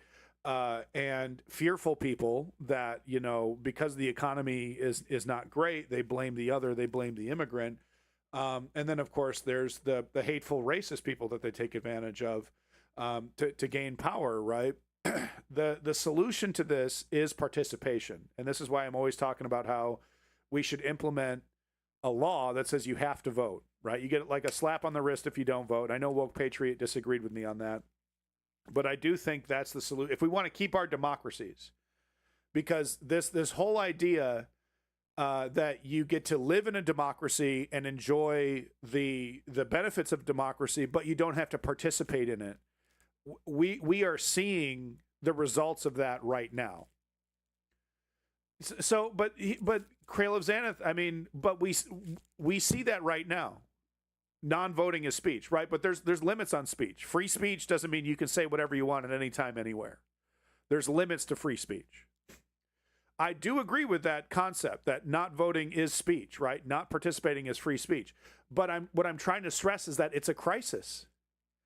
Apathy, non-voting, people staying home, refusing to participate in the democracy that they live in has created this crisis that fascists and authoritarians all across the world are taking advantage of. That is an undeniable fact, right? It's undeniable that this authoritarian wave is destroying democracies, okay? And one of the main things that they're taking advantage of, as Female Eunuch said, is apathy. It behooves us, those who care about democracy, those who care about leftism, because what's the first thing that they try to do, as we've seen with NSPM 7 in the United States, and Keir Starmer with his attacks on pro-Palestinian protesters, right, trying to cancel their speech, they try to make leftism illegal, right? We saw that with Milei, Milei over there trying to basically say, if you're a leftist, you are illegal, right? So I understand it is a free speech thing. It is a rights thing. But I think the problem is so bad, is so critical. We have to address this like, okay, is this like one of those things, like free speech things where, sorry, it is a violation technically of total free speech, but we have to do something about it, right? Obviously, we should make voting, as easy as possible. We should make, mail-in voting totally legal. One person, one vote. Everyone's automatically registered. If you're a citizen, boom, you're registered. No hurdles, no hoops to jump through, right? Eliminate all the hurdles. We got to do, We got to get rid of first past the post voting, right? So that people can vote for their favorite candidate, but if their favorite candidate doesn't win, then, you know, they get a second or third choice, right? I was talking about the term left me. You know what I'm talking about, though. So I'm just trying to say is that I understand this is a free speech issue, but I'm just trying to stress that we're losing this war to authoritarians, and they are taking full advantage of apathy, of people staying home, not voting, not participating, right? The fascists are showing up to vote.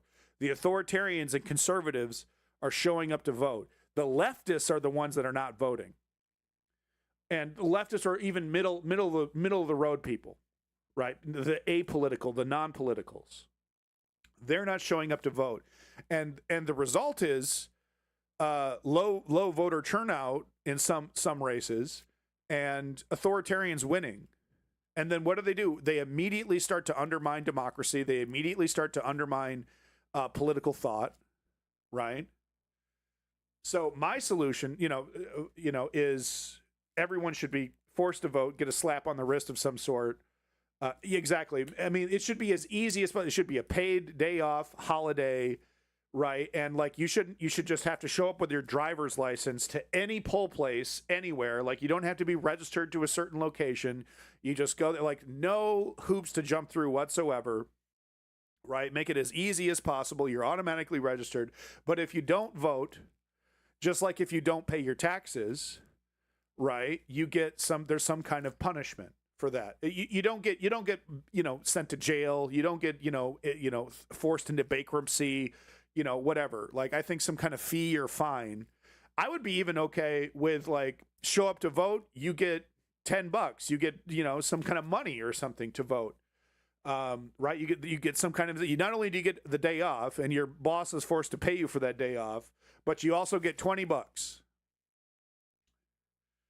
Sounds like, this is the thing, though, Photos Printed. Do you agree that non-participation is being taken advantage of by authoritarians in democracies all across the world? Sounds like joking. Well, I mean, but there's a lot of leftist pushback. No, I mean, Caleb Xanath, right. So maybe there'd be fines for certain brackets, for certain financial brackets, right? If you make $1 million a year, you get a fine. If you don't make $1 million a year, maybe you get an hour of community service. Some kind of slap on the wrist, some kind of punishment, right? Maybe, how about this? You get like, if you don't show up to vote, there's like a certain tax write-off that you could take advantage of if you voted. Right. So you don't get fined, you don't get feed, you don't get audited. But if you show up to vote, you got your receipt to vote. Oh, look, I voted this year. Right. You can take 2%, 1% off your taxes. Right. That's still a fine. Well, not technically. It's not a fine, because if you don't take advantage of it, well, then I guess maybe it is a fine. Okay. Maybe you're right. Okay.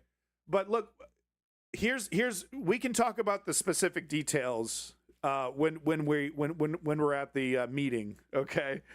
Do you agree that this is a crisis, that non-participation in democracies is a crisis for the democracy everywhere?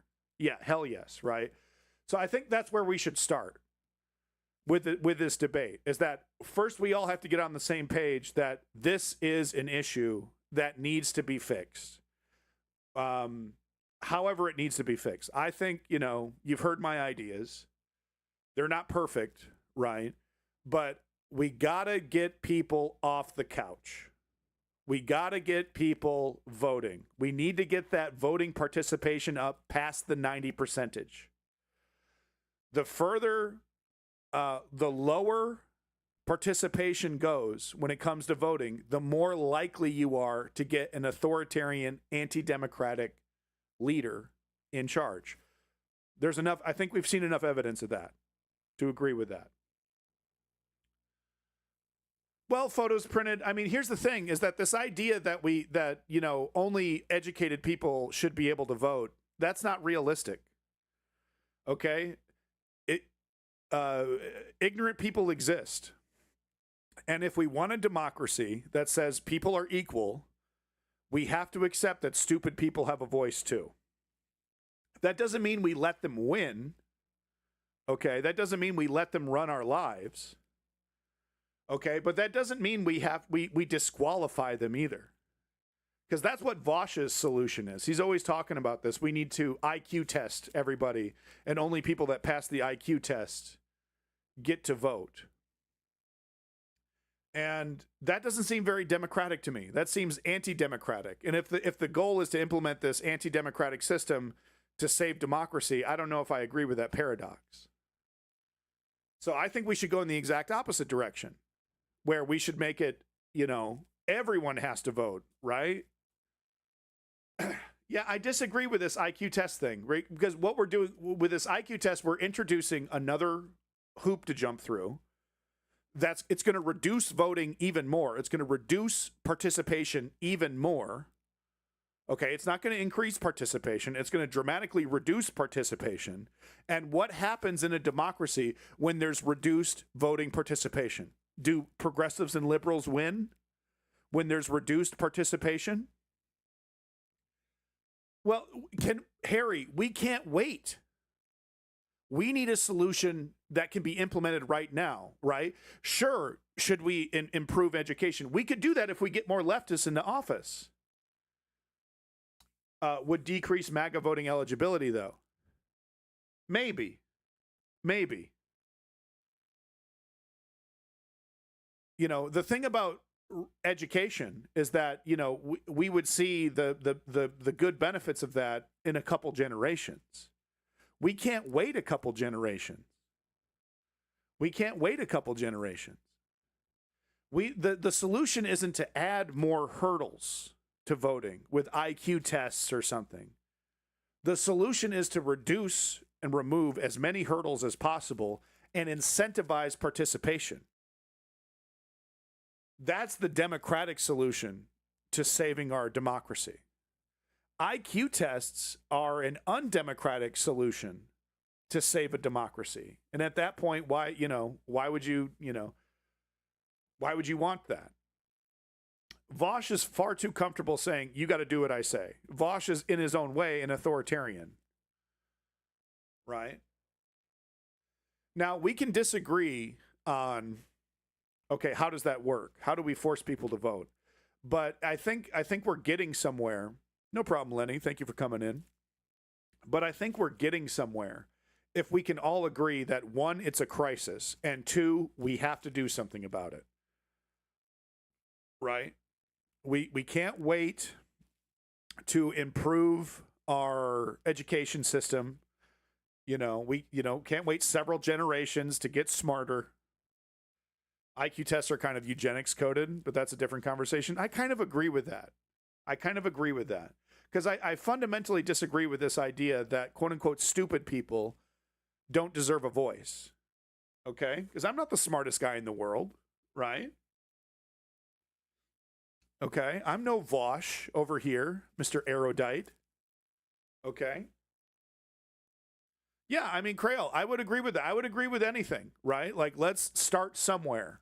Like, okay, I think we would all agree, though, like, step one is making voting as easy as possible, eliminating first past the post, right? Eliminating this whole gerrymandering electoral college nonsense, right? One person, one vote, right? Vosh wants government mandated horses for everyone. Whoa. Wonder why. Okay.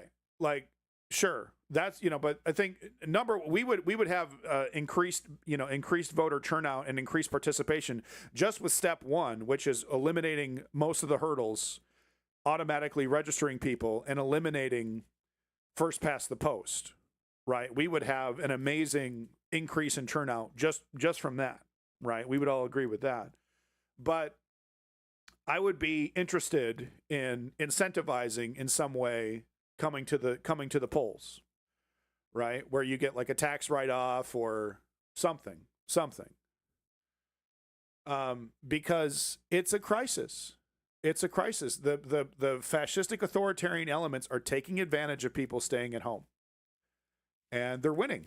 We're gonna sit here and deny reform is about to destroy labor in the UK?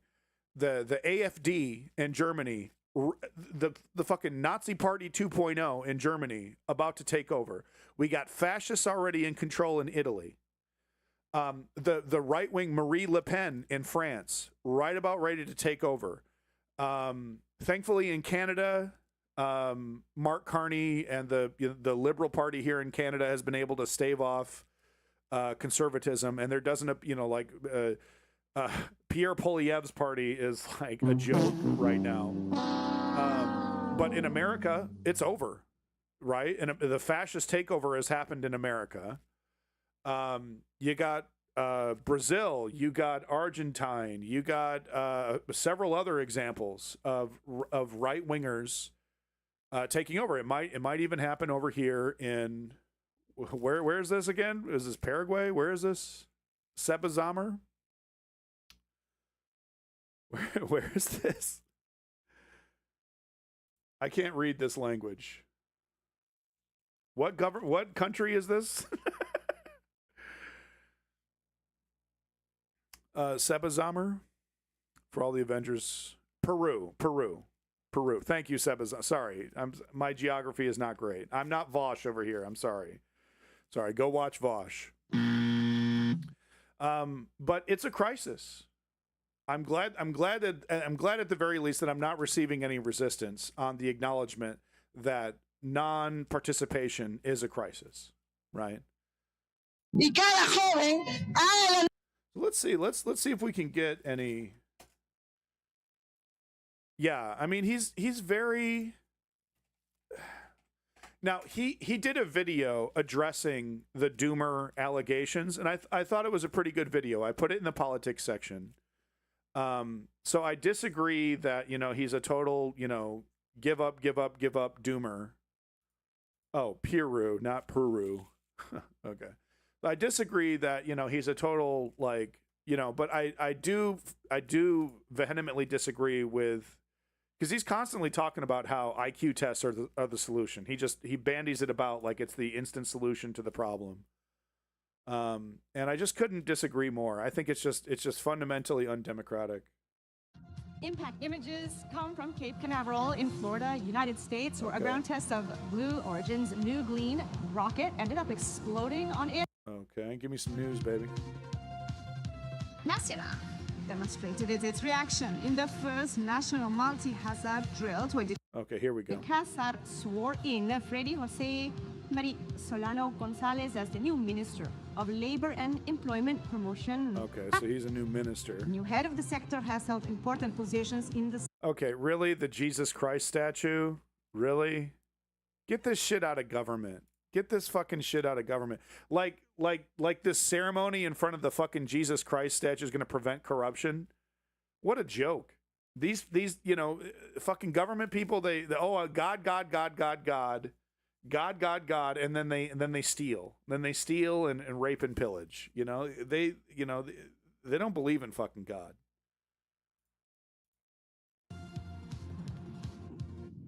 President doesn't exist. Well, I'm just saying government officials in general, with the whole pray to God. It's somehow that washes them clean of the potential for corruption. It's just stupid. Checks and balances and transparency kills corruption. It's not fucking a Jesus Christ statue. Anyone hears me? Yeah, photos printed. I agree with that. I agree with that statement that IQ tests for voting is something Matt Walsh would advocate for, right? It's something that a racist would advocate for. Absolutely. It's a virtue signal. I agree. Shout, hit me. The armed forces and the army demonstrated their ability to react to a possible large magnitude this earthquake. Is propaganda. Give me the election, People man. affected, 3 million this year. Health centers affected, 1,739. Classrooms affected, 3,234. And homes destroyed. Public officials came out to the honor courtyard to also be part of the event. A similar situation occurred at the Ministry of Economy. Rodolfo Cunha led the evacuation of workers in the sector. Okay, none of this has to do with the election. Oh, here we go. Debate presidential. Here we go. Sponsored by Celio. What is this? A drink? Sponsored by Celio, the lime fizzy drink. Here we go. Candidates Keiko Fujimori and Roberto Sanchez will be held. In the following article, we will learn how this exchange of proposals will unfold. Everything is ready for the presidential debate. Here we go. The candidates of Fuerza Popular, Keiko Fujimori, and... Okay, so this person is the right winger, huh? Which is, let's not get it twisted. Women are perfectly capable of being right wing assholes. Celio is a famous water in Peru. Oh, okay, thank you. The debate Thunderdome brought to you by Monster Energy. No, the fucking Thunderdome happening in front of the fucking White House is probably going to be sponsored by Monster Energy. It's probably literally happening. Of Juntos por el Perú, Roberto Sanchez will face off this Sunday, June 7, with... Okay, so according to Seba Zamer here, drink Brondo, it has electrolytes. So according to Seba Zamer, the guy on the left is more left-wing than the person on the right. Is that what you're saying, Seba Zamer? A view to the second round of elections. A debate. She's right-wing authoritarian. Extreme right is Rafael Lopez Alaga. Is that the guy on the left? Is this a contest between a right-winger and a right-winger? I love those. Those are great, right? How about die or die faster? It is awaited by millions of Peruvians, and that will be broadcast on TV Peru Noticias. Fujimori and Sanchez will confront their proposals starting at 8 at night. The debate organized 8 at night by the National Election. Okay, Roberto Sanchez is a moderate leftist. Okay. The jury will be divided into 4 main. How are the polls looking, Seba Zamer? Who's looking? What are the polls looking like right now, according to the information that you can find? Who's winning right now? In axes where the candidates will have to propose proposals on security. 31st. So this debate is happening tomorrow. Economic development, access to health and education, services, in addition to democracy. Boy, she murdered democracy there. One more time with that one. She murdered that word. Education, services, in addition to democracy. I'm one to talk. I absolutely massacre words. Kiko is winning with a 6% lead. Okay, is there any way? Okay, what is the? Let's ask. Hold on. What is the average voter participation? Oh my God, I can't spell. I'm so sorry. Participation in Peru. What is the average voter participation in Peru? Let's just find out. Okay, relatively high voter participation by international standards, largely because voting is mandatory. Damn! But it's actually proof that mandatory voting is not the catch-all, is not the solution to the problem, right? Like it's not just that education comes into play here. Okay, so this is quite informative. Across elections, the election guide, Peru's average turnout is about 81%. 81%. I told it was a law 15 minutes ago. I'm sorry, low key. I can't read every chat. I'm sorry. Okay. I'm not perfect like Vosh. Looking at recent presidential general elections, 2006. Okay, so 2006 hovering just below 90%, 85%, 82%. 2021, so it's actually gone down recently. Is that Peru's voter participation has averaged roughly 80 to 85% over the past 2 decades, with turnout historically above 80%. What is the punishment for not voting? Because that's we need to get high. We need to get up into the high 95%. So obviously, whatever punishment you receive for not voting, even though it's mandatory, is not good enough. What's the punishment here? So this is very informative. This is very interesting. Right, because this is exactly what I'm talking about. In Peru, voting is compulsory for most citizens between ages 18 and 70. If an eligible voter does not vote, the primary penalty is a fine. Okay, so there we go. With proof, we have mandatory voting. average of around 85%, and fines don't work. Fines are not bringing people to the polls. And the amount depends on the economic classification of the district where the voter is registered. So you get a lower fine if you're poorer, higher fine if you're higher income.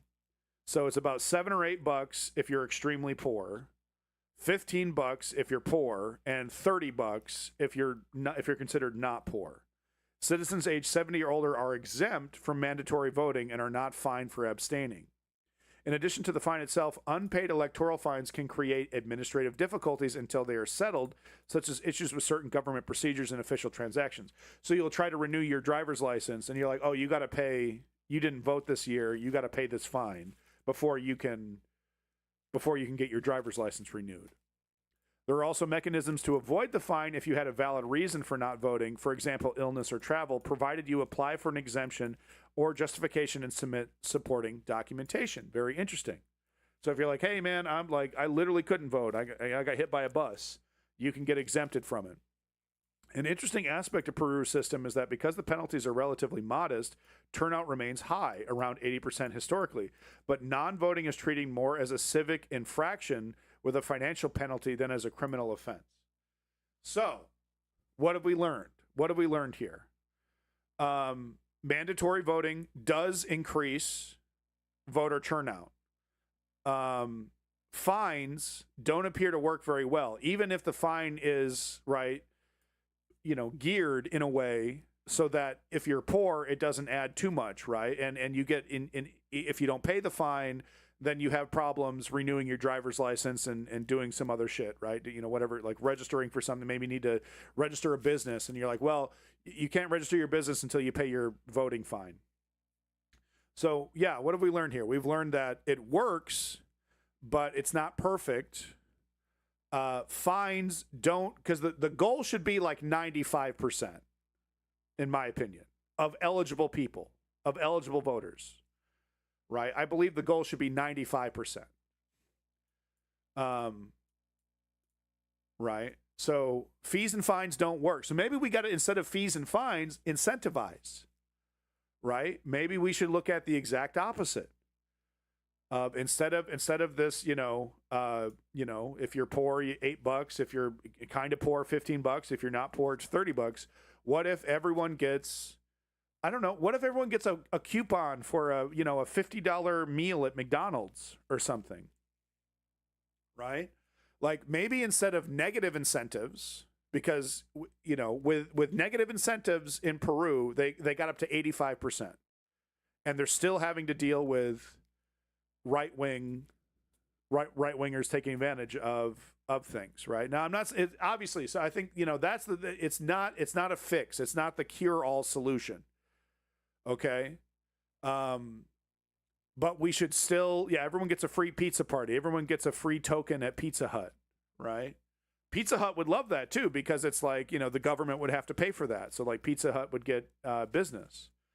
So it's not the cure-all solution, but there's a direct correlation between mandatory voting and increasing voter turnout. But if we want to hit that ideal number, in my opinion, which should be 95%, obviously we're never going to hit 100, right? That's impossible. But in my opinion, right, we got to get 10 more percent. Maybe we should do both, right? Maybe the solution is fines if you don't show up and incentivizing if you do show up, right? Well, this has all been very interesting. And exterior bicos and the beacon polgi. The exchange of ideas will last approximately 1 hour and 40 minutes. No, you get a free date with Margot Robbie if you vote. Minutes with an initial 1-minute presentation by each candidate, followed by a question from the moderators for each candidate. It sounds like the fines actually incentivize rich people who are more likely to be right-wing, rich people who are more likely to be right-wingers. It kind of incentivizes them to vote more than poor people who are less likely to be right-wingers. That's kind of what it feels like to me here with this system, that that incentivize that if you're richer, you have to pay more. In addition, citizen questions that were received by the National Elections Jury as part of the Ask and Decide campaign were gadbika mwayo garole chaos. Yeah, no, low key. I think that's, that's one of the things that we've learned here is that it's not the, it's not the cure-all. It's not the cure-all. But I think if we agree that non-participation is bad for democracy in some ways, that mandatory voting does increase voter participation, right?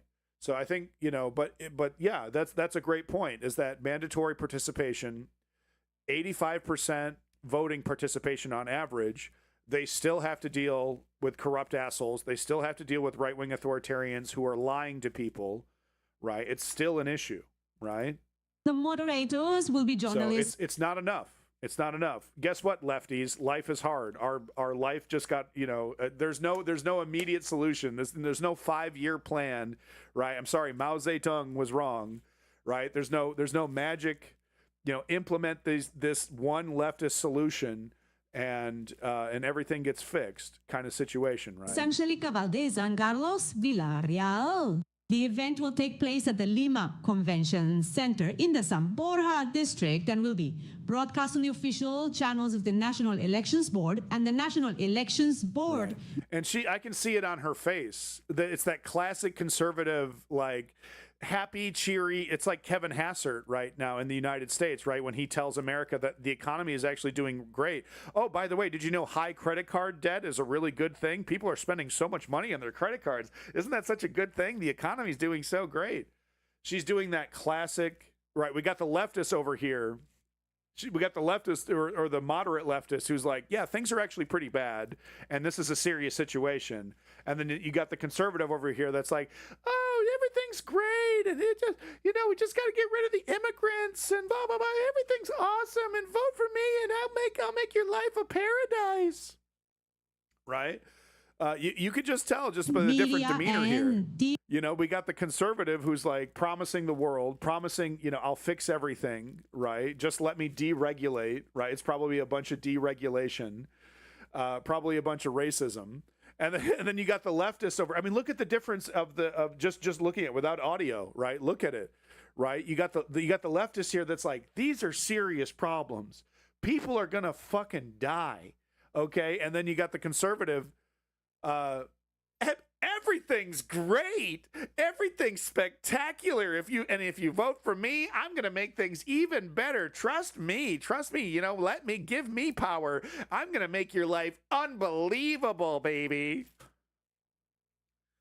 Yeah, okay. This is very interesting, actually. This is actually fascinating, because Zoran Mamdani does really well telling people, sometimes bad news, but with a big smile on his face.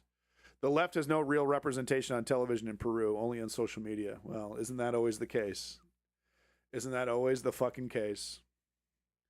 Yeah, and that right-wing conservative ownership over media companies is a massive problem as well. So I mean, add it to the list. So I think what we learned today is that mandatory voting should be considered by leftists not as a cure-all, but as part of a policy bundle, right? We have to remove corporate ownership over media, increase transparency, increase checks and balances. Mandatory voting is a good thing. We have to lower taxes for the middle and lower class, raise taxes on the rich, right? So I think that's what we learned today, is that it's something that we should look at, something that we should advocate for. But we should never think that it's the solution to our democratic woes, because as we've seen here, the right-wing authoritarian is winning, even with an 85% participation rate, average participation rate, and mandatory voting. It's very interesting stuff. So thank you, Seba Zamer, for talking to us about your election. Hopefully, next Saturday we will get some news. We'll get some good news that maybe the polls are wrong. And that the moderate leftist actually ends up winning. I hope that's the case. Very interesting. I think we learned. Oh, wait. Oh, no, we're actually talking. Sorry, I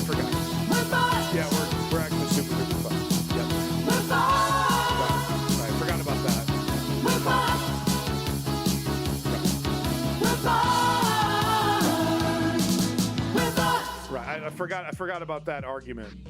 I forgot that we're actually totally busy boned. I forgot about that. Sorry. I mean, other than the fact that we're totally fucking fucked, we can do this. We can do this, guys. We can do this. Okay. Ignore the fact that we're super de-duper fucked. We can do this. I'm saying that unironically, right? If we don't believe in that, then we've already lost, and we're just waiting for the cops to knock on our door and you know, tear us out of our home and destroy our jobs and lives, right? You're either down to fight, you're either down to resist, or you're already dead, right? That's what I believe. So, folks, unfortunately, we got to let you go. I'd like to remind everybody the whole goal of the stream. It's that precious 3-step program. Step 1, we inform ourselves like we did today. We did a great job of that today, delving into a policy solution that I think has a lot of benefits, but obviously is not a cure-all. That's step 1, we inform ourselves. Step 2, we sign up and show up to organizations like, you know, listed here in mobilize.us. Go to this link. Thank you, YouTubing. Thank you, everybody. Seba's honor, female eunuchs. But we sign up and show up. Pick your poison, right? You want to I don't know, talk to Amelia Mija. You want to stop taking over our health care. You want to join Indivisible. You want to do some phone banking. Okay, do something. You got to sign up and show up. Because step 3, we got to put in the work like that motherfucker named Charlie Kirk. We got to work just as hard or harder than the fascists, than the racists, than the bastards, than the authoritarians. We got to work harder. And we do that with the 3-step program. We inform ourselves, we sign up and show up, and then we put in the motherfucking work. Only through nonviolent, direct political action will we take our countries back from these bastards, from these fascists, from these actual, legitimate pedophiles. I'm not playing. Epstein files prove it. That's just scratching the surface, by the way. You think Epstein was the goddamn kingpin? Epstein was the facilitator, okay? There's motherfuckers deep in that shit. You think Epstein Island was the only place? You think the Lolita Express was the only place where that shit was going down? Absolutely not. We got a lot of fucking work to do. Destroying fascism, defeating authoritarianism. We got a lot of fucking work to do. And it starts with a 3-step program. Because let me tell you, if you don't want to fight, they don't give a shit. They're going to bring that motherfucking fight to you. So you're going to be fighting regardless. You're either going to be fighting on the battlefield of your choosing or fighting when they come kick down your fucking front door. So get in this fight right now. Learn the tools of resistance now while you have a chance so that it doesn't catch you off guard when you need it the most. Big props to Low Key, Dragon X Misery, Seneca Athena, You're Tubing. Big extra special props to Seba Zomer. Crossing my fingers, hoping that you get a good win tomorrow. Thank you, German Cow. Like to female eunuchs, like to give extra special props to any lurkers out there. Low Key OP. Big props to your boy Lenny. He couldn't stick around, but that's okay. Crail of Xanath, big props. Simply Steve, smoke one for me, Simply Steve. Big props to Woke Patriot. Couldn't make it today. I'm sure he had a good reason, but would love to see him here. Probably would have gotten more into an argument if he was here, so maybe it's a good thing that he wasn't. But no, big props to Woke Patriot. Eldon Lore Holder. Kingsfield for life, baby. Like I said, big props to all you lurkers. Thank you so much to everybody. Photos printed. Thank you so much. We had a pro-Zionist that I had to fucking give the boot. Fuck you. Fuck you. Fuck you and your pro-genocide talking points. You're not welcome here. Not because you're Jewish, but because you're pro-genocide. Big props to Snowmo Bro Pro. Big props there. Fuck all the anti-Semites. Fuck them. I want to destroy anti-Semitism. I don't want to help it grow. Harry Haas, big props to you. Once again, big props to you, lurkers. Strategy member, big props to strategy member, and thank you for all your contributions to the Discord. Female eunuchs contributing to the Discord. So is Woke Patriot. Everybody else contributes to the Discord. Thank you so much. If I missed you, I appreciate those comments, those posts. Fragwits, big props to you, Fragwits. Just going up the chat here, trying to give everyone I can props. Stickers, thank you, Stickers, for coming in. Appreciate it. Anyone else here? All right. If I didn't give you props, I'm sorry. I am abandoned nihilism. This has been the News Underground, realest motherfucking channel on Twitch. Somehow I wasn't banned today, defending Palestinians' right to self-defense. Somehow they let me stay. Peace in that motherfucking Middle East. Glory to the Ukrainian democracy. Free Palestine. We'll see you next time. Keep fighting. Keep resisting. Probably won't see me tomorrow. But thank you, Seth Zarmer. I'm crossing my fingers for you. Keep it real. Keep it real, motherfuckers. We'll see you out there on the other side. Thanks again.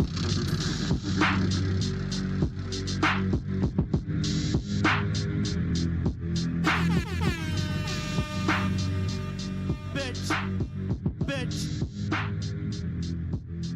They're eating the dogs.